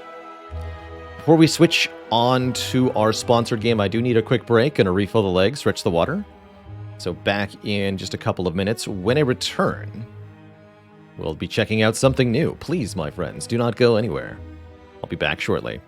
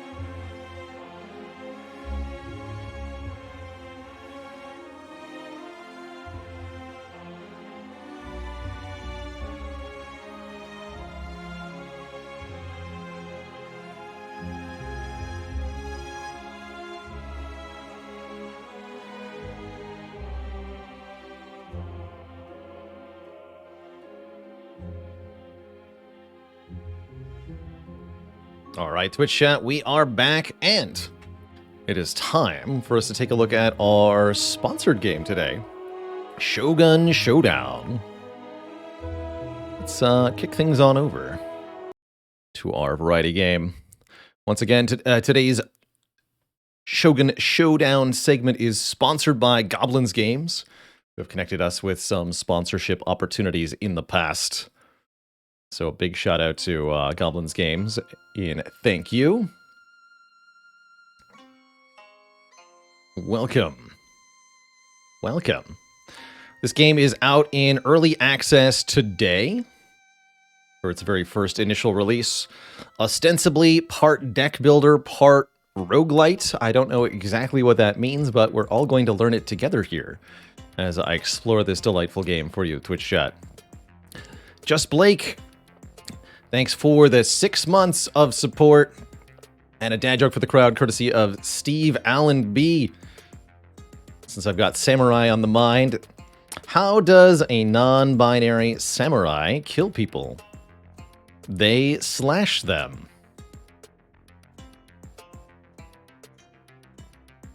Tori Mode, pretty hopeful here. Enjoyed Legend of Keepers. I think Legend of Keepers was a delightful game. Far from perfect, of course. But a pretty cool take. A better version of Dungeon Keeper than the actual official Dungeon Keeper things that we got in the last decade. So that's kind of nice.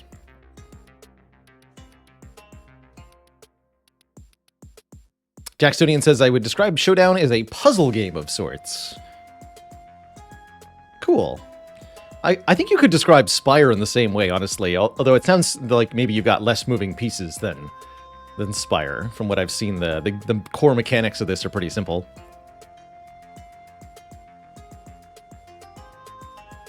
A punishment for the ages. So let's just start a run here. I have not actually looked at any of this game, so I'm kind of oblivious to the base mechanics. I guess we'll just learn as we go here.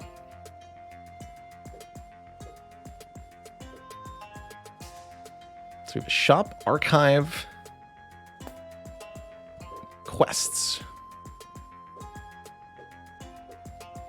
Unlocks of some kind, perhaps? Tiles. These are the current available tiles, I guess? Is that what is in the deck? And then skills seem to be passive effects. Yeah, bonus damage when attacking from behind. Okay. Sure. It costs skulls, which we don't have.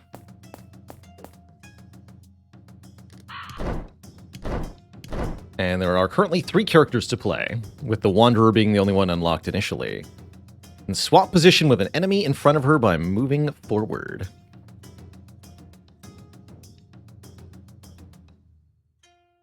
I'd say that I am indeed Slim Cat. Looking forward to playing Spire without restraints after our challenge concludes.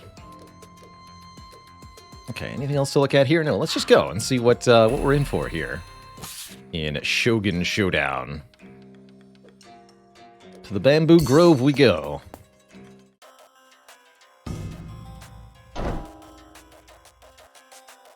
So we've got a iconography tutorial here.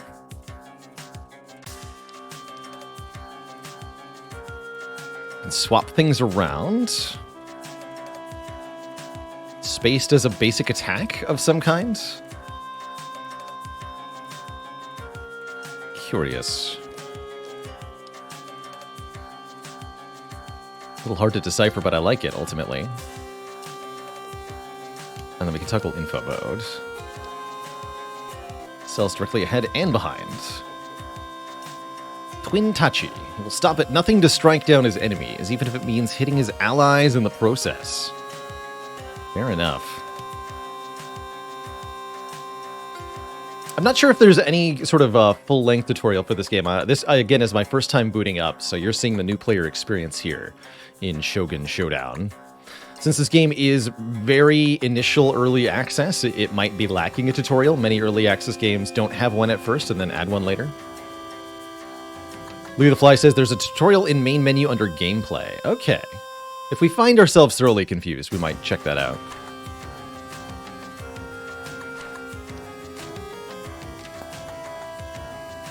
And indeed, I think we are thoroughly confused. 'Cause I have no idea what's going on here. Okay, let's see if we can find that. Options. Gameplay. Play tutorial. Here we go. Thank you, Louis the Fly. I would like that. So you can move with the mouse wheel. You can turn around by clicking. Interesting. So facing matters. Attack queue. Click or drag and drop to add a tile to the attack queue. And then we have to actually deliver on the attacks. Goes from bottom to top. Okay.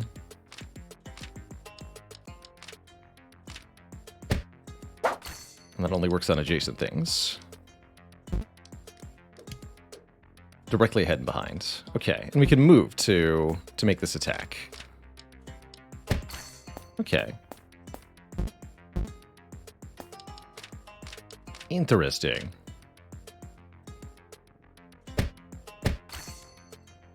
So you don't have a random assortment of things. We just have these two abilities each time. So moving triggers a turn, turning around triggers a turn. Adding a tile to the attack queue triggers a turn. And attacking triggers a turn. I see.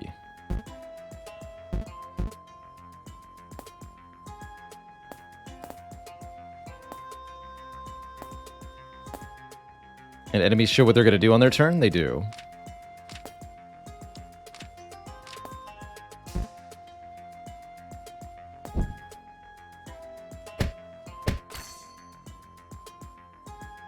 You can skip a turn by waiting. Oh, there is a wait. Yes, that's what I wanted to do last turn. Can rearrange or remove tiles from the attack queue without triggering a turn. Okay, that's what that icon meant. The swirly is that you can do this. Okay.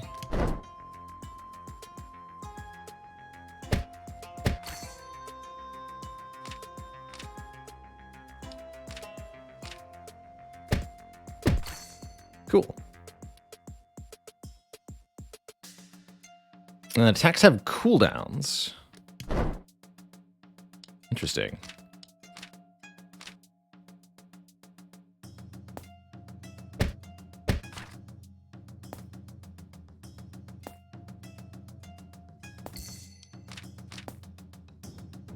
Whoops.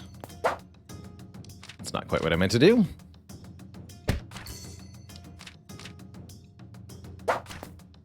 Likewise.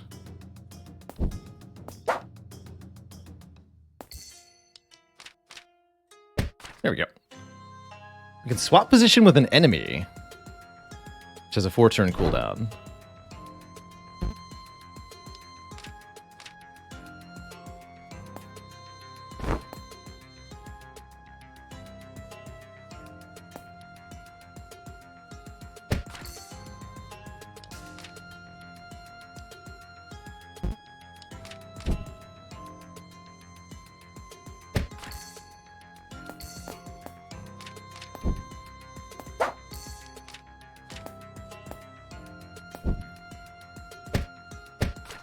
It's only one turn to execute all the attacks, no matter what. The Shogun is a curse upon this land, and he must be vanquished at all costs. Okay, now I feel like I know how to play this. That's good. That's right. You attack if both the player and the enemies attack, then the player has the initiative. All right. So now that we know how to actually do, we can deal with some enemies here.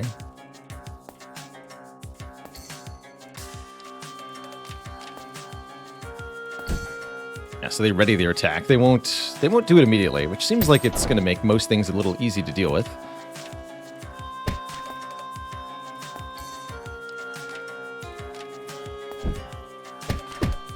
Oops, that was the wrong amount of health.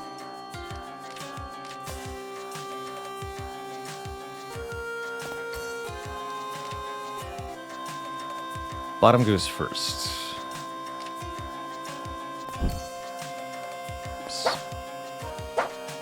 Also, whoops. Remembering which keys do which is still a little tricky here. But enemies can't seem to move through each other, so are they a threat? Not really.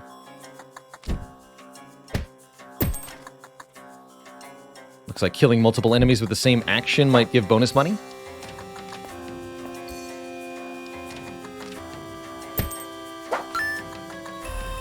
Okay. So we get to add a new tile. Another arrow or sword. What the number of dots on top of these indicate?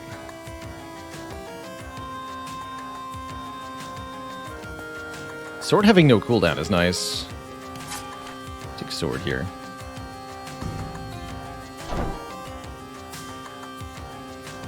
Jacksonian says, most of the damage I took felt preventable. It definitely feels the case so far.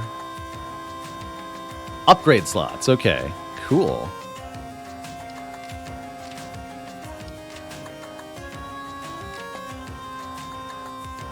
It'll just do. And I don't know what you're doing, buddy.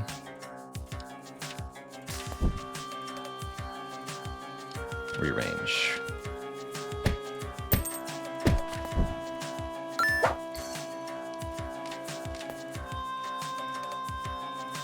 Oops. I really want the side click to be turn around. Middle click is turn around.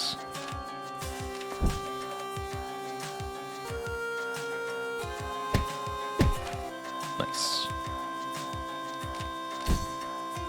You look like you're running away. Let's not allow that.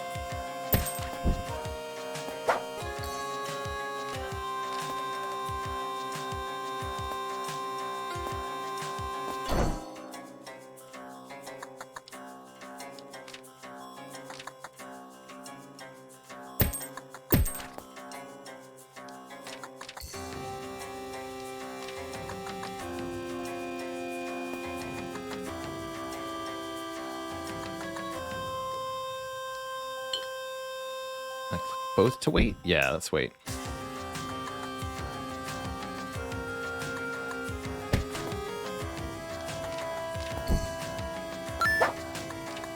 Cool. Yeah, I can see why this is described as a puzzle game. Definitely feels puzzle-like with the combat.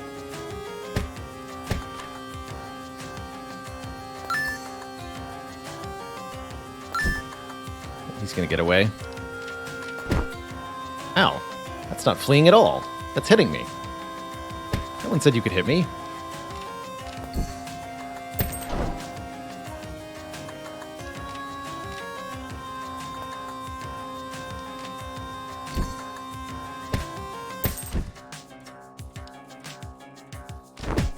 Oh, okay. Well, that's charging attack, apparently. Info mode can describe enemy attacks. Oh. This quick charge attack can catch you off guard. Stay alert and plan ahead. No kidding.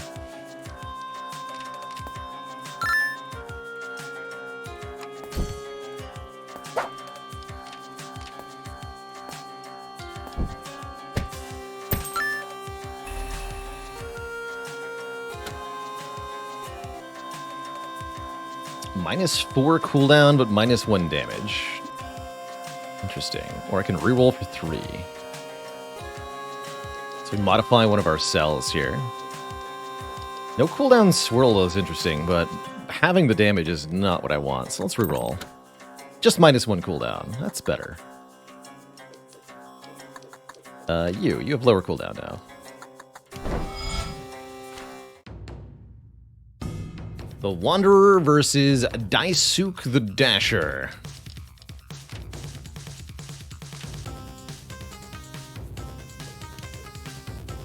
Once a humble gardener, was enticed by the Shogun's promise of power and prestige. He is known for his lightning-fast dash attack and deadly swordsmanship. Interesting. Lightning-fast dash attack, huh?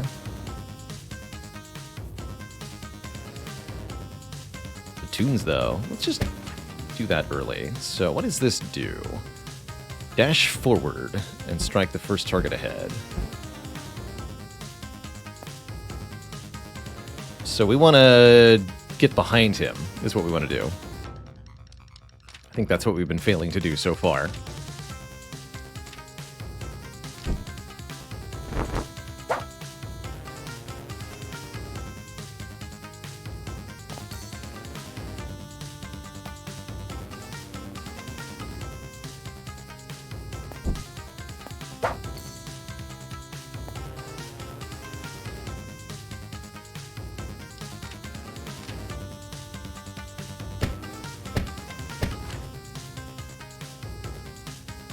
Wait. Add a card. Dash. Okay. I can get the hang of this. Summon an enemy. You got it.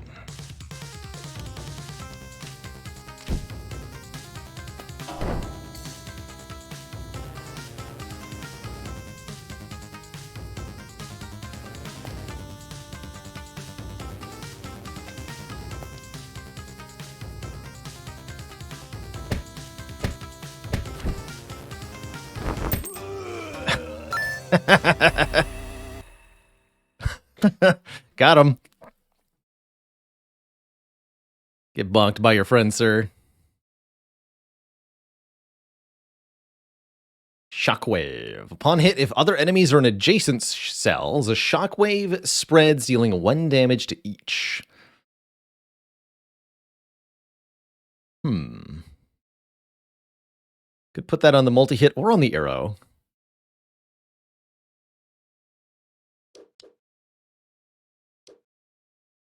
Let's try it on Swirl.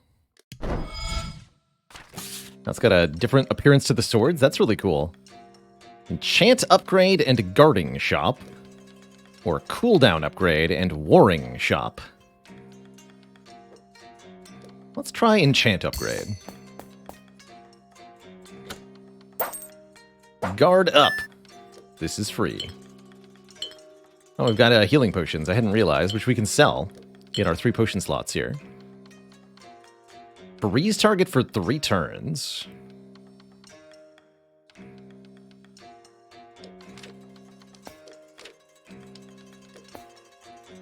Permanently add a skill slot to the shop.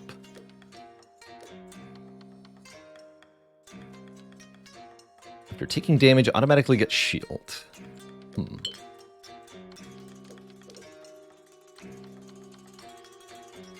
Already has an attack effect. Okay, so we have to upgrade either sword or arrow. Guess we'll upgrade sword. And we can do that again for 40. Interesting.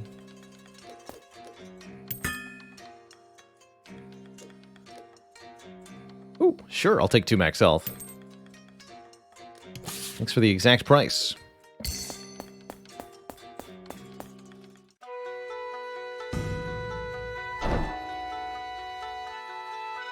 You again. Do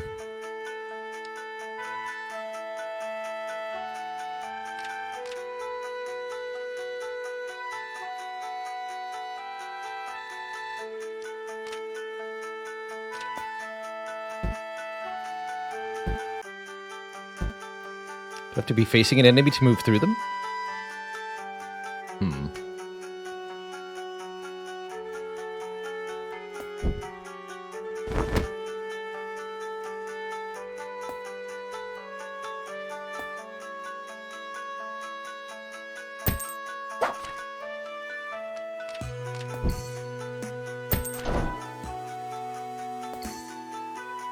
Shoot.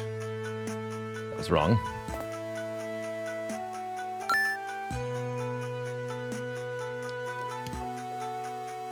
Strike the 2 cells directly ahead, piercing.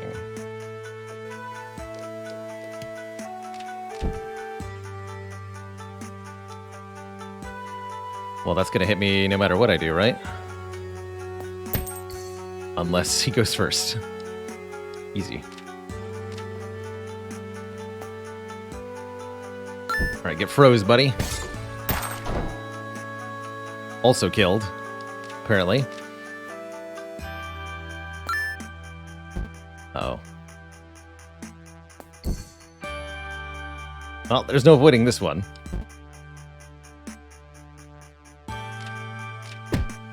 Ow.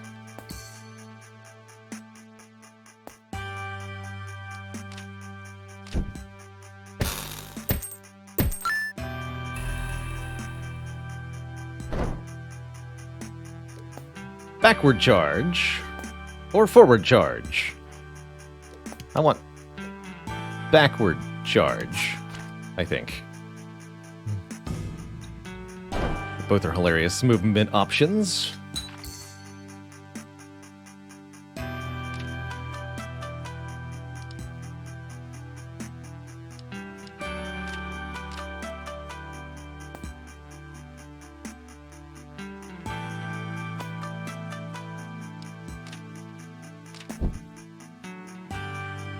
Oh.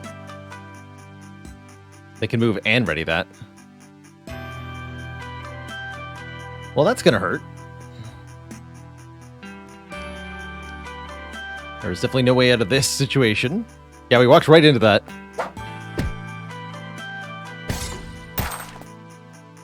Definitely.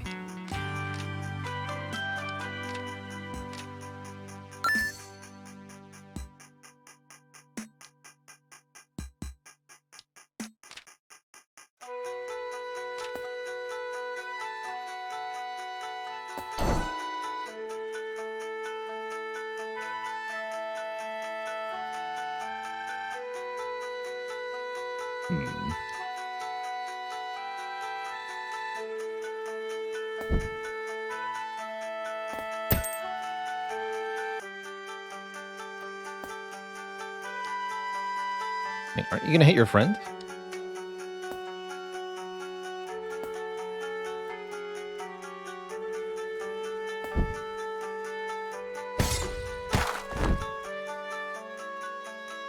Now you're gonna hit me.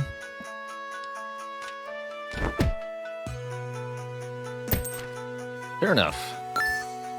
Looks like we have to actually pick up the money. To whoever was asking about that.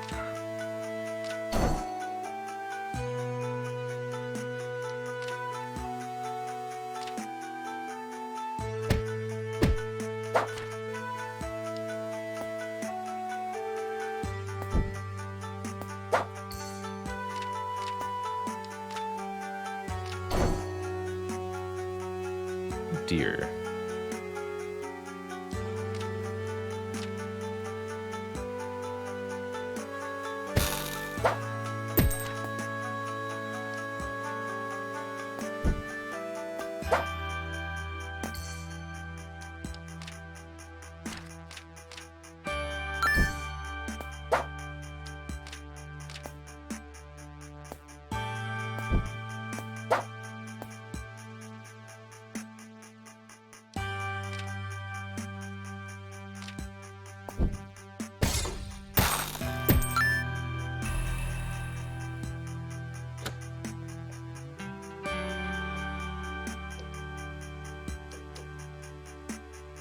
I'm gonna reroll this again. +1 damage. Here we go. This roll does 3. I wonder if that's gonna upgrade the shockwave. That's my real question. Wow, the Impaler. This says 1 still. A cruel warrior guarding the sacred waterfalls. They are immune to ice.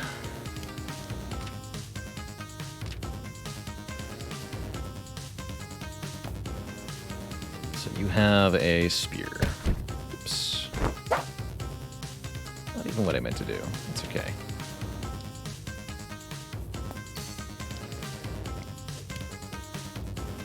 Strike the cells at a distance 2, ahead and behind. Okay.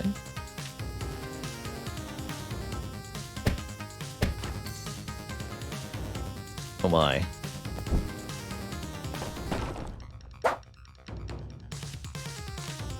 Well played, sir.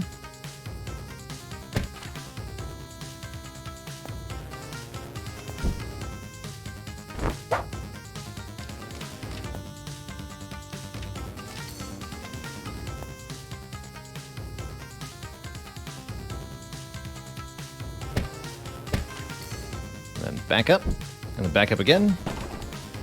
Dodge that. Summoning an enemy.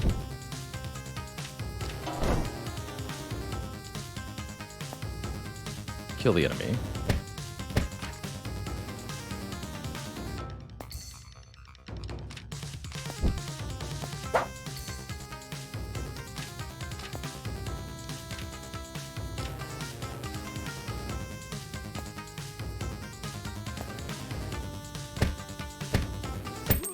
Blah.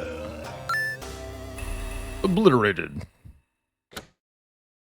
Another damage upgrade. Pretty good on the sword because of its relatively low cooldown. But also upgrade arrow to be 3. which I like because of the ranged upgrade. Combo shop. Max level upgrade. What's max level upgrade mean? +1 max level. Get more coins for combo kills. Permanently add a blood service slot to this shop. Oh, cool.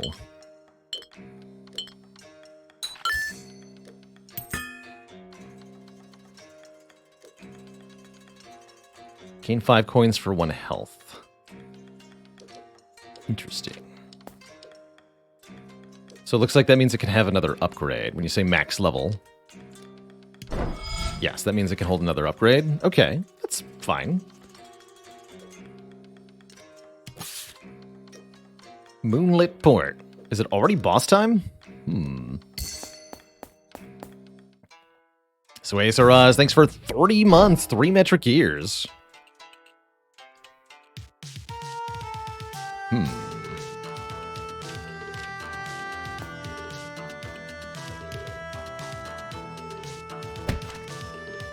Actually should have let him shoot his friend.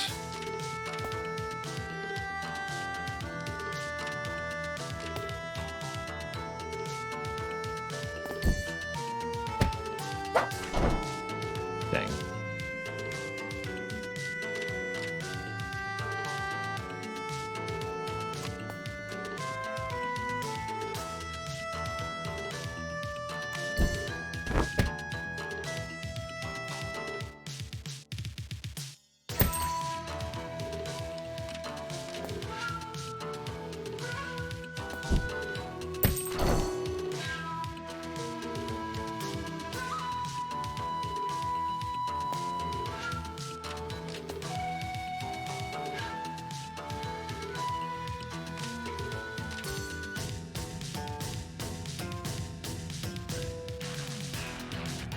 Give him a bop, and then shoot you with an arrow.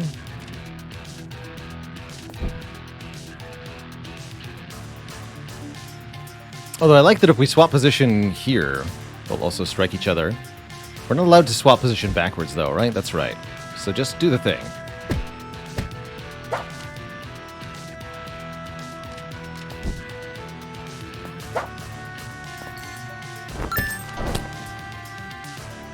Get bopped, sir.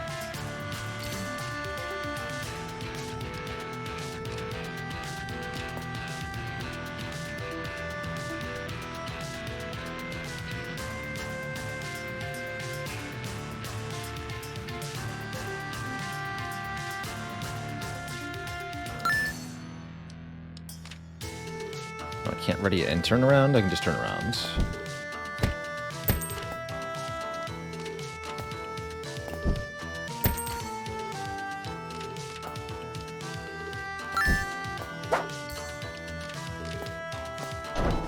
Whoa, whoops.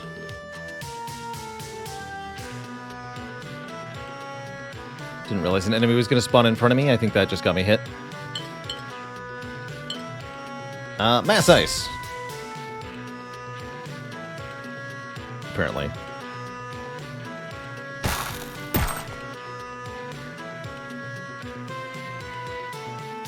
Wait, why'd the front guy die in one hit?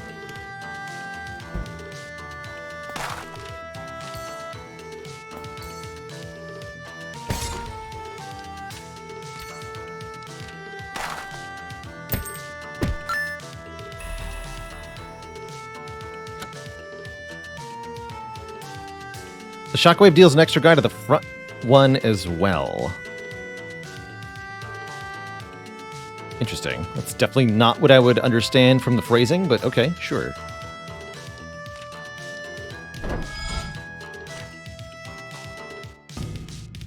Oh, I see. Oh, hello, you're new. What are you?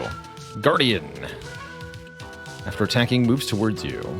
Relentlessly advances on enemies with sword in hand. Let's see that.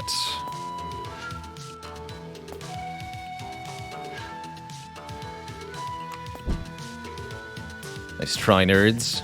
Boop. Bop.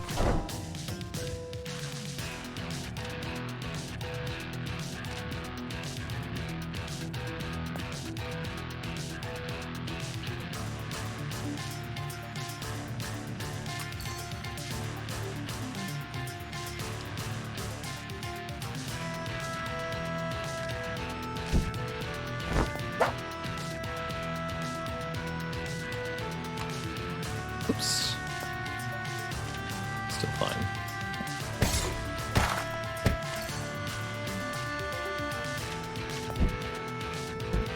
Oh, shoot. I thought I had another tile to work with. Dang.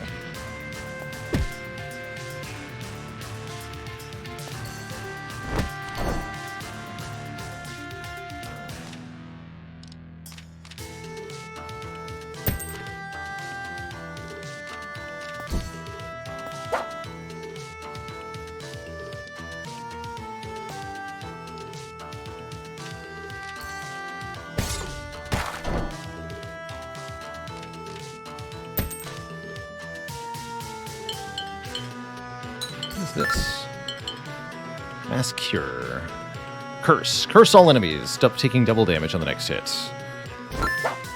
Okay,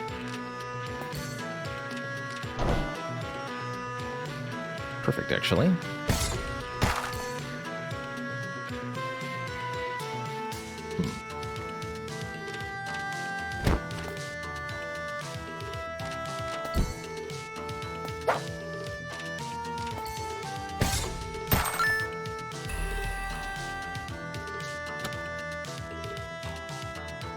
Hell yeah, let me upgrade this even more.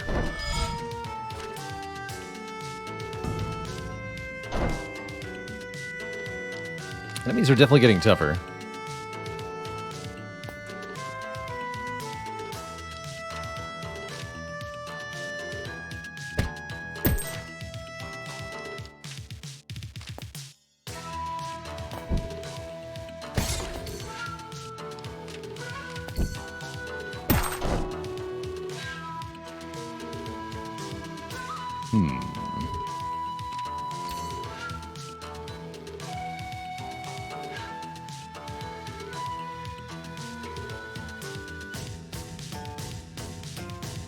I'm gonna go this way and swap places with this enemy so that the chargers hit it.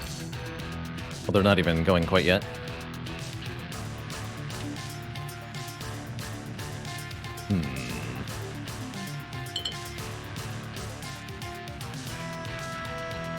Shoot. He's gonna stab me next turn before I can respond.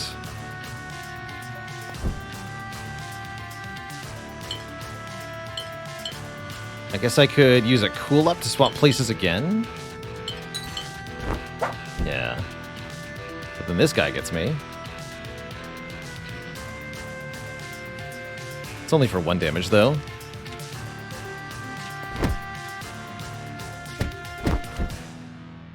And this guy gets me for 1 as well, now that I've freed up. Yeah, that wasn't quite right. Ow. It's not quite right.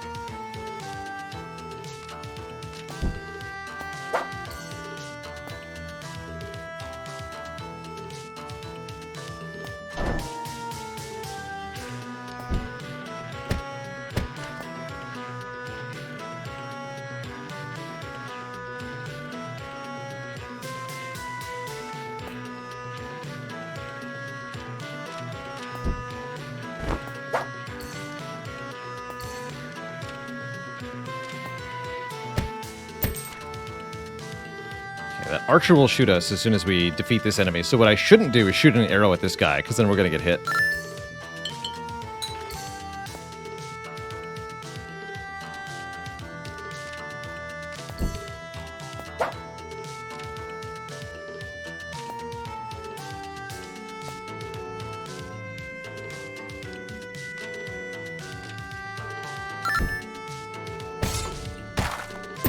There we are. Although still potentially a problem here.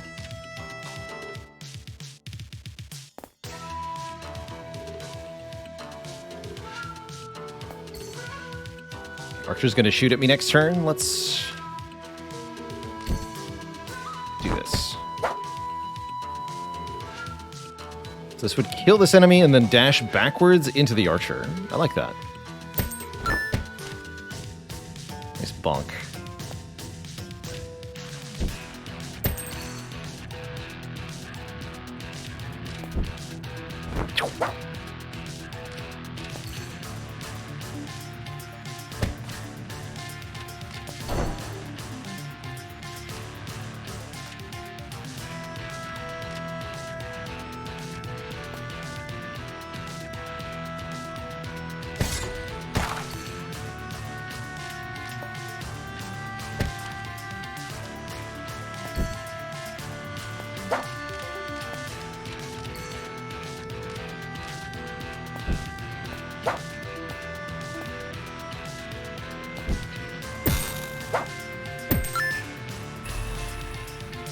Triple treat.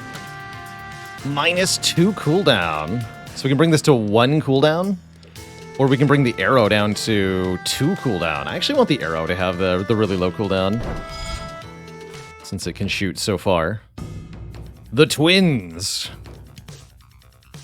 When one sibling was struck with a mysterious illness, the desperate brothers sought the Shogun's aid. In exchange for the cure, they pledged their loyalty to the Shogun, though whispers persist that the illness was the Shogun's own doing. Allegedly. They're not immune to being frozen, so... The Unit's got forward damage club. Strike the cell directly ahead. Like this?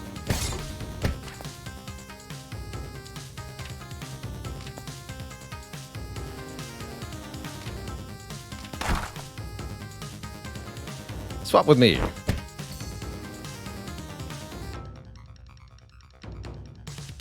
think I've made a mistake.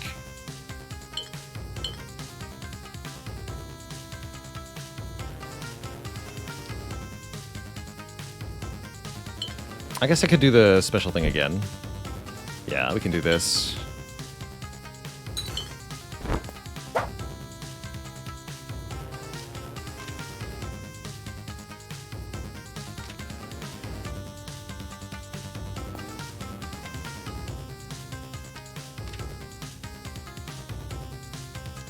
I have a max of 3 cards in the stack? I actually didn't realize that.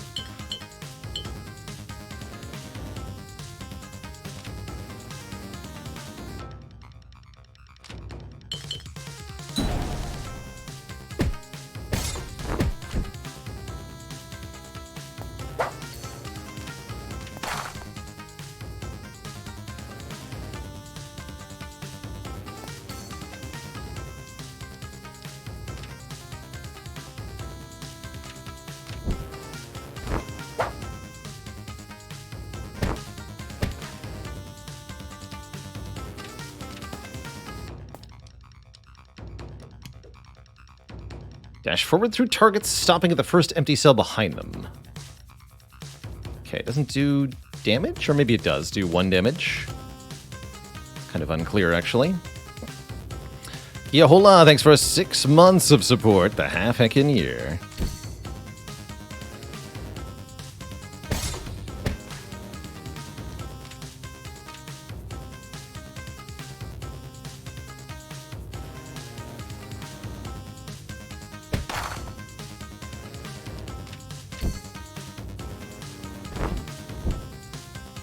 Oh, you don't dash if you don't move. Well, that makes sense. I was hoping that that would move him over here so that I could avoid the spike attack, but now we're going to get hit.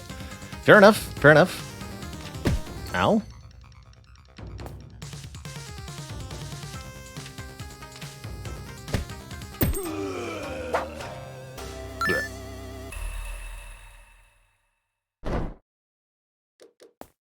Strike the 2 cells directly ahead with piercing or another arrow. I want spear.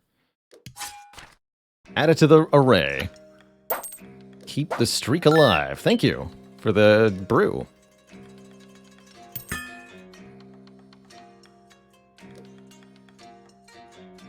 You perform a combo kill, a random enemy gets cursed. That's kind of cool. I also like adding ice to the backdash. Let's do that.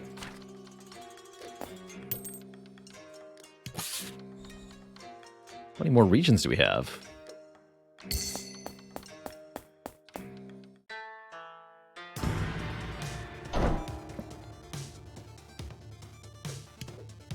Rappler. Truly fearsome foe. We'll see about that.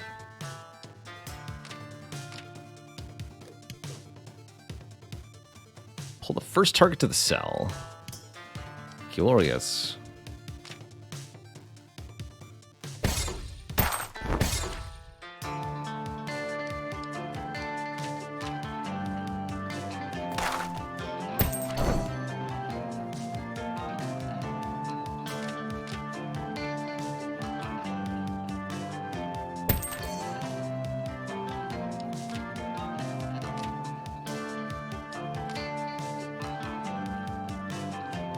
care about that right now.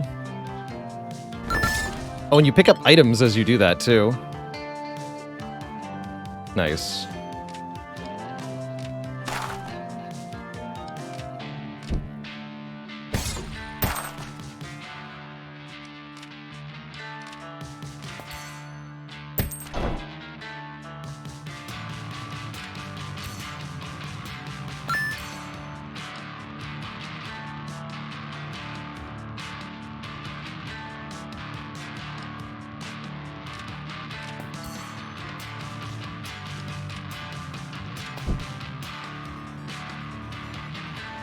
Nope.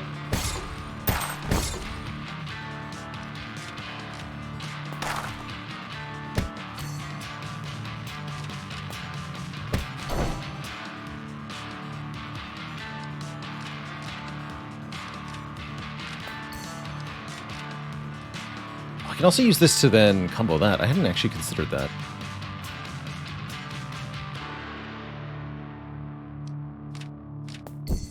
Check this turn. Satisfying.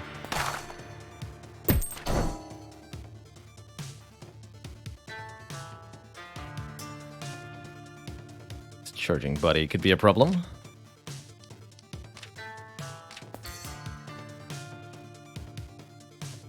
No, we got this right. We strike both ways. Spear him, dash.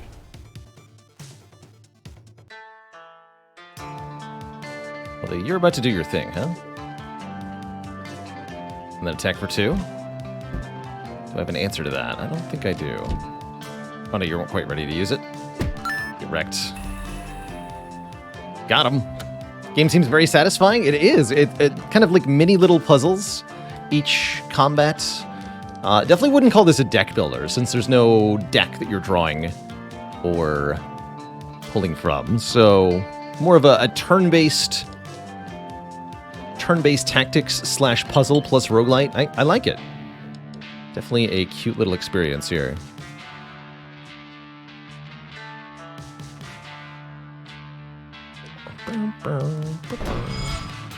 I should have rerolled that.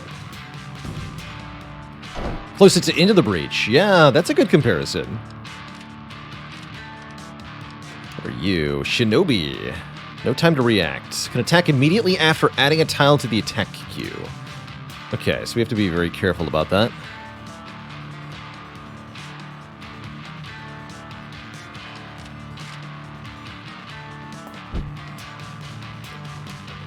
Oh, they still have to charge it, though. Okay, that's not that bad.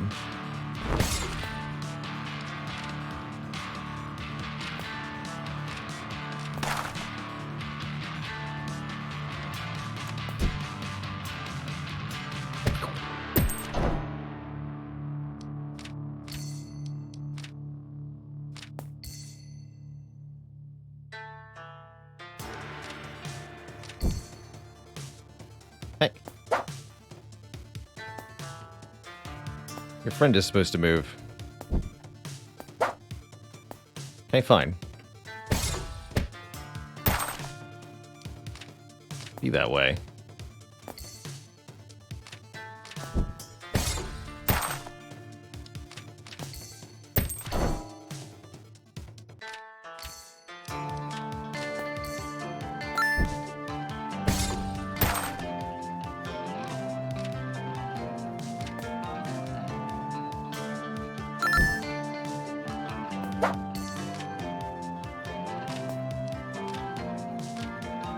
Shinobi's not gonna die.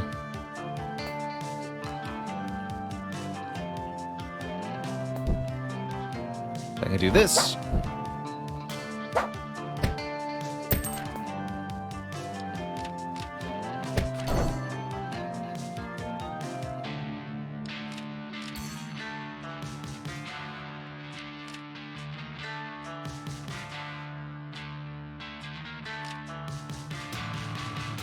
The old scoot and shoot.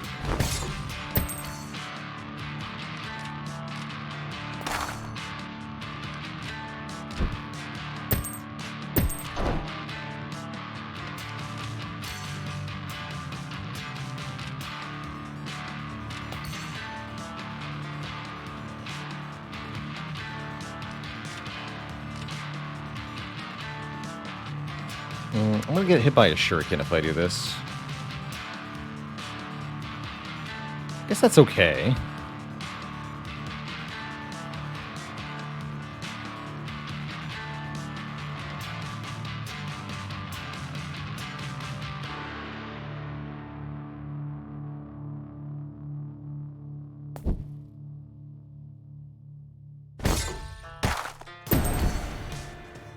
Yeah, this has to hit us.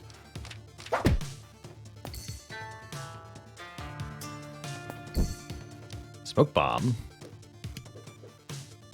Swap position with the first target ahead. Sure, I guess.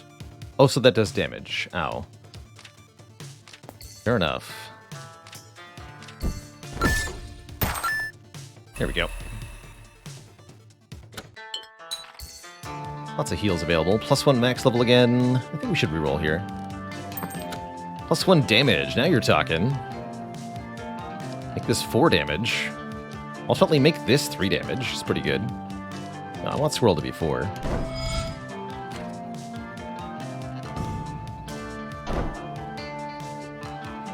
Hey Maker, thanks for the 10 months that metric year.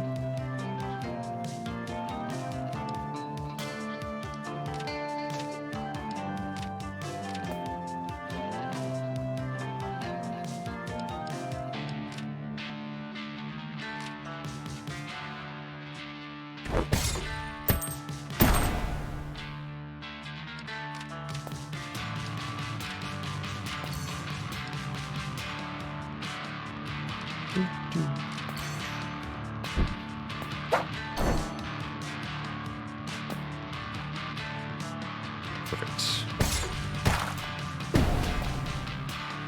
Oh yeah, because I got a combo kill and an enemy became vulnerable. Are you vulnerable now? Unclear. You're going to shoot me, is what's clear. No way to avoid that.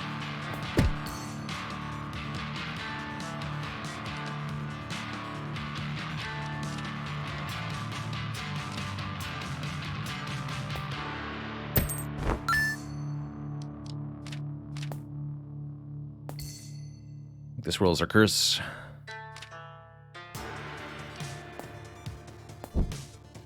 Yeah. That does appear to be the case. Oops. That's definitely not what I meant to do.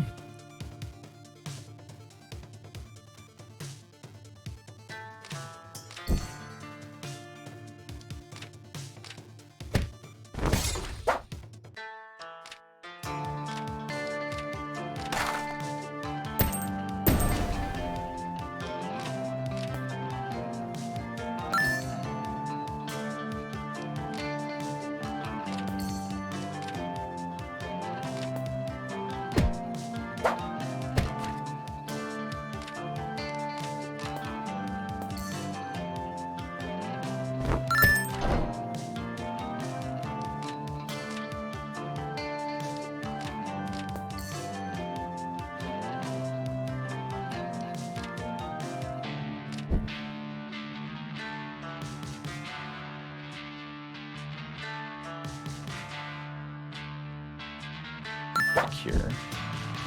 Back here. That didn't quite work how I wanted it to.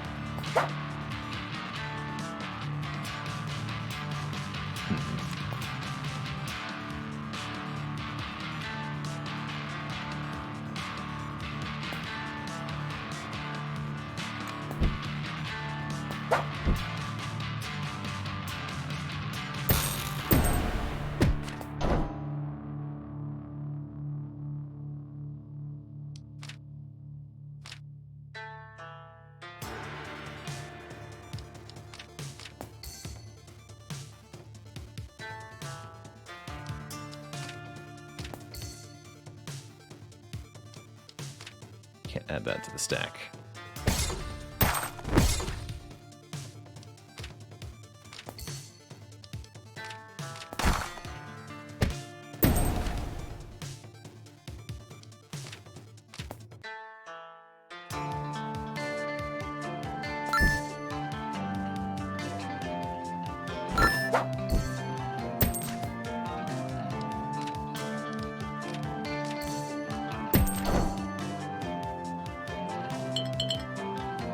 Looks like I can pick up another thing. You get lots of consumables in this game. Poison all enemies, taking 1 damage at the end of each turn for 3 turns. Curious.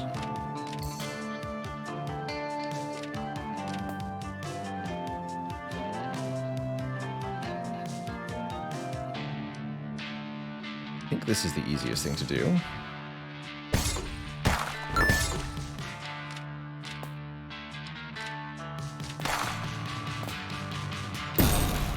Oh, the sparks got him. That's funny.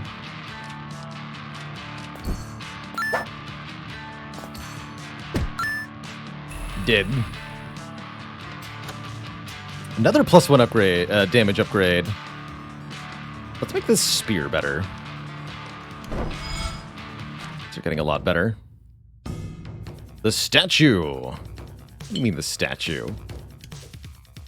Once a revered general, his soul was cursed and sealed within the stone statue. Cannot be moved or turned around. And a summoner. Well, I think we should probably delete the summoner first. Yeah, you're summoning and you're throwing a shuriken. Strike the first target ahead, huh?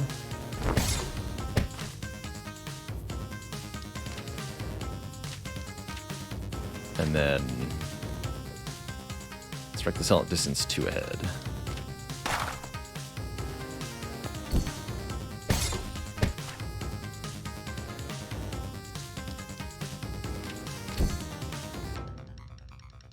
Alright, that's fine. Take 1. Stop this summoner before anything happens.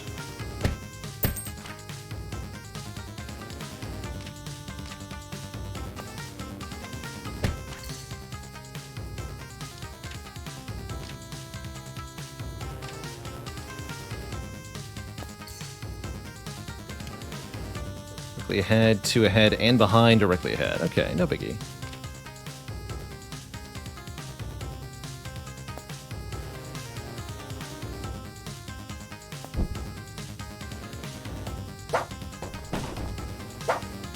You can't move, so you're always going to be over there.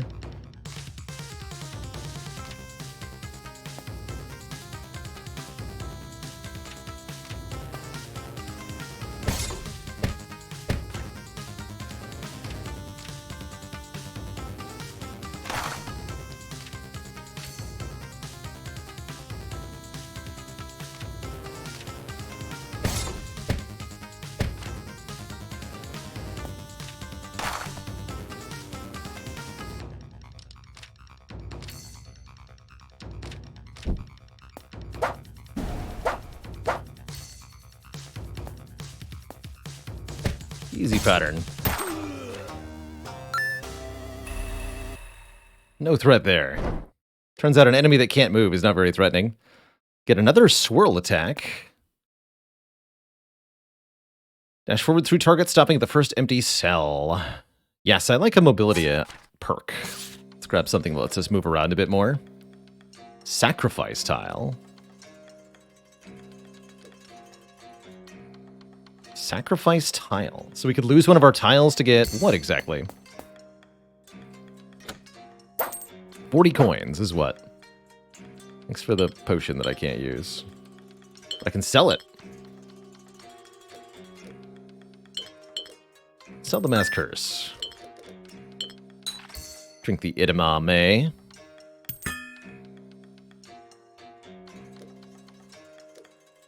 When you perform a wait action, recharge an extra cooldown for all your tiles and for your special move.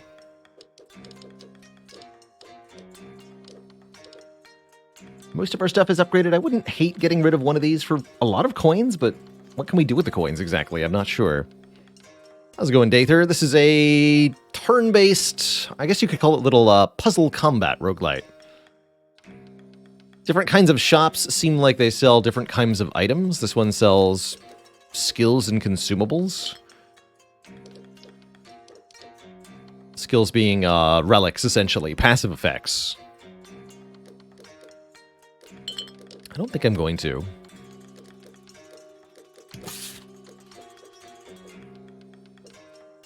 There's no way to scroll the map. Interesting.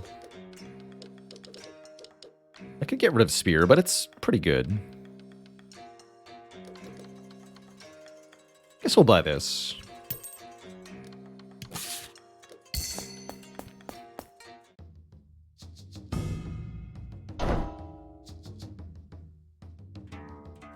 What are you? Shielder.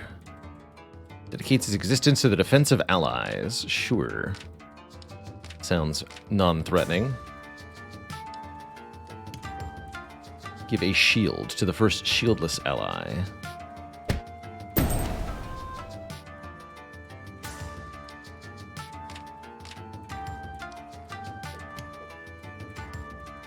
Shields negate an attack. Fair enough.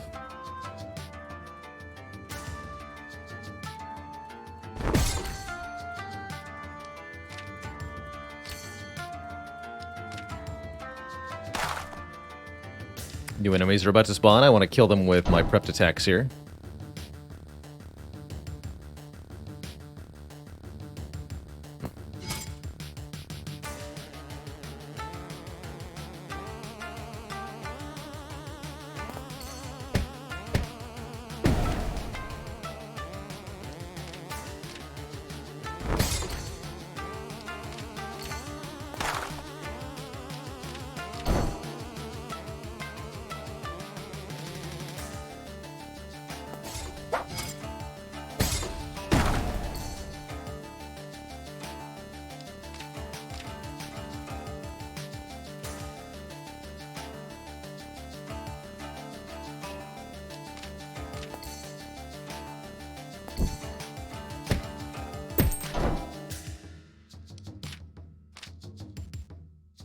You can be an issue.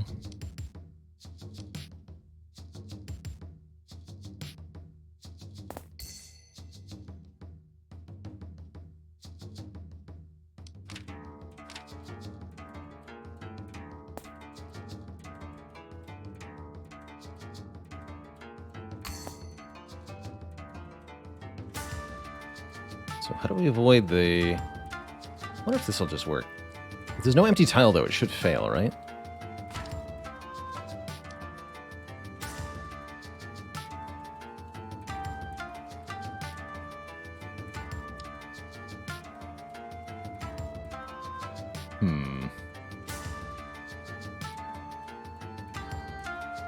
How do I not get hit by that shuriken?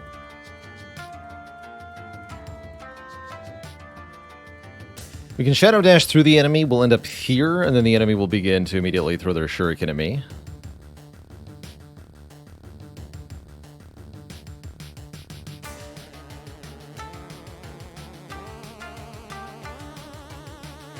Sure. We won't have a combo, so they don't become vulnerable.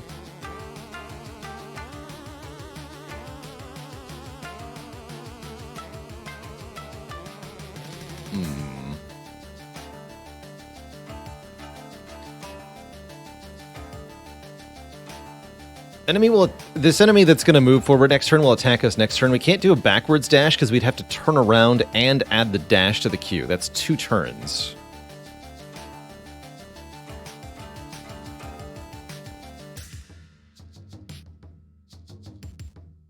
Yeah, likewise with your line and here. As soon as you put dash into the queue, you get hit with a shuriken.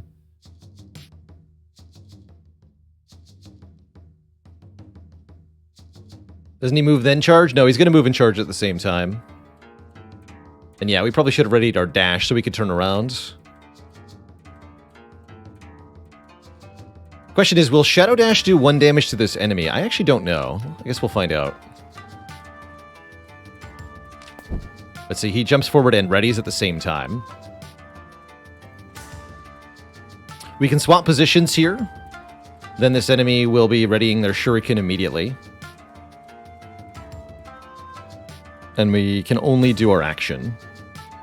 So I guess we get to find out if the charge does damage from this position. No, it fails, so we're gonna get hit.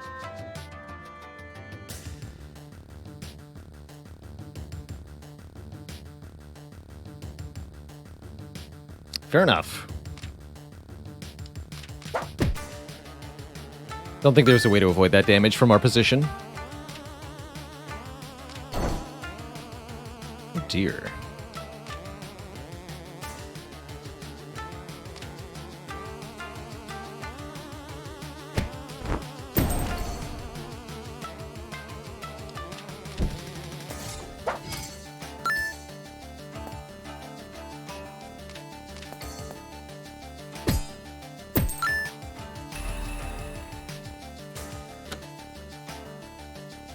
One damage and one cooldown. Don't hate that on the spear. I think we just reroll, though. More upgrades, please. Springs 11. We have 1 out of 15. What do you mean 1 out of 15?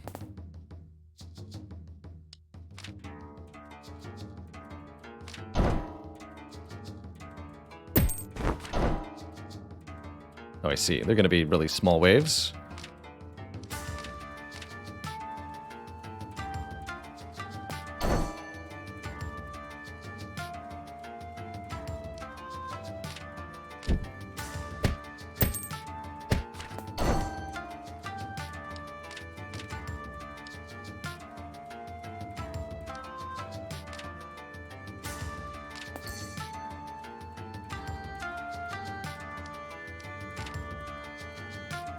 See how this works. Oh, not very well. That's fine.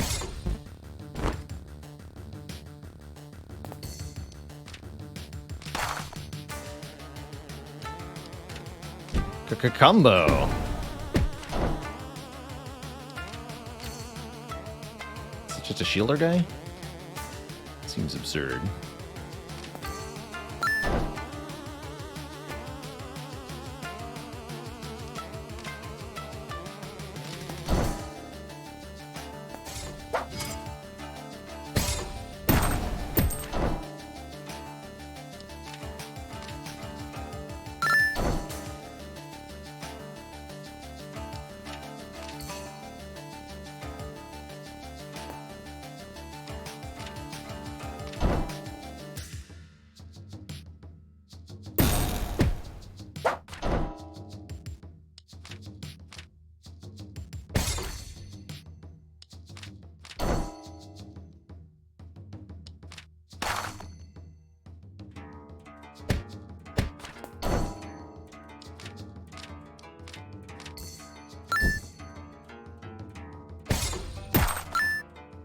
Stabbed.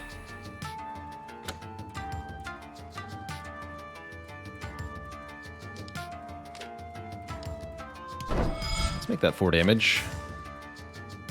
Big stab. Any meta progression in this game? I don't know. Guess we're gonna find that out together.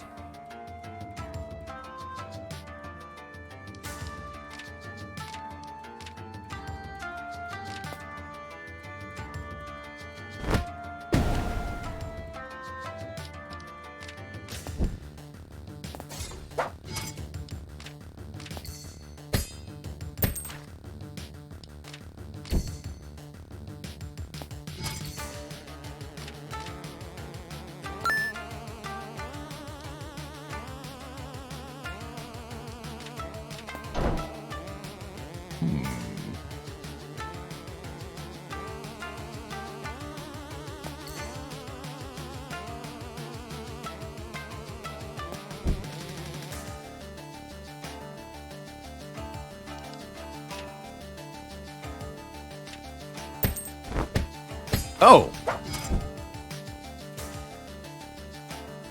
That is not how I thought that was going to work.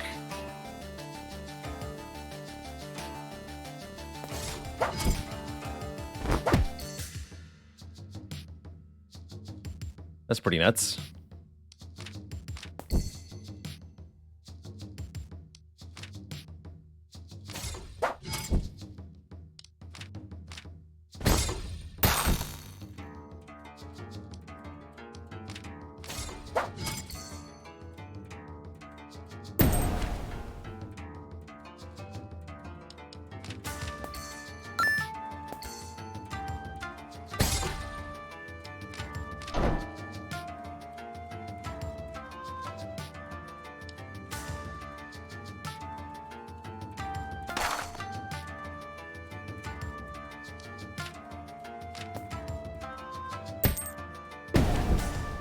I didn't think that through.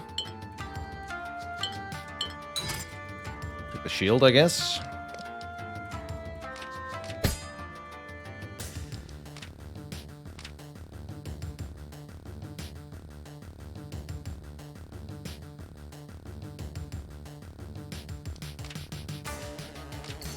Check this out. Bonk.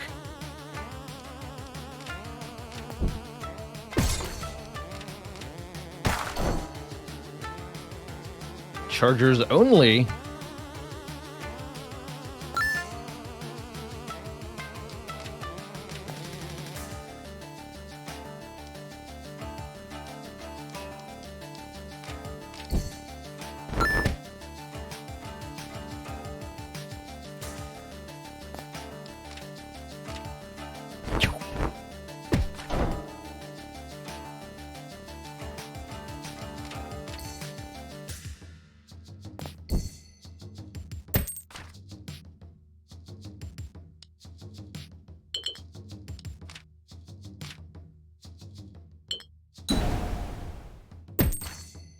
That was going to be a problem.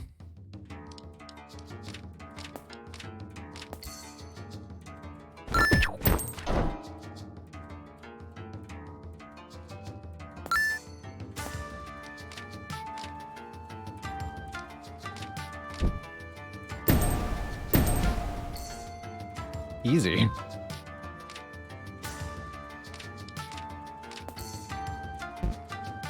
Whoops. Oh, because you're against the back. That makes sense. Well, you can't do anything, so give me those potions. Smacked. Another -1 cooldown upgrade. Could bring this down to 2 cooldown. I think I'd rather lower the cooldown on our freeze here. Actually, let's lower this to a 1 cooldown. So that we can dunk any boss that's not immune to freeze. Can just be chained by that forever. Going for his sly tricks. I see.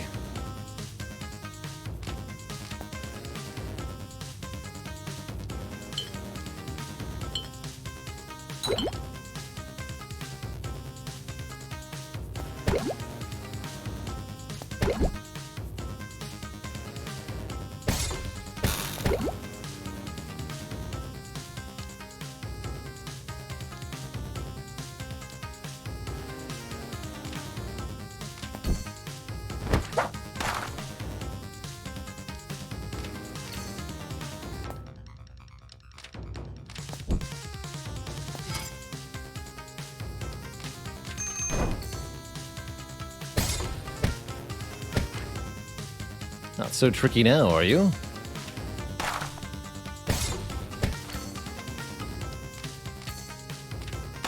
Yeah, with the 1 cooldown, we can put this back into the slot as the enemy gets unfrozen, so they never get to take any actions. That's going to be very, very good later on, I think. I'd like to have no cooldown. Oh, crap, you are. No cooldown. Neat.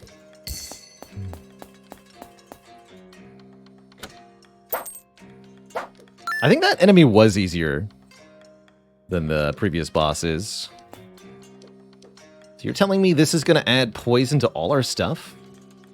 +1 damage to attacks if you moved through during the turn as well. Okay, here we go. Wait, during the turn? Wait a minute, but moving is a turn. Odd. Yeah, I'm sure one of the upcoming enemies will be immune to freeze. What is this? Shadow Charger. Quick-witted and has a charge. That's pretty spooky.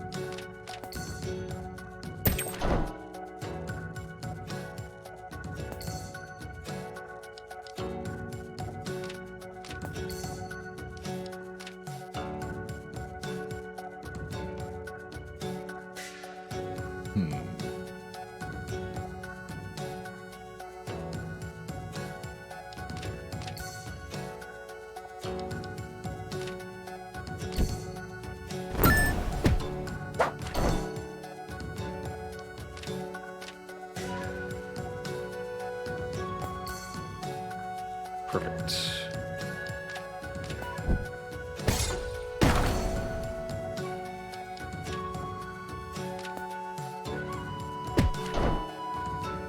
Two archers.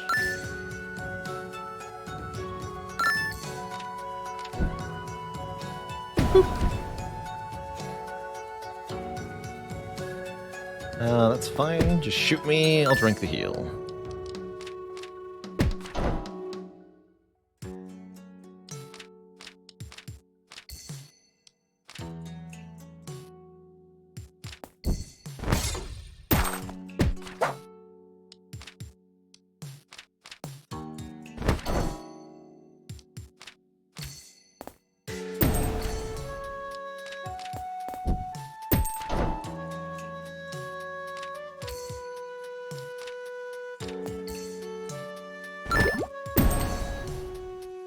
Definitely having both mobility skills has made this a lot more simple for us. We can avoid enemy attacks pretty trivially now.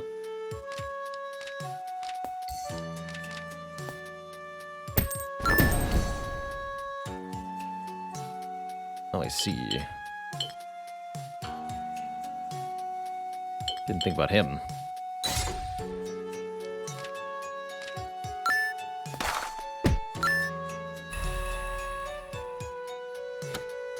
-2 cooldown. Heck yeah.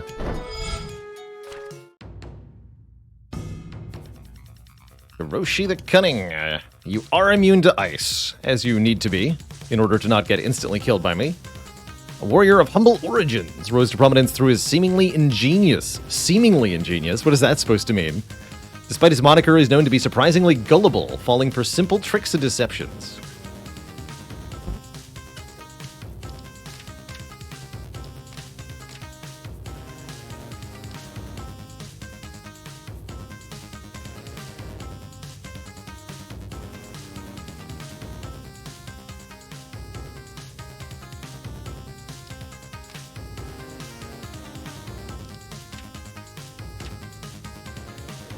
What are you building here? Mirror the attacker's position on the field.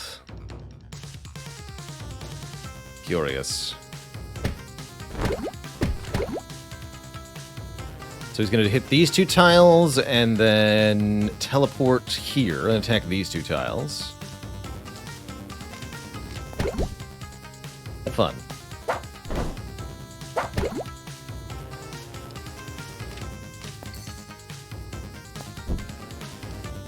Summoning stuff.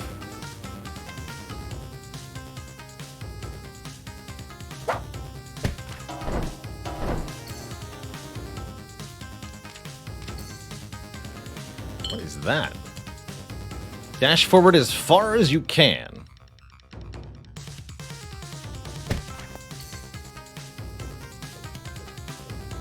Then place a bomb in the cell ahead. Fascinating.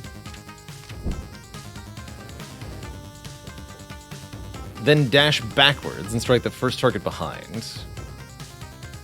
Double fascinating. And he bonked into that guy? That's great.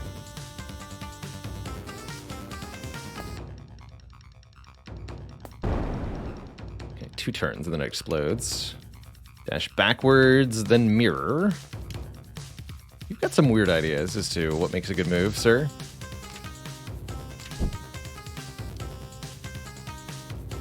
Dash backwards, then mirror. Which will put him here. And then stab. What if I'm on the mirrored tile? Oh, I swap positions. Interesting. Okay, I like it. Yeah, seemingly ingenious.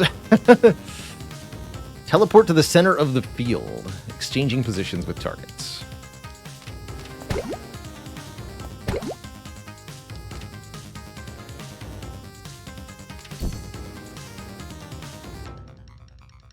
And then attack everything that's not on the edges.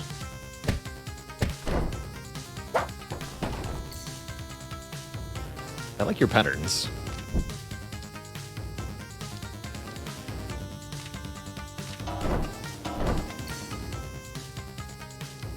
I see. kill that fool. These guys are annoying.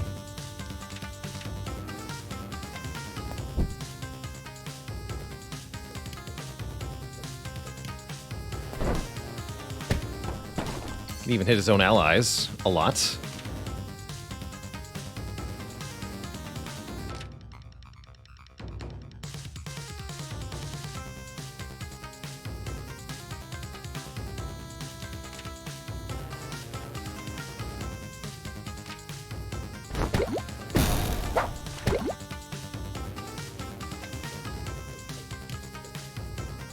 Okay, you're just gonna stay where you are.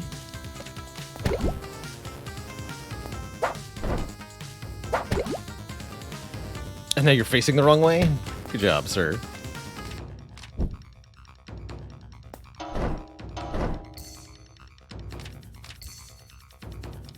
Have some damage. To the face! Blah. Obliterated. Somehow does the boss everything and yet nothing at the same time. Here's the Shogun's Castle. Alright, our final, final shop and final boss await us. Why did that spear hit everybody? The minions died when the boss died, is what happened. An extra consumable slot, huh?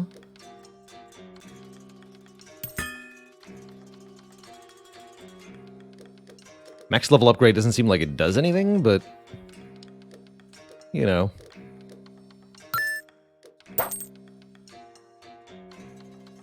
Oh, I see, we got a full consumable slot. Well, that just makes sense. Go. What does poison do? 1 damage per turn at the end of 3 turns is poison.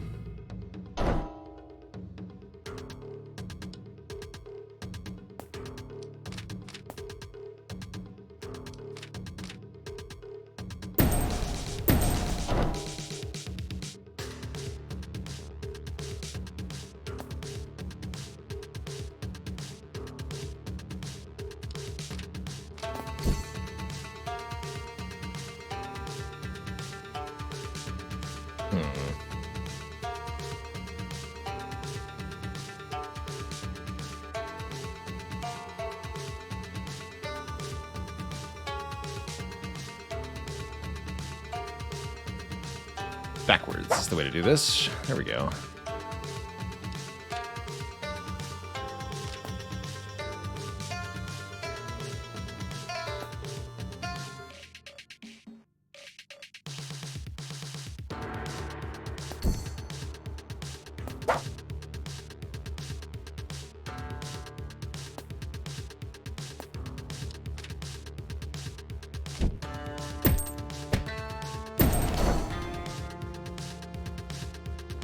I like this music, though.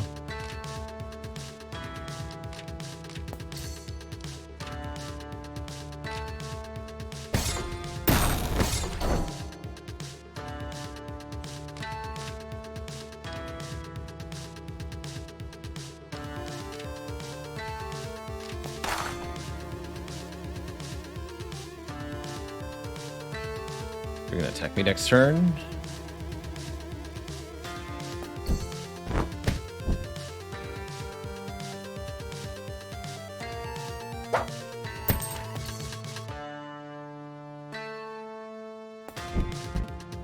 Shoot. But I can move through you? That's clearly not the case.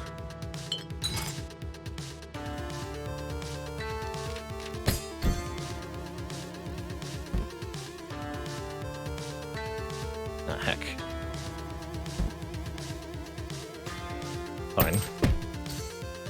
Screwed that up. My bad.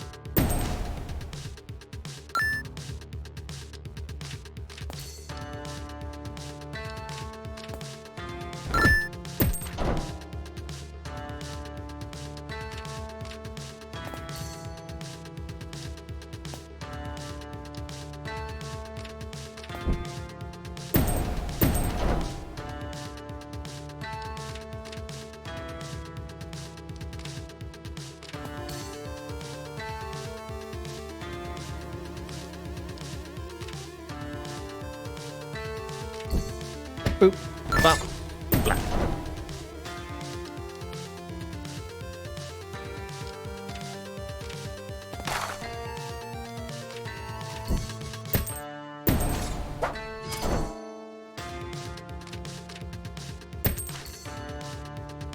Pop that little nerd. Is it gonna hit the same guy? No, hits the next enemy without a shield. That makes sense. Uh-oh. That was not the correct move. Fair enough, though.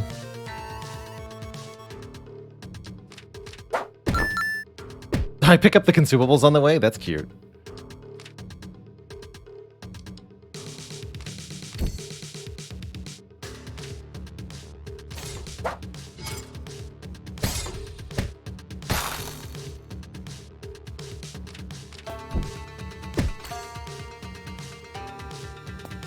No more waves here.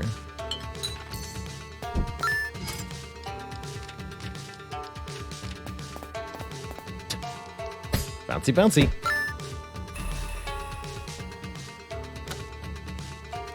Okay, we need something different. Sure, +1 damage. Make the swirl even better. 5 damage. Shogun Showdown time. The Shogun is, of course, immune to ice. We expected that would be the case. A blight upon this land. His reign must be ended no matter the cost. We also have 2 summoners.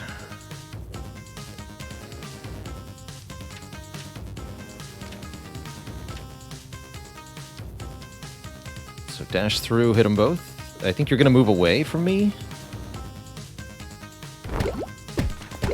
Yes. Can freeze these statues, though. Seems like it might be important.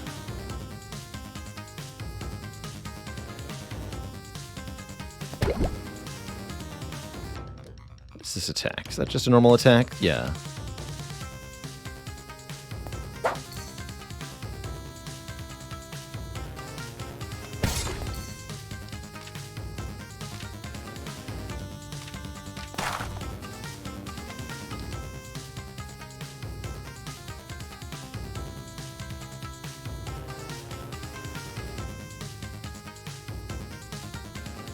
I'm okay taking a 2 damage hit to do 5 to the Shogun here.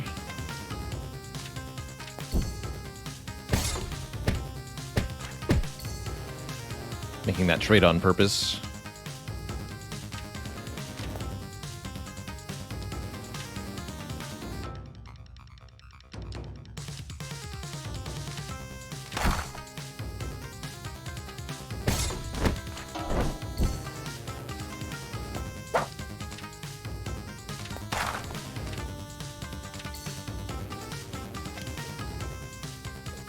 Am I seeing this correctly? That damaging the statues is hurting the Shogun? Groove Snore, thanks for 7 months. The 2 months of support. There we go. Ow.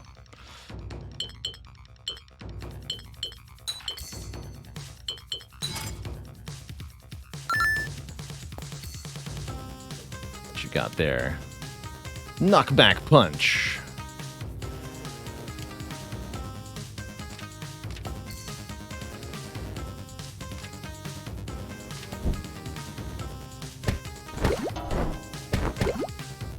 Good job punching your own summon.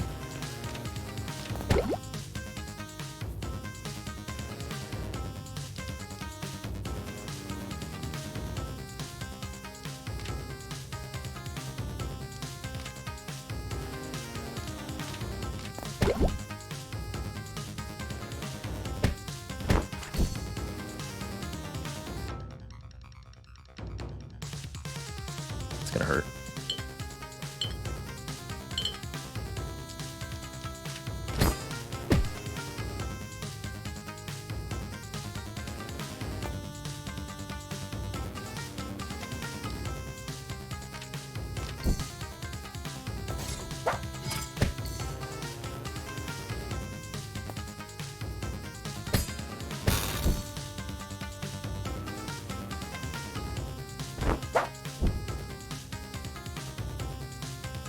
That might have been a mistake.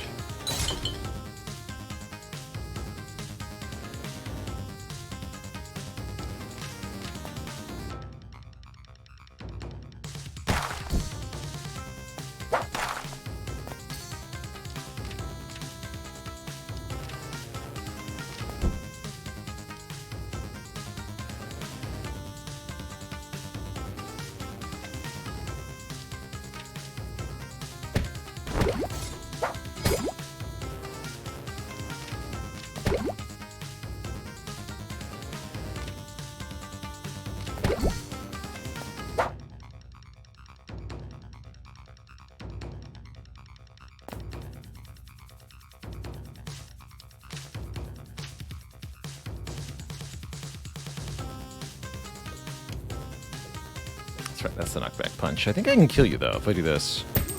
Yeah. Blech.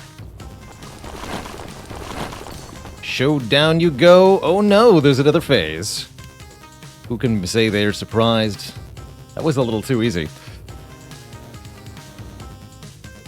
Welcome back, sir. Center of gravity? Yes, teleport to the center of the field. And do a Doom Laser. Expand outwards by 1 cell each turn.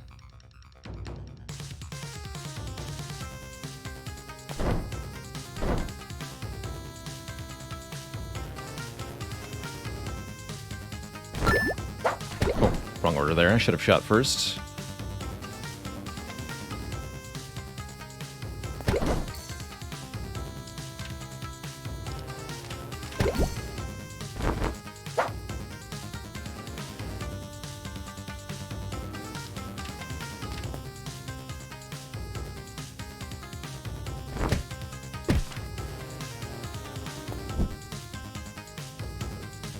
Dash backwards, and then mirror. Okay, I don't know why I even bothered turning around.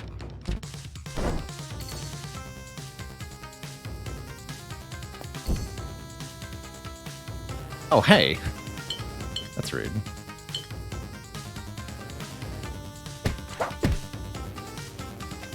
Can't just throw shurikens at me.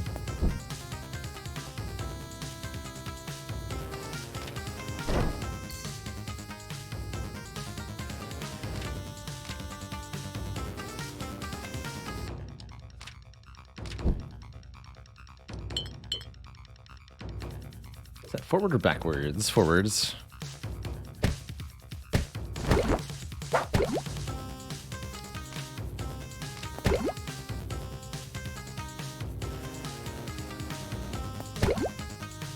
That's the dash backwards.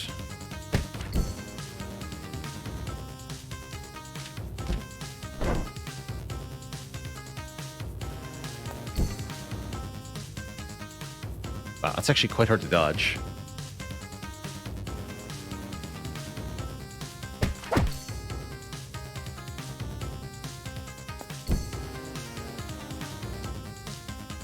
Yeah.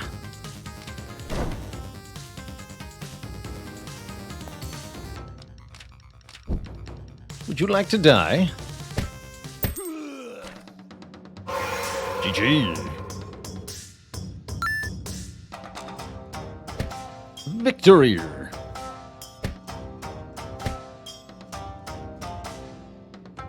Day 2 unlocked. New hero unlocked. Ultimate rank, defeat the Shogun on day ?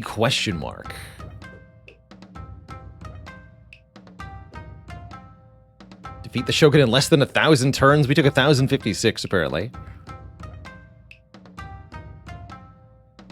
Interesting. Very cool. Seems to be a lot here for a game that just launched into early access. I gotta say, I'm pleasantly surprised.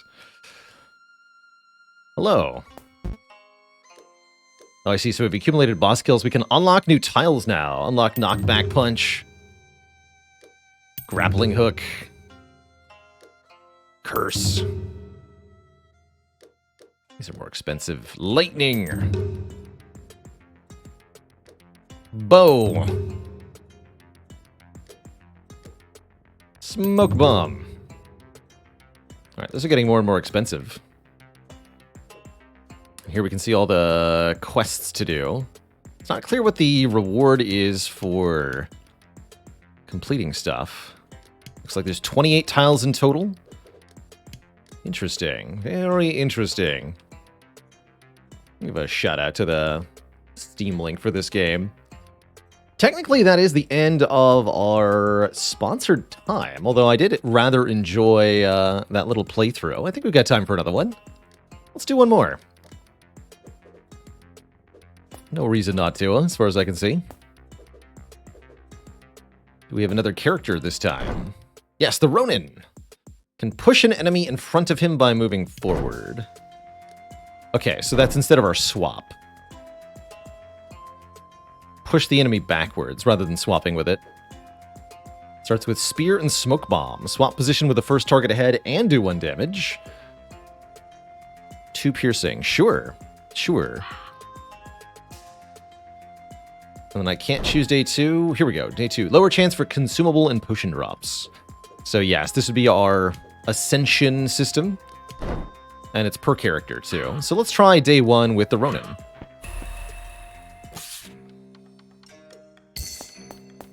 Let's have another run here.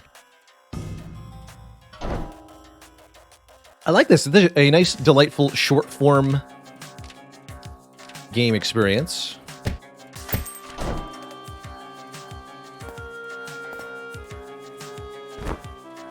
Oh, and they go 2 tiles back. That's good to know.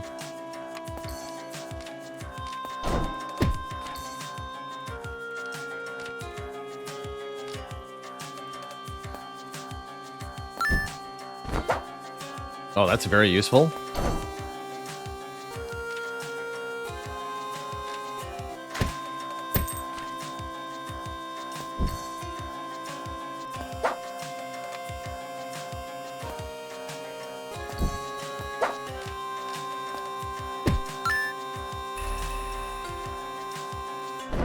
Stabbed friend.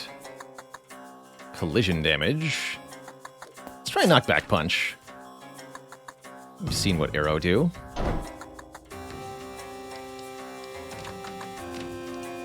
Question is, do both of them take collision damage? Let's find out. Yes, they both take 1 collision damage.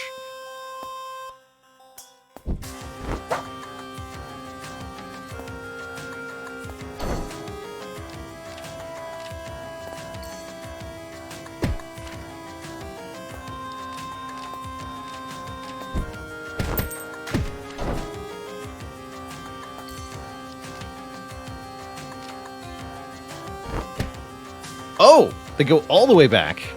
And they can also take collision damage from our special ability. That's cool.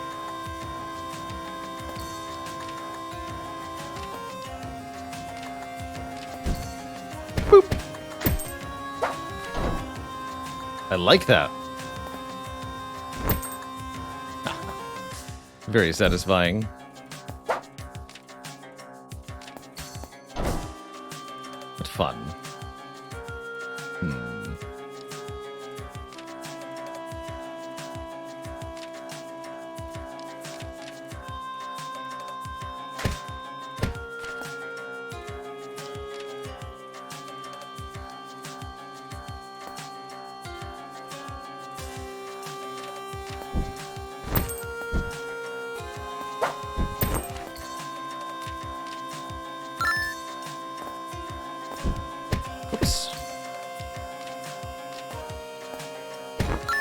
Oh yeah, I do get the consumables on the ground and the combat ends. That's good to know. Okay, we could definitely use some lower cooldown on these things. Let's lower the cooldown on Spear. Seems to be the problem with our starting gear is the very low cooldowns. This is the Dasher friend. Okay, so we'll need to use the Smoke Bomb to counter the dashes here.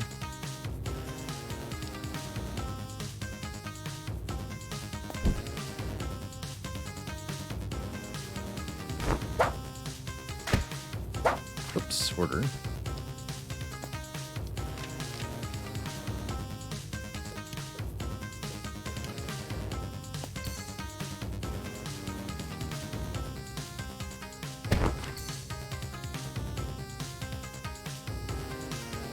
We more or less have to use Smoke Bomb to avoid that.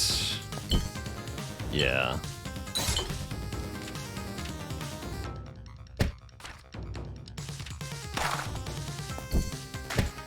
There we go.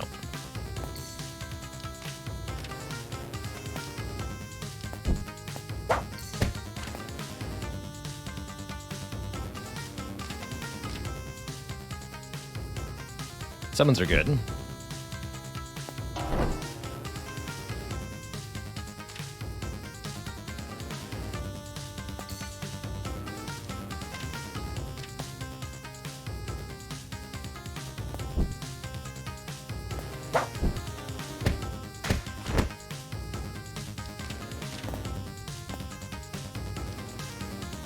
Oops. Oh, shoot.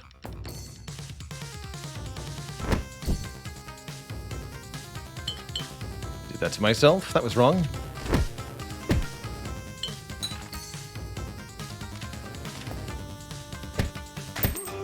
There we go. I like that you can make a few mistakes in this, and it still works out just fine. Reminds you of Steel Judoku, yeah. -4 cooldown is kind of a big deal, actually. Could make Smoke Bomb no longer do damage in order to massively reduce the cooldown. That actually seems pretty good.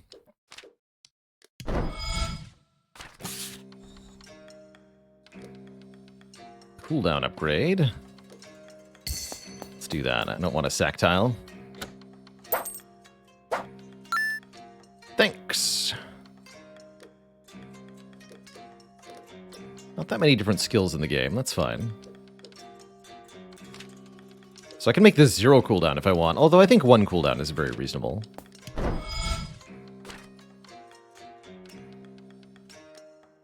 That's all for now. That's right, we can re-upgrade its damage later if we want it to do damage again.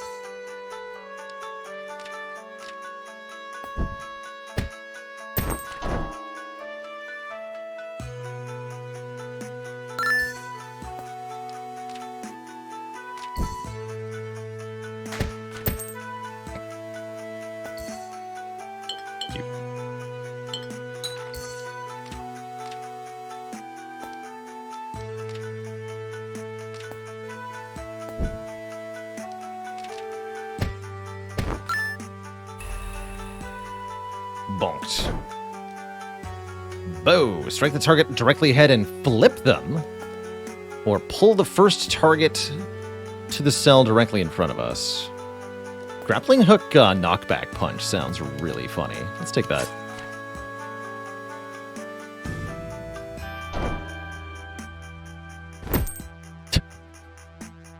It's too satisfying, man.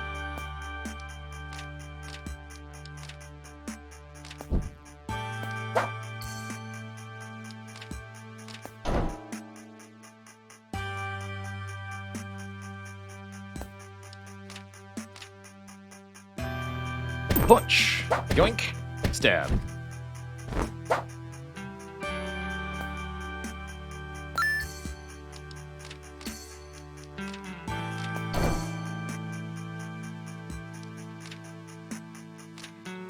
Bonk. Yoink. Stab. Satisfying.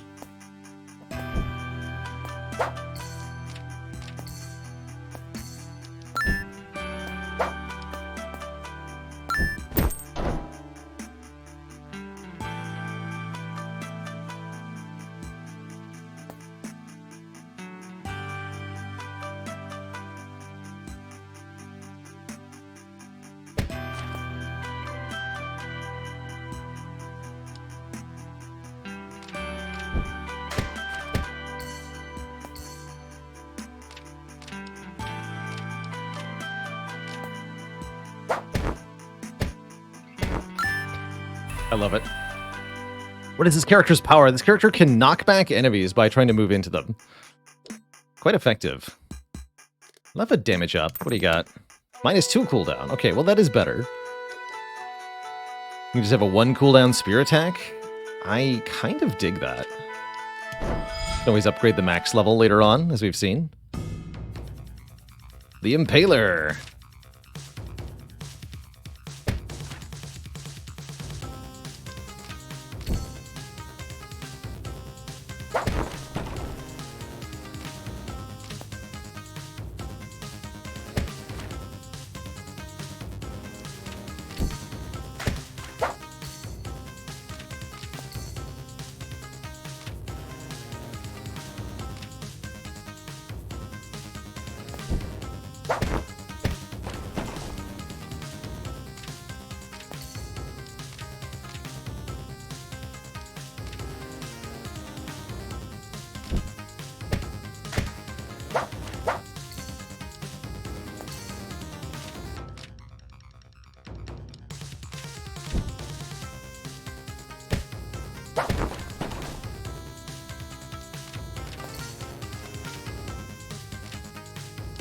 Summoning.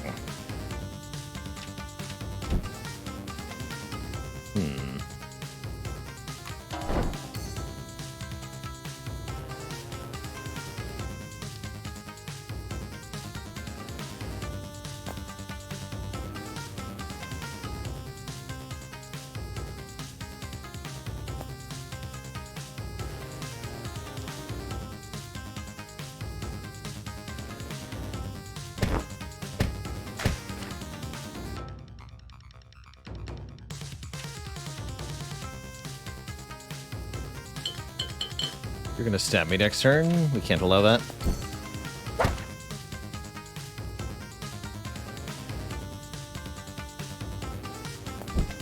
Boop.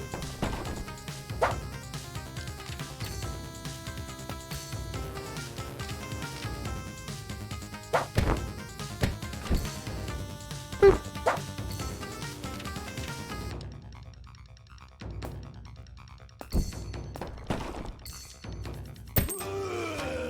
Get poked, friend.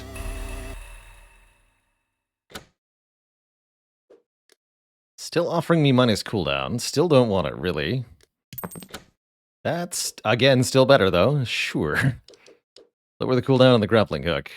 To 2. Enchant upgrade, damage upgrade.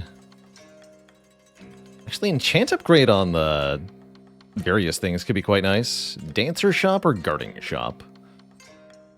I want the damage. Damage upgrade and dancer shop. Special move. Push inflicts 1 damage. Interesting. Upgrade the dancer shop.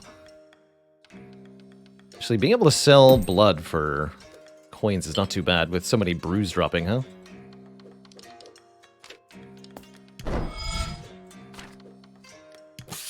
It's okay. Moonlit port.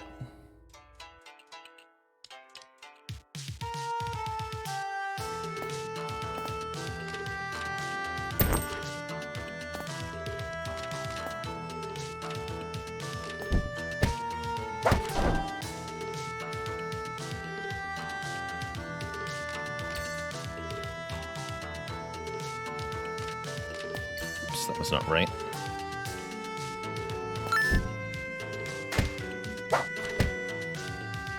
Seems fine. Get over here.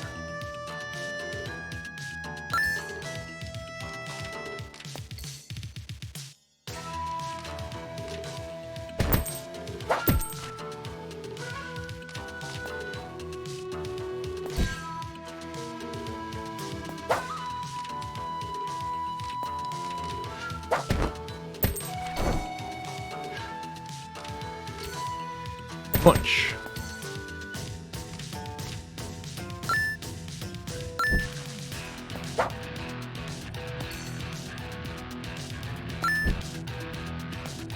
Friendly fire.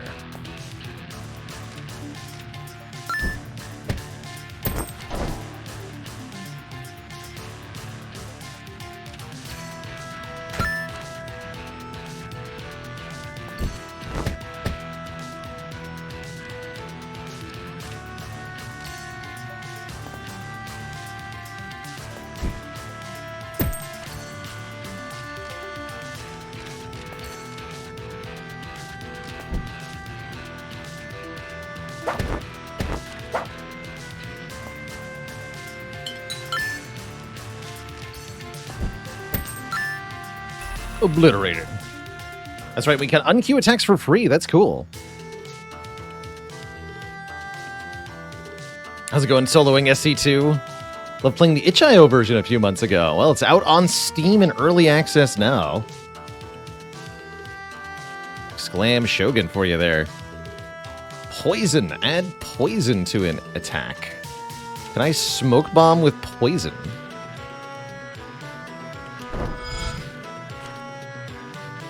It's kind of cool.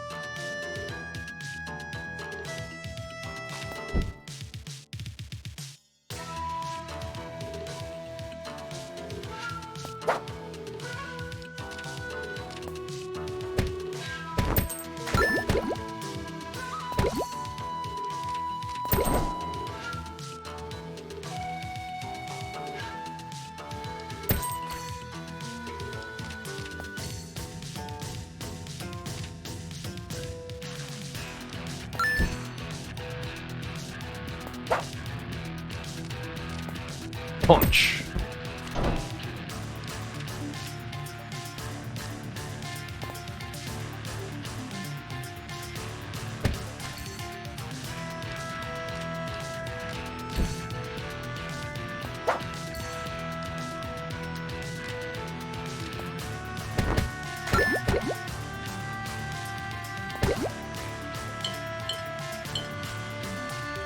Pretty happy with our consumables.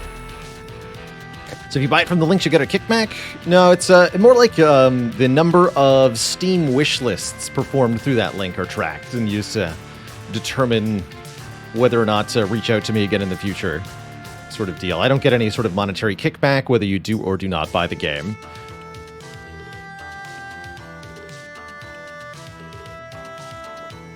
I think we reroll again.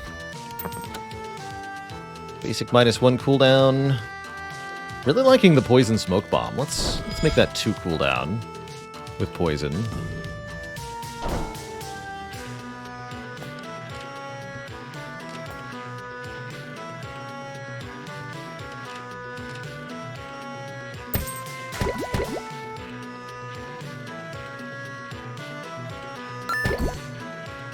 You attack and then do your thing?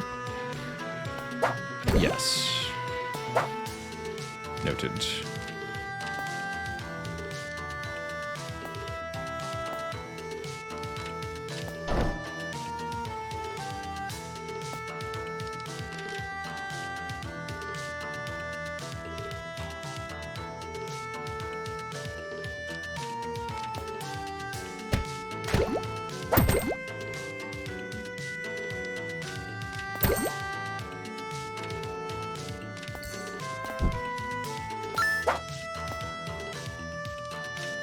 Get over here.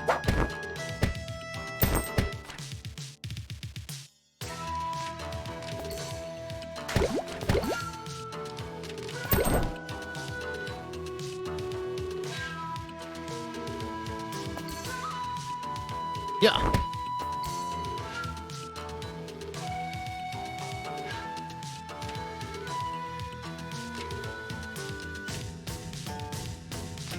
Check this out. Boop, bop, stab.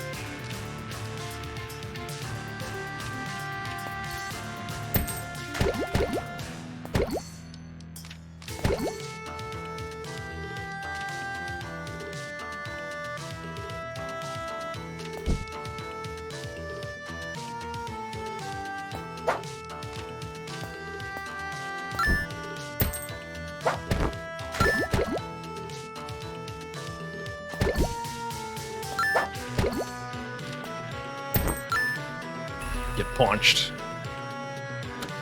Yeah, this game is a perfect fit for our cozy little community here. It's just the right mix of tactics and shenaniganry. I like it. The twins. That's right. Poison ought to be very effective here.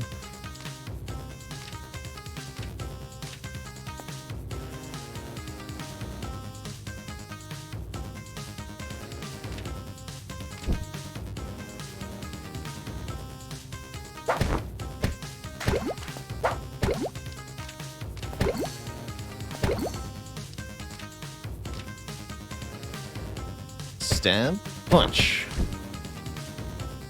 Although you're going to be able to do that, huh? Fair enough.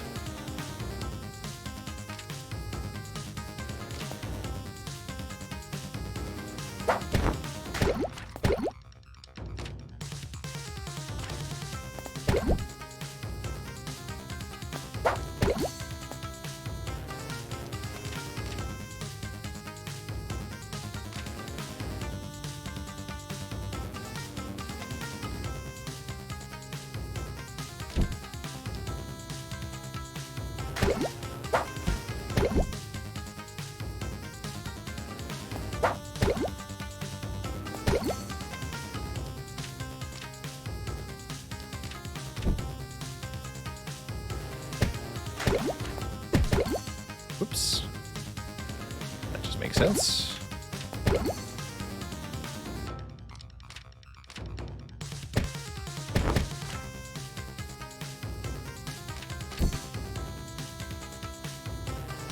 What are you doing? Dash. Swap the content of the cell directly ahead and behind. You're gonna move here, move me here, then get stabbed? I see.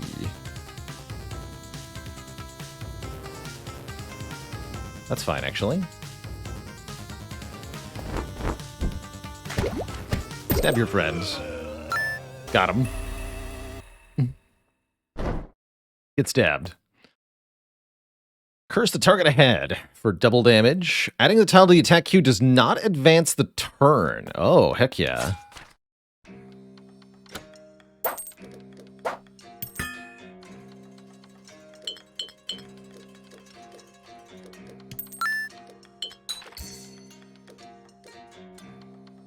-1 cooldown for our push move. That's kind of cool. Let's reduce the cooldown on Curse, which is lengthy.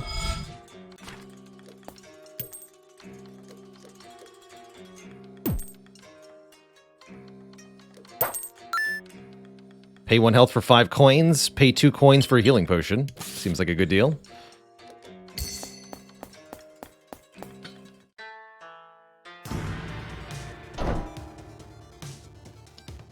Alright, we've got more difficult enemies now. We didn't get damage upgrades like last time, so we're struggling to keep up with higher health enemies a little bit.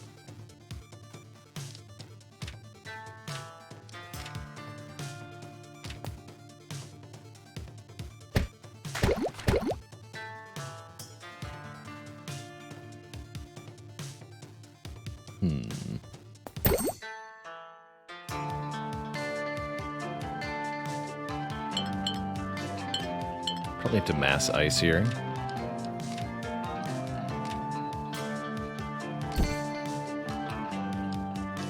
Yeah.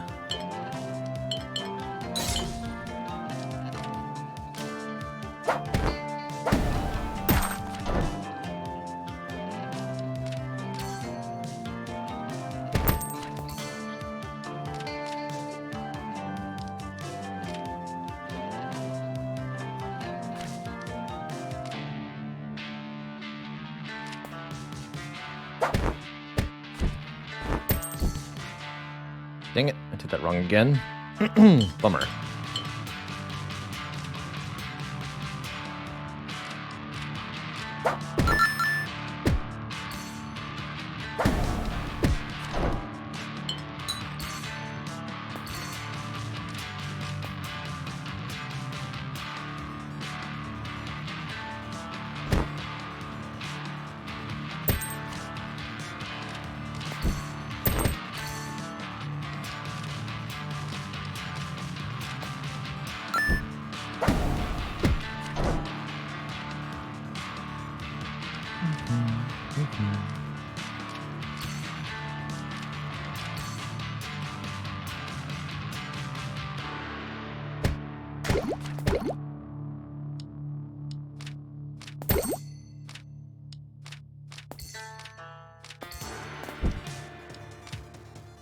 Doesn't matter the order? Yes, it does. Let's do it in the most fun order. Go! Come back! Die!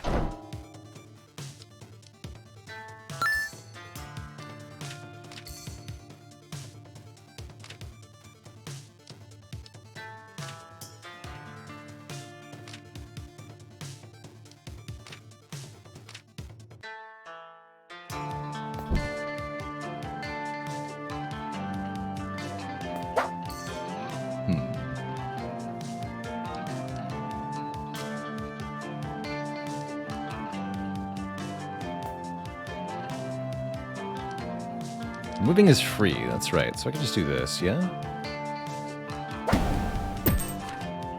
Okay, that makes more sense.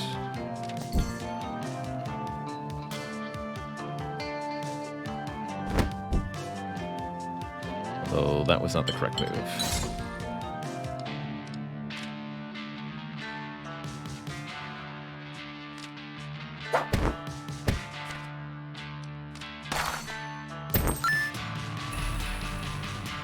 That's fine. Another -1 cooldown. Keep reducing this.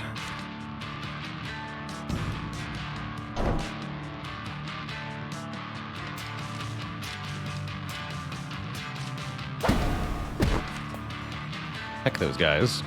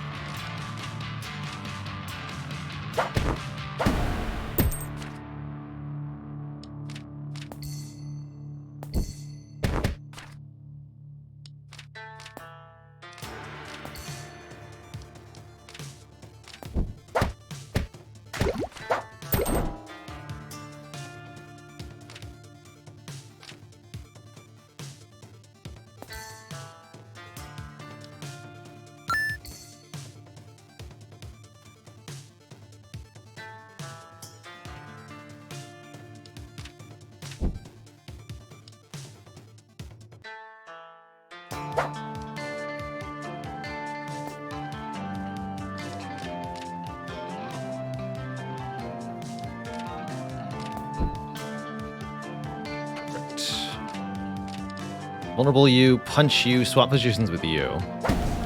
Bonk. Nice. Counts as a combo too, that's neat.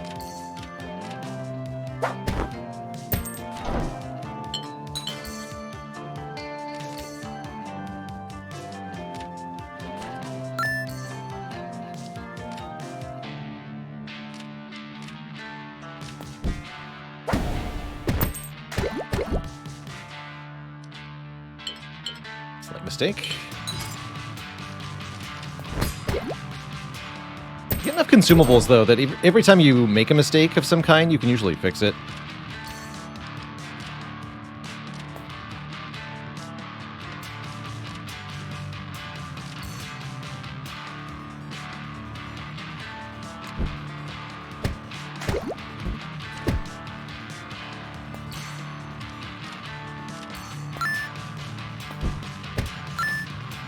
Easy peasy.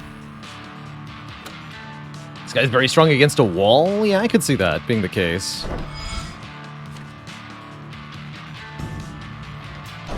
Way lower cooldown on the Vuln thing is pretty sweet, too.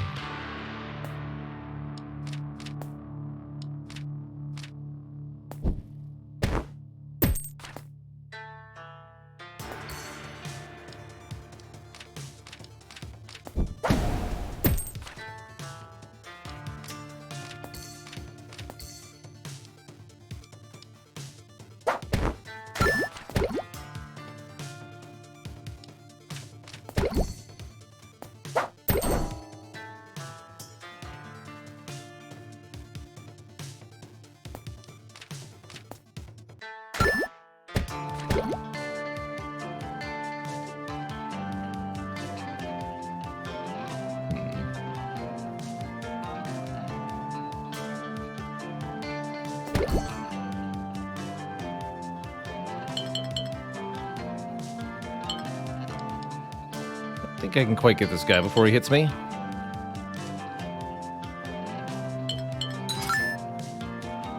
I can shield for free at least.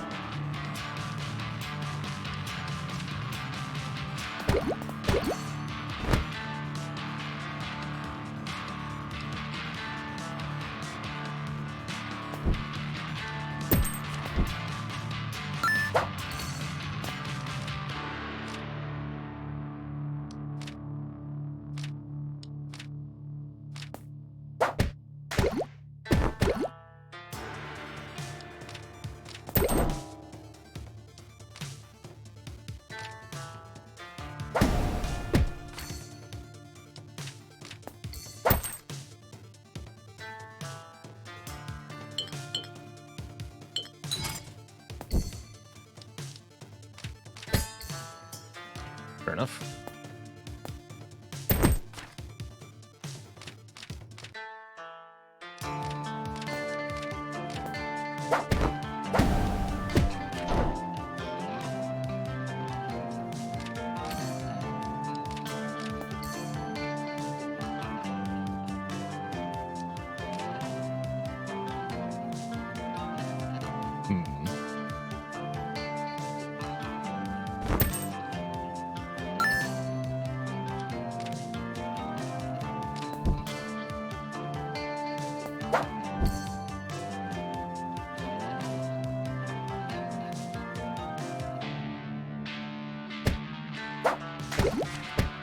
Gets me hit by this guy, though. Dang.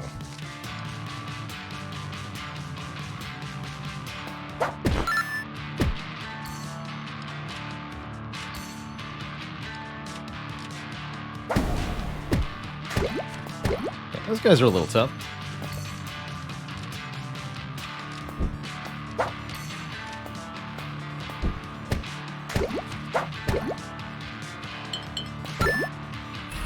Ditch. Oddity, thanks for the 9 months. You're heckin' welcome for all the great streams.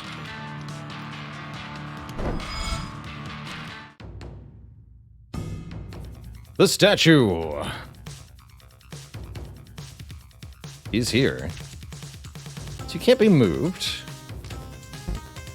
Oh, that just does nothing. Okay, that's good to know.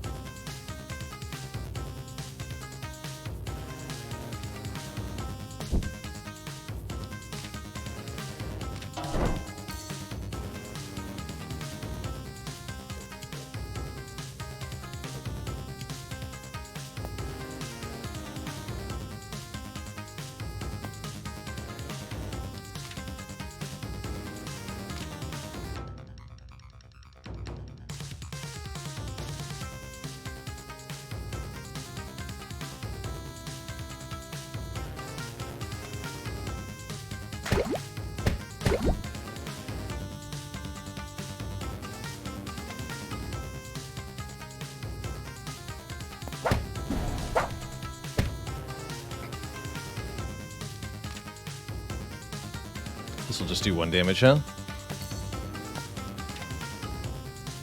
I literally can't stop a 2 damage arrow? Question mark? Guess we have to use the summons.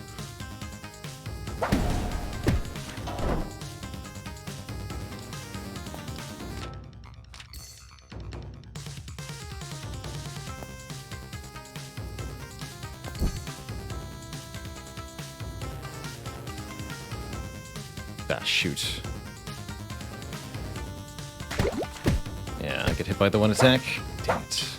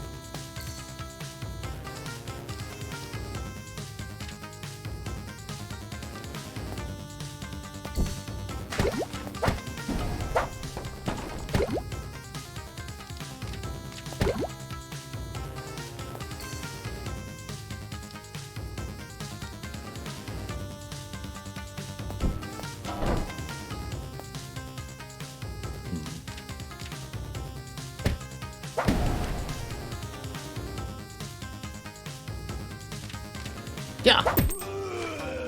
Got him.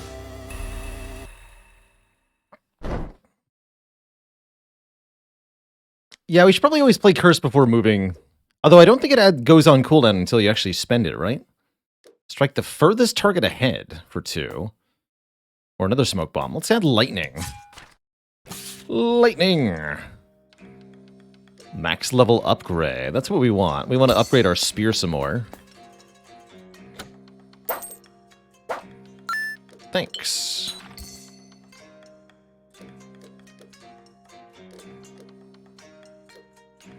Extra consumable slot is great.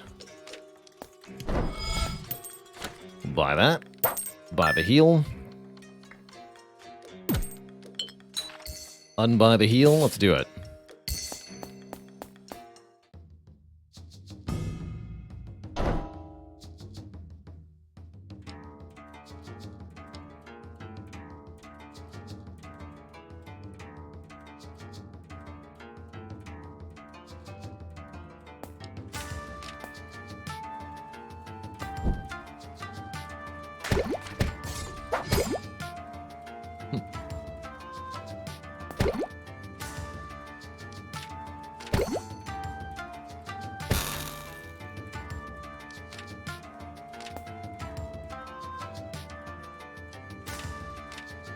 Yeah, won't start cooling down until we actually use it. Lightning hits the furthest, that's correct.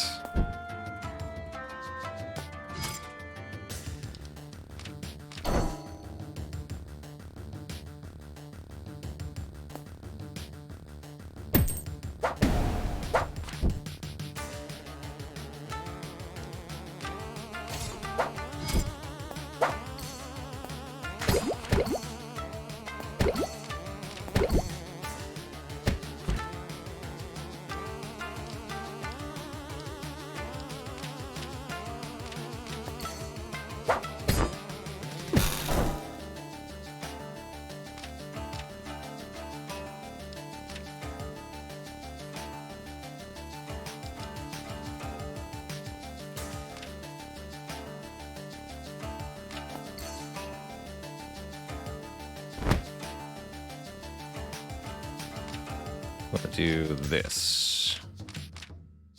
Kill this one. Bonk.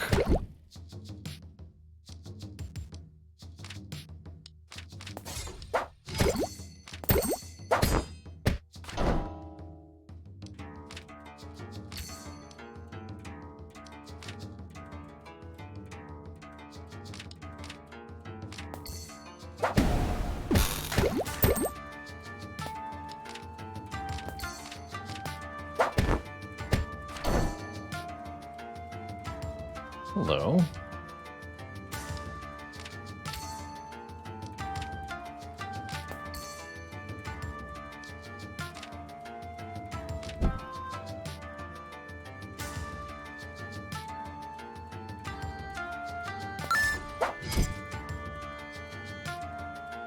Let's have some fun, shall we?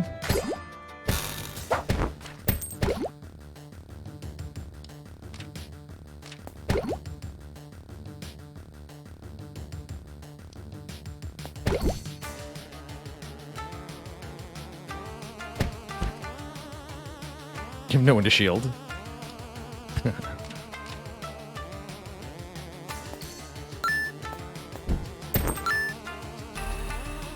punched. -1 cooldown. No cooldown on the vulnerable.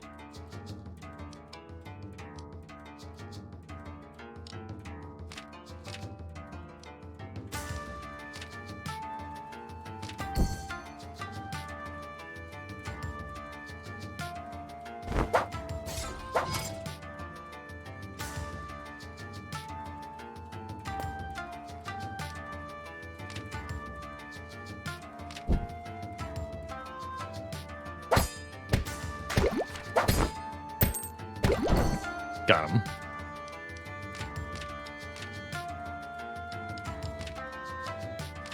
So I can just slot and unslot that for free at any time. That's kind of neat.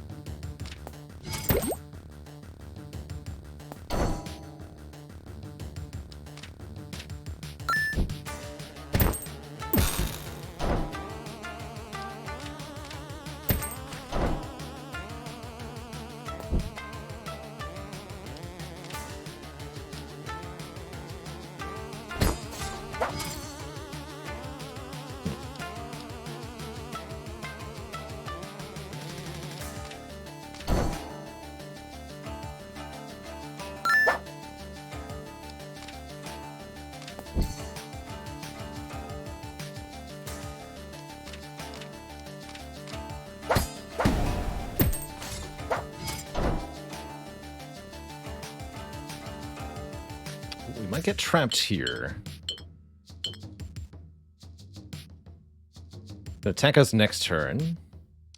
We can swap places with this, but we still get stabbed. Bummer. But so does our enemy, so that's fine.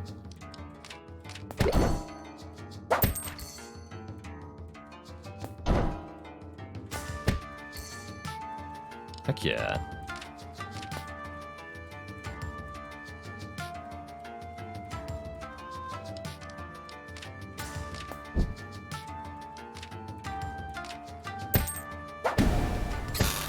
Alright, you have a shield.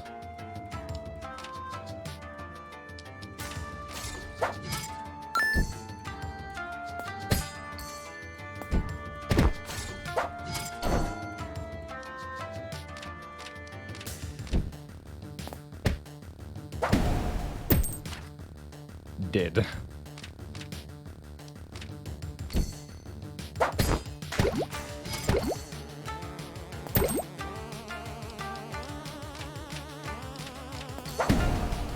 Oops.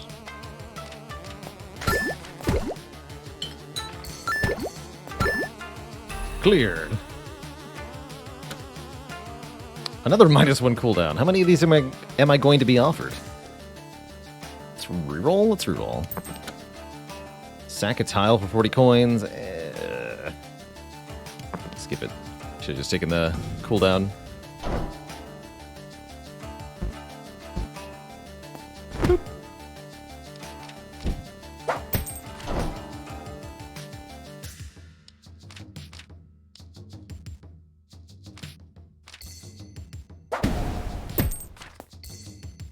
guys need to die fast.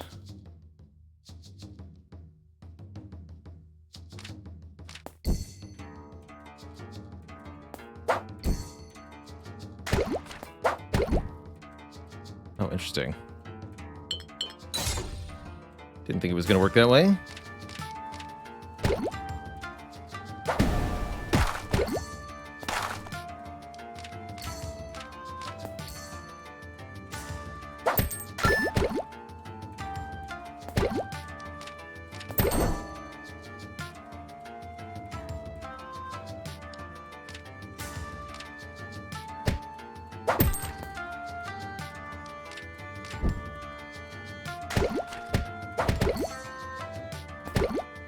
Got him.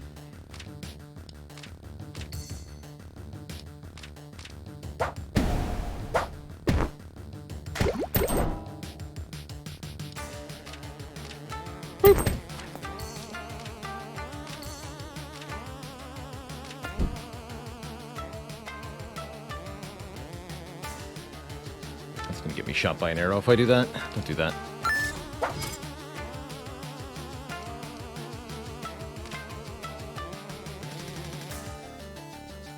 This way.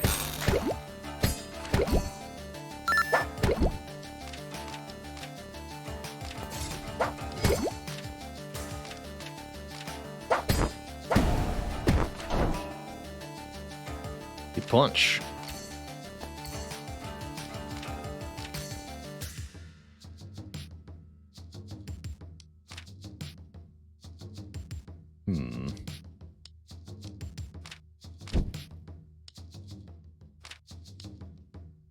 That wasn't correct. I thought that would kill. Should have used the vulnerable there. I had the opportunity to do so. I just didn't.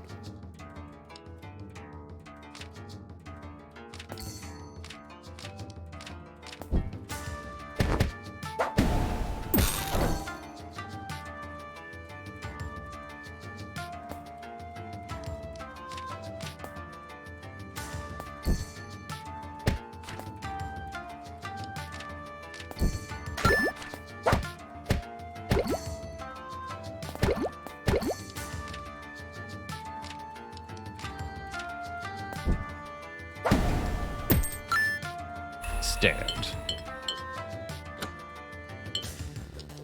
Add another level to the spear. It's doing a really good job. More levels means we can add more upgrades to it. Cow of the Coward.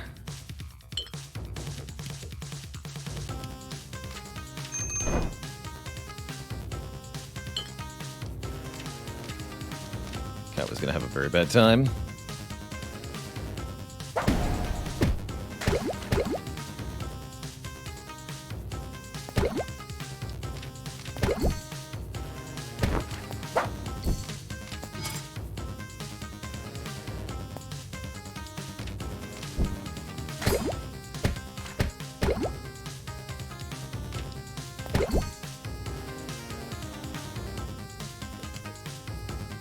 Position with the first target ahead. That's me.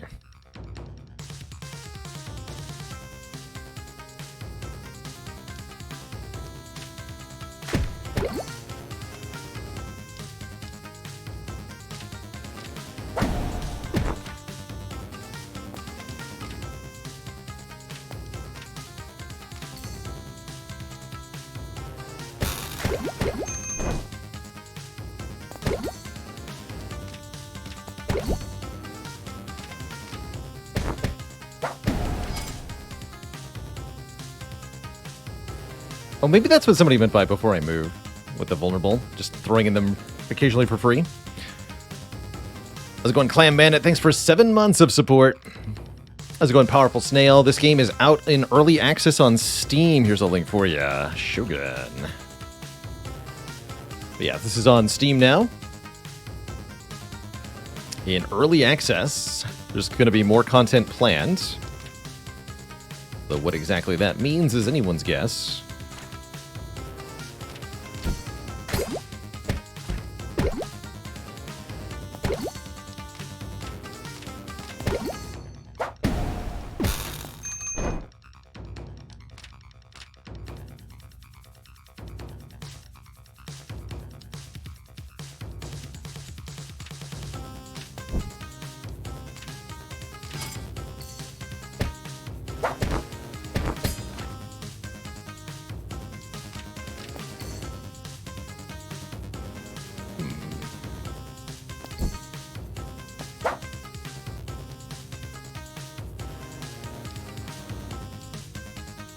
Oh, this is fine, right?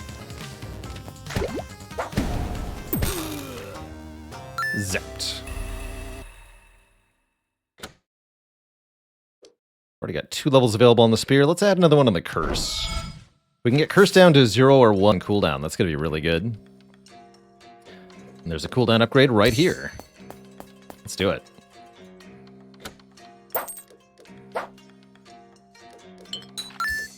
I like that they just give you a free potion sometimes. Reroll and restock this shop. Interesting. I think we're fine as we are.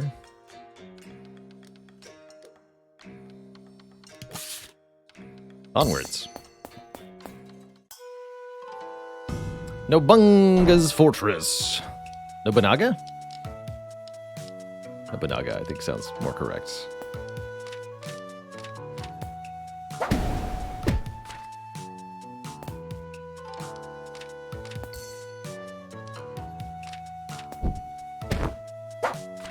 Wrong order. Good try, though.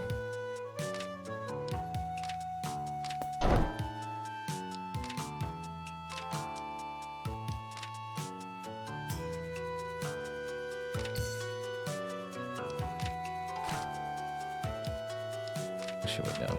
Who's this one?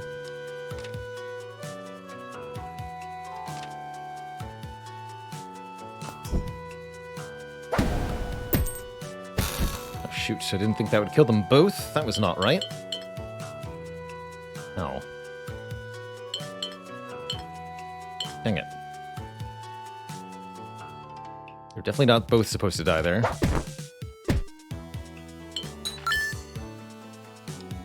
That's fine.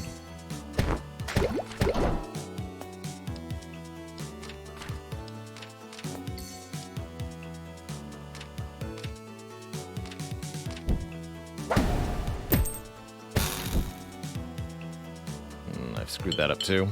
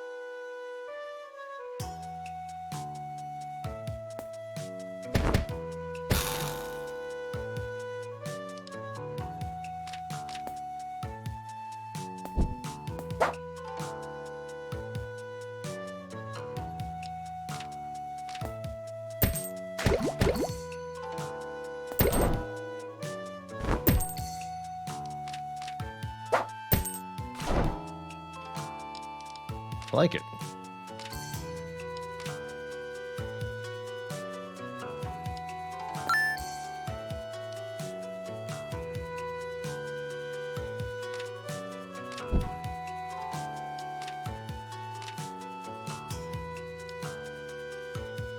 That's not gonna kill, huh?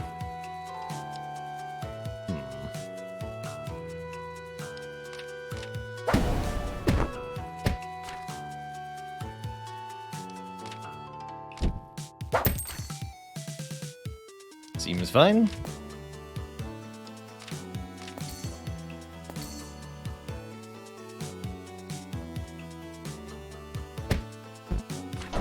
So that goes on cooldown, huh?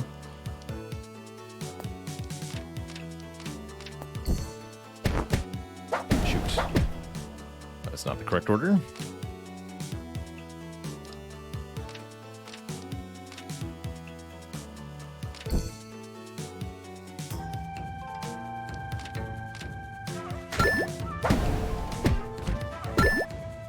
Survived.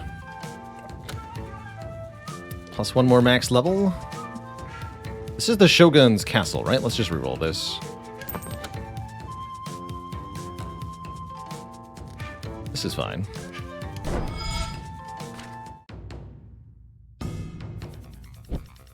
Nobunaga the Wicked.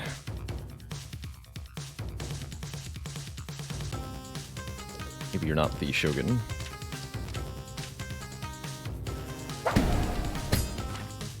Wait, what? Did you start with a shield? Hidden under an invincible cloak. Oh my.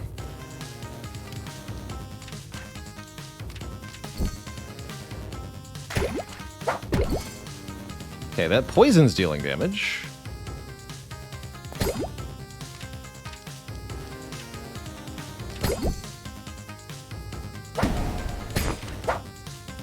Ah, I see. We have to expose him with the light pillars. That makes sense.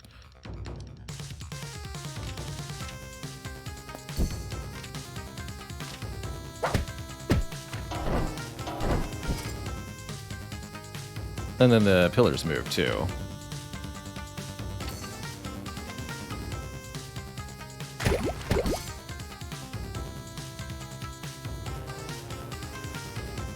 Quite a lot they do.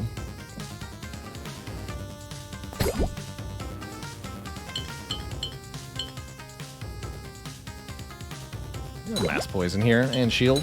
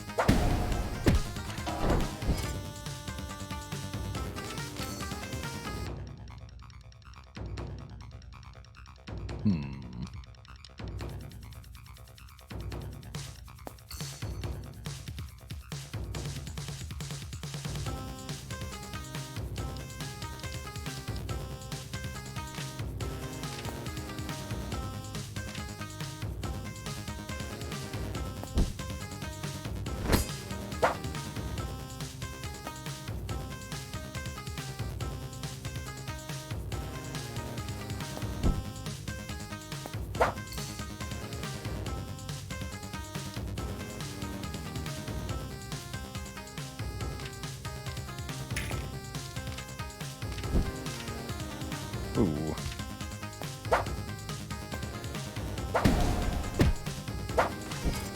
Cool fight, actually.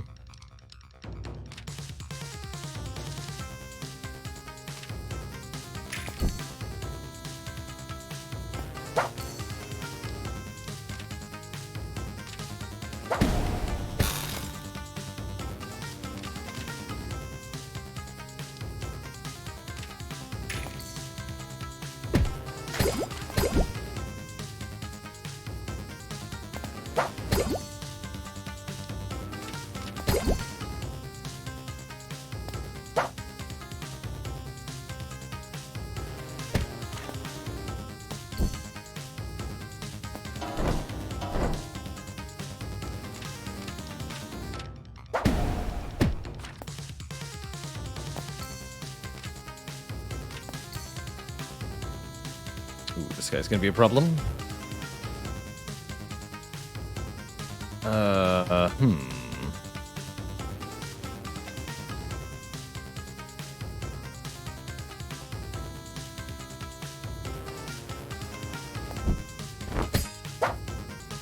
Haven't used that in a while.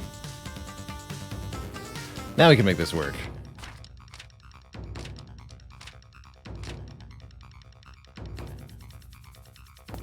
Swap places with the boss. Kill this guy.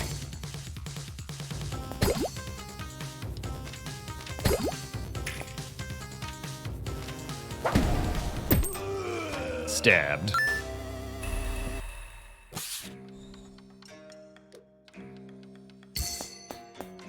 Alright, here's the Shogun's castle.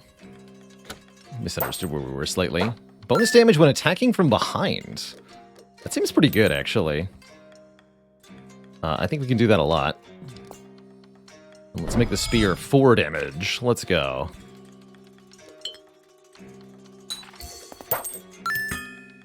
Upgrade that shop, too. Another extra consumable slot. Perfect. To the Shogun's castle.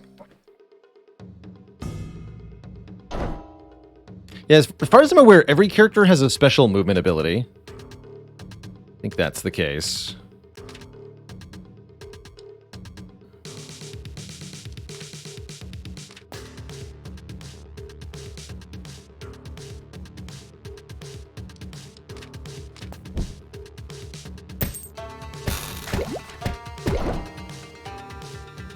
Dead.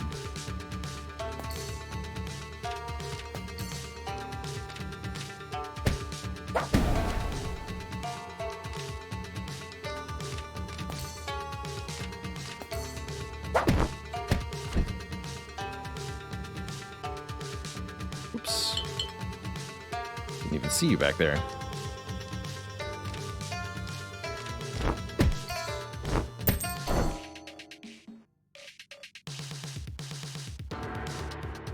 Music is so good, though.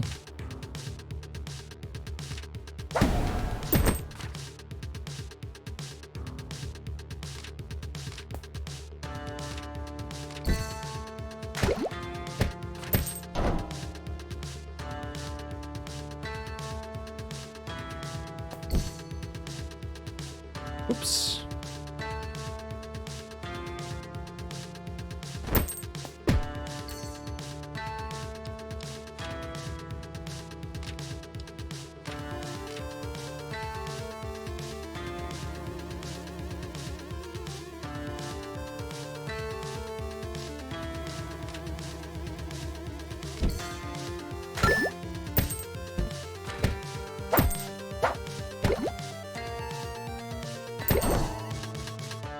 Dead.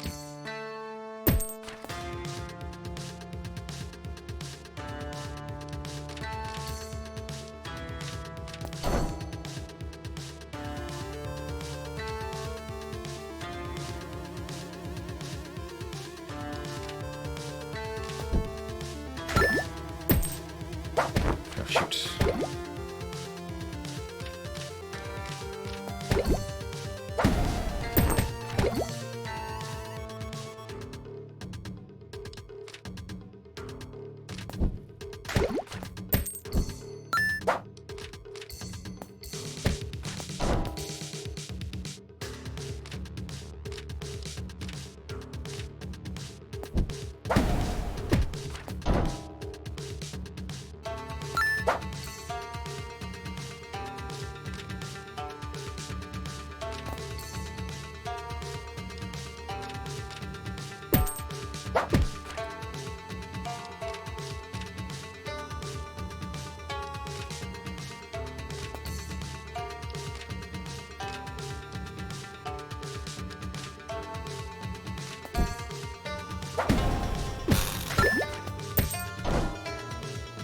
Stabbed.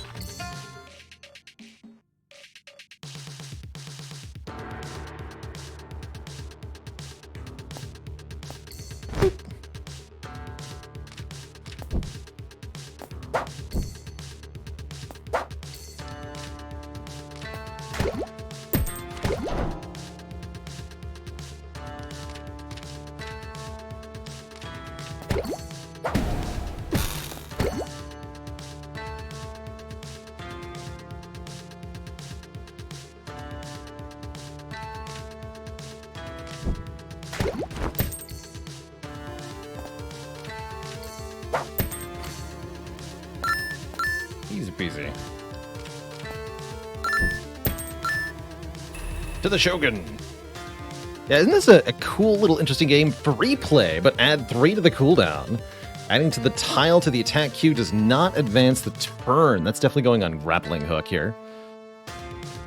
Too long a cooldown if we do that on lightning or knockback punch. Like it though. So free play is indicated by red, apparently. Here's the Shogun.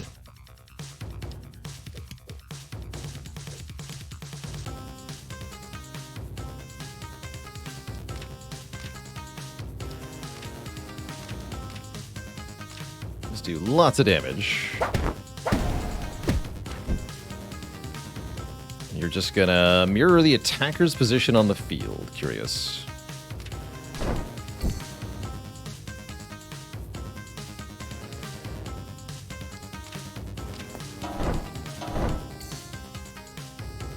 These enemies have more health?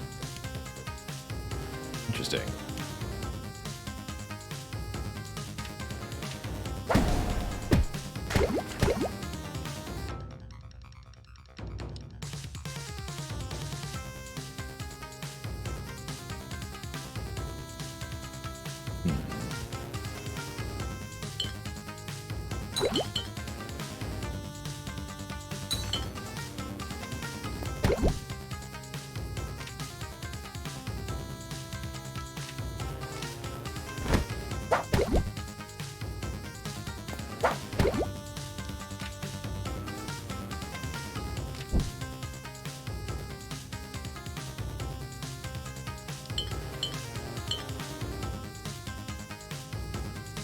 That hit we have to take, I think, but this will be a pretty short fight.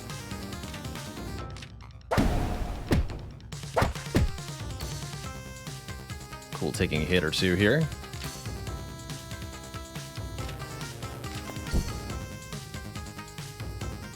Maybe not that many hits. Although... Ha! Just get killed, son. GG. Now for phase 2. That's right, we do have a backstab relic.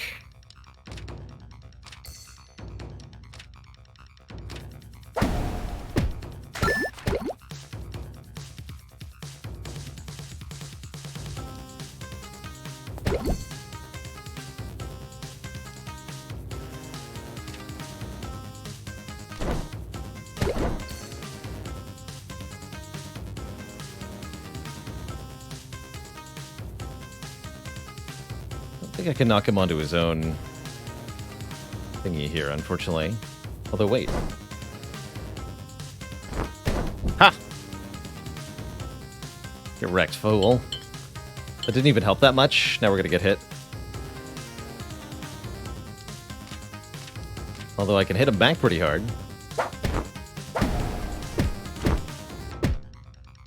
Ow.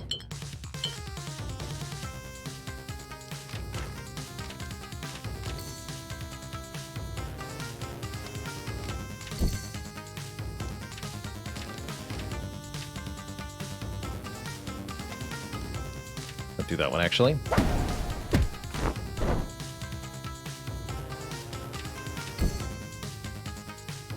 Oh, yeah, this I remember this attack being almost impossible to avoid. Fair enough.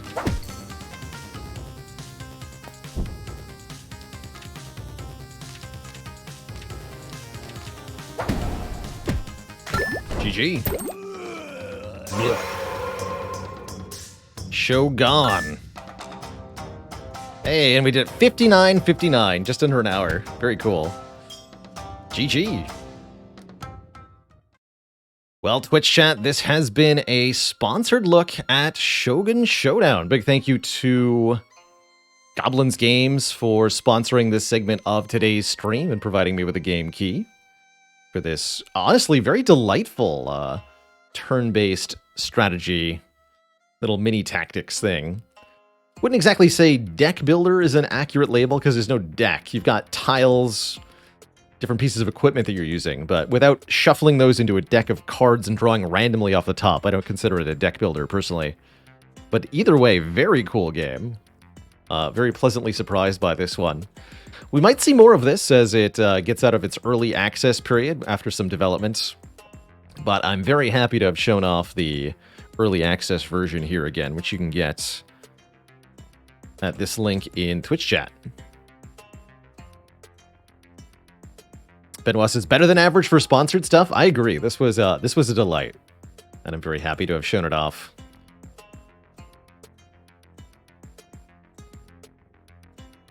Oh yeah, let's see what our newest character is. We unlocked the Shadow. Can phase through enemies in front of them by moving forward. So you've got a swap, a knockback, and now a move through. So I assume you move 2 tiles forward. All different ways to reposition yourself. All pretty cool. And then slightly different starting equipment. Neat. Very neat. That is all the time I've got for you all today, Twitch chat. So I am saying so long, farewell, good night, and have a good one here. We'll be back at it tomorrow with some more of our Slay the Spire challenge, as well as, I think, some Monster Train tomorrow is what's on the docket. Looking forward to that. But for now, I must say farewell to you all and farewell to Shogun Showdown. It's been a good one. Toodaloo, everybody. Thanks, Mr. Cheevius, for the 29 months. See you later, Erleron, Jeddardo Janin, Svanilov, Jackstonian, Pistorball, Nolal, Benoit, Handsome Bigfoot, Coco Frio, and everybody else. Have a wonderful, wonderful evening. Till next time, this is Baylor saying, stay cozy, my friends, and have a good one. Toodaloo, folks.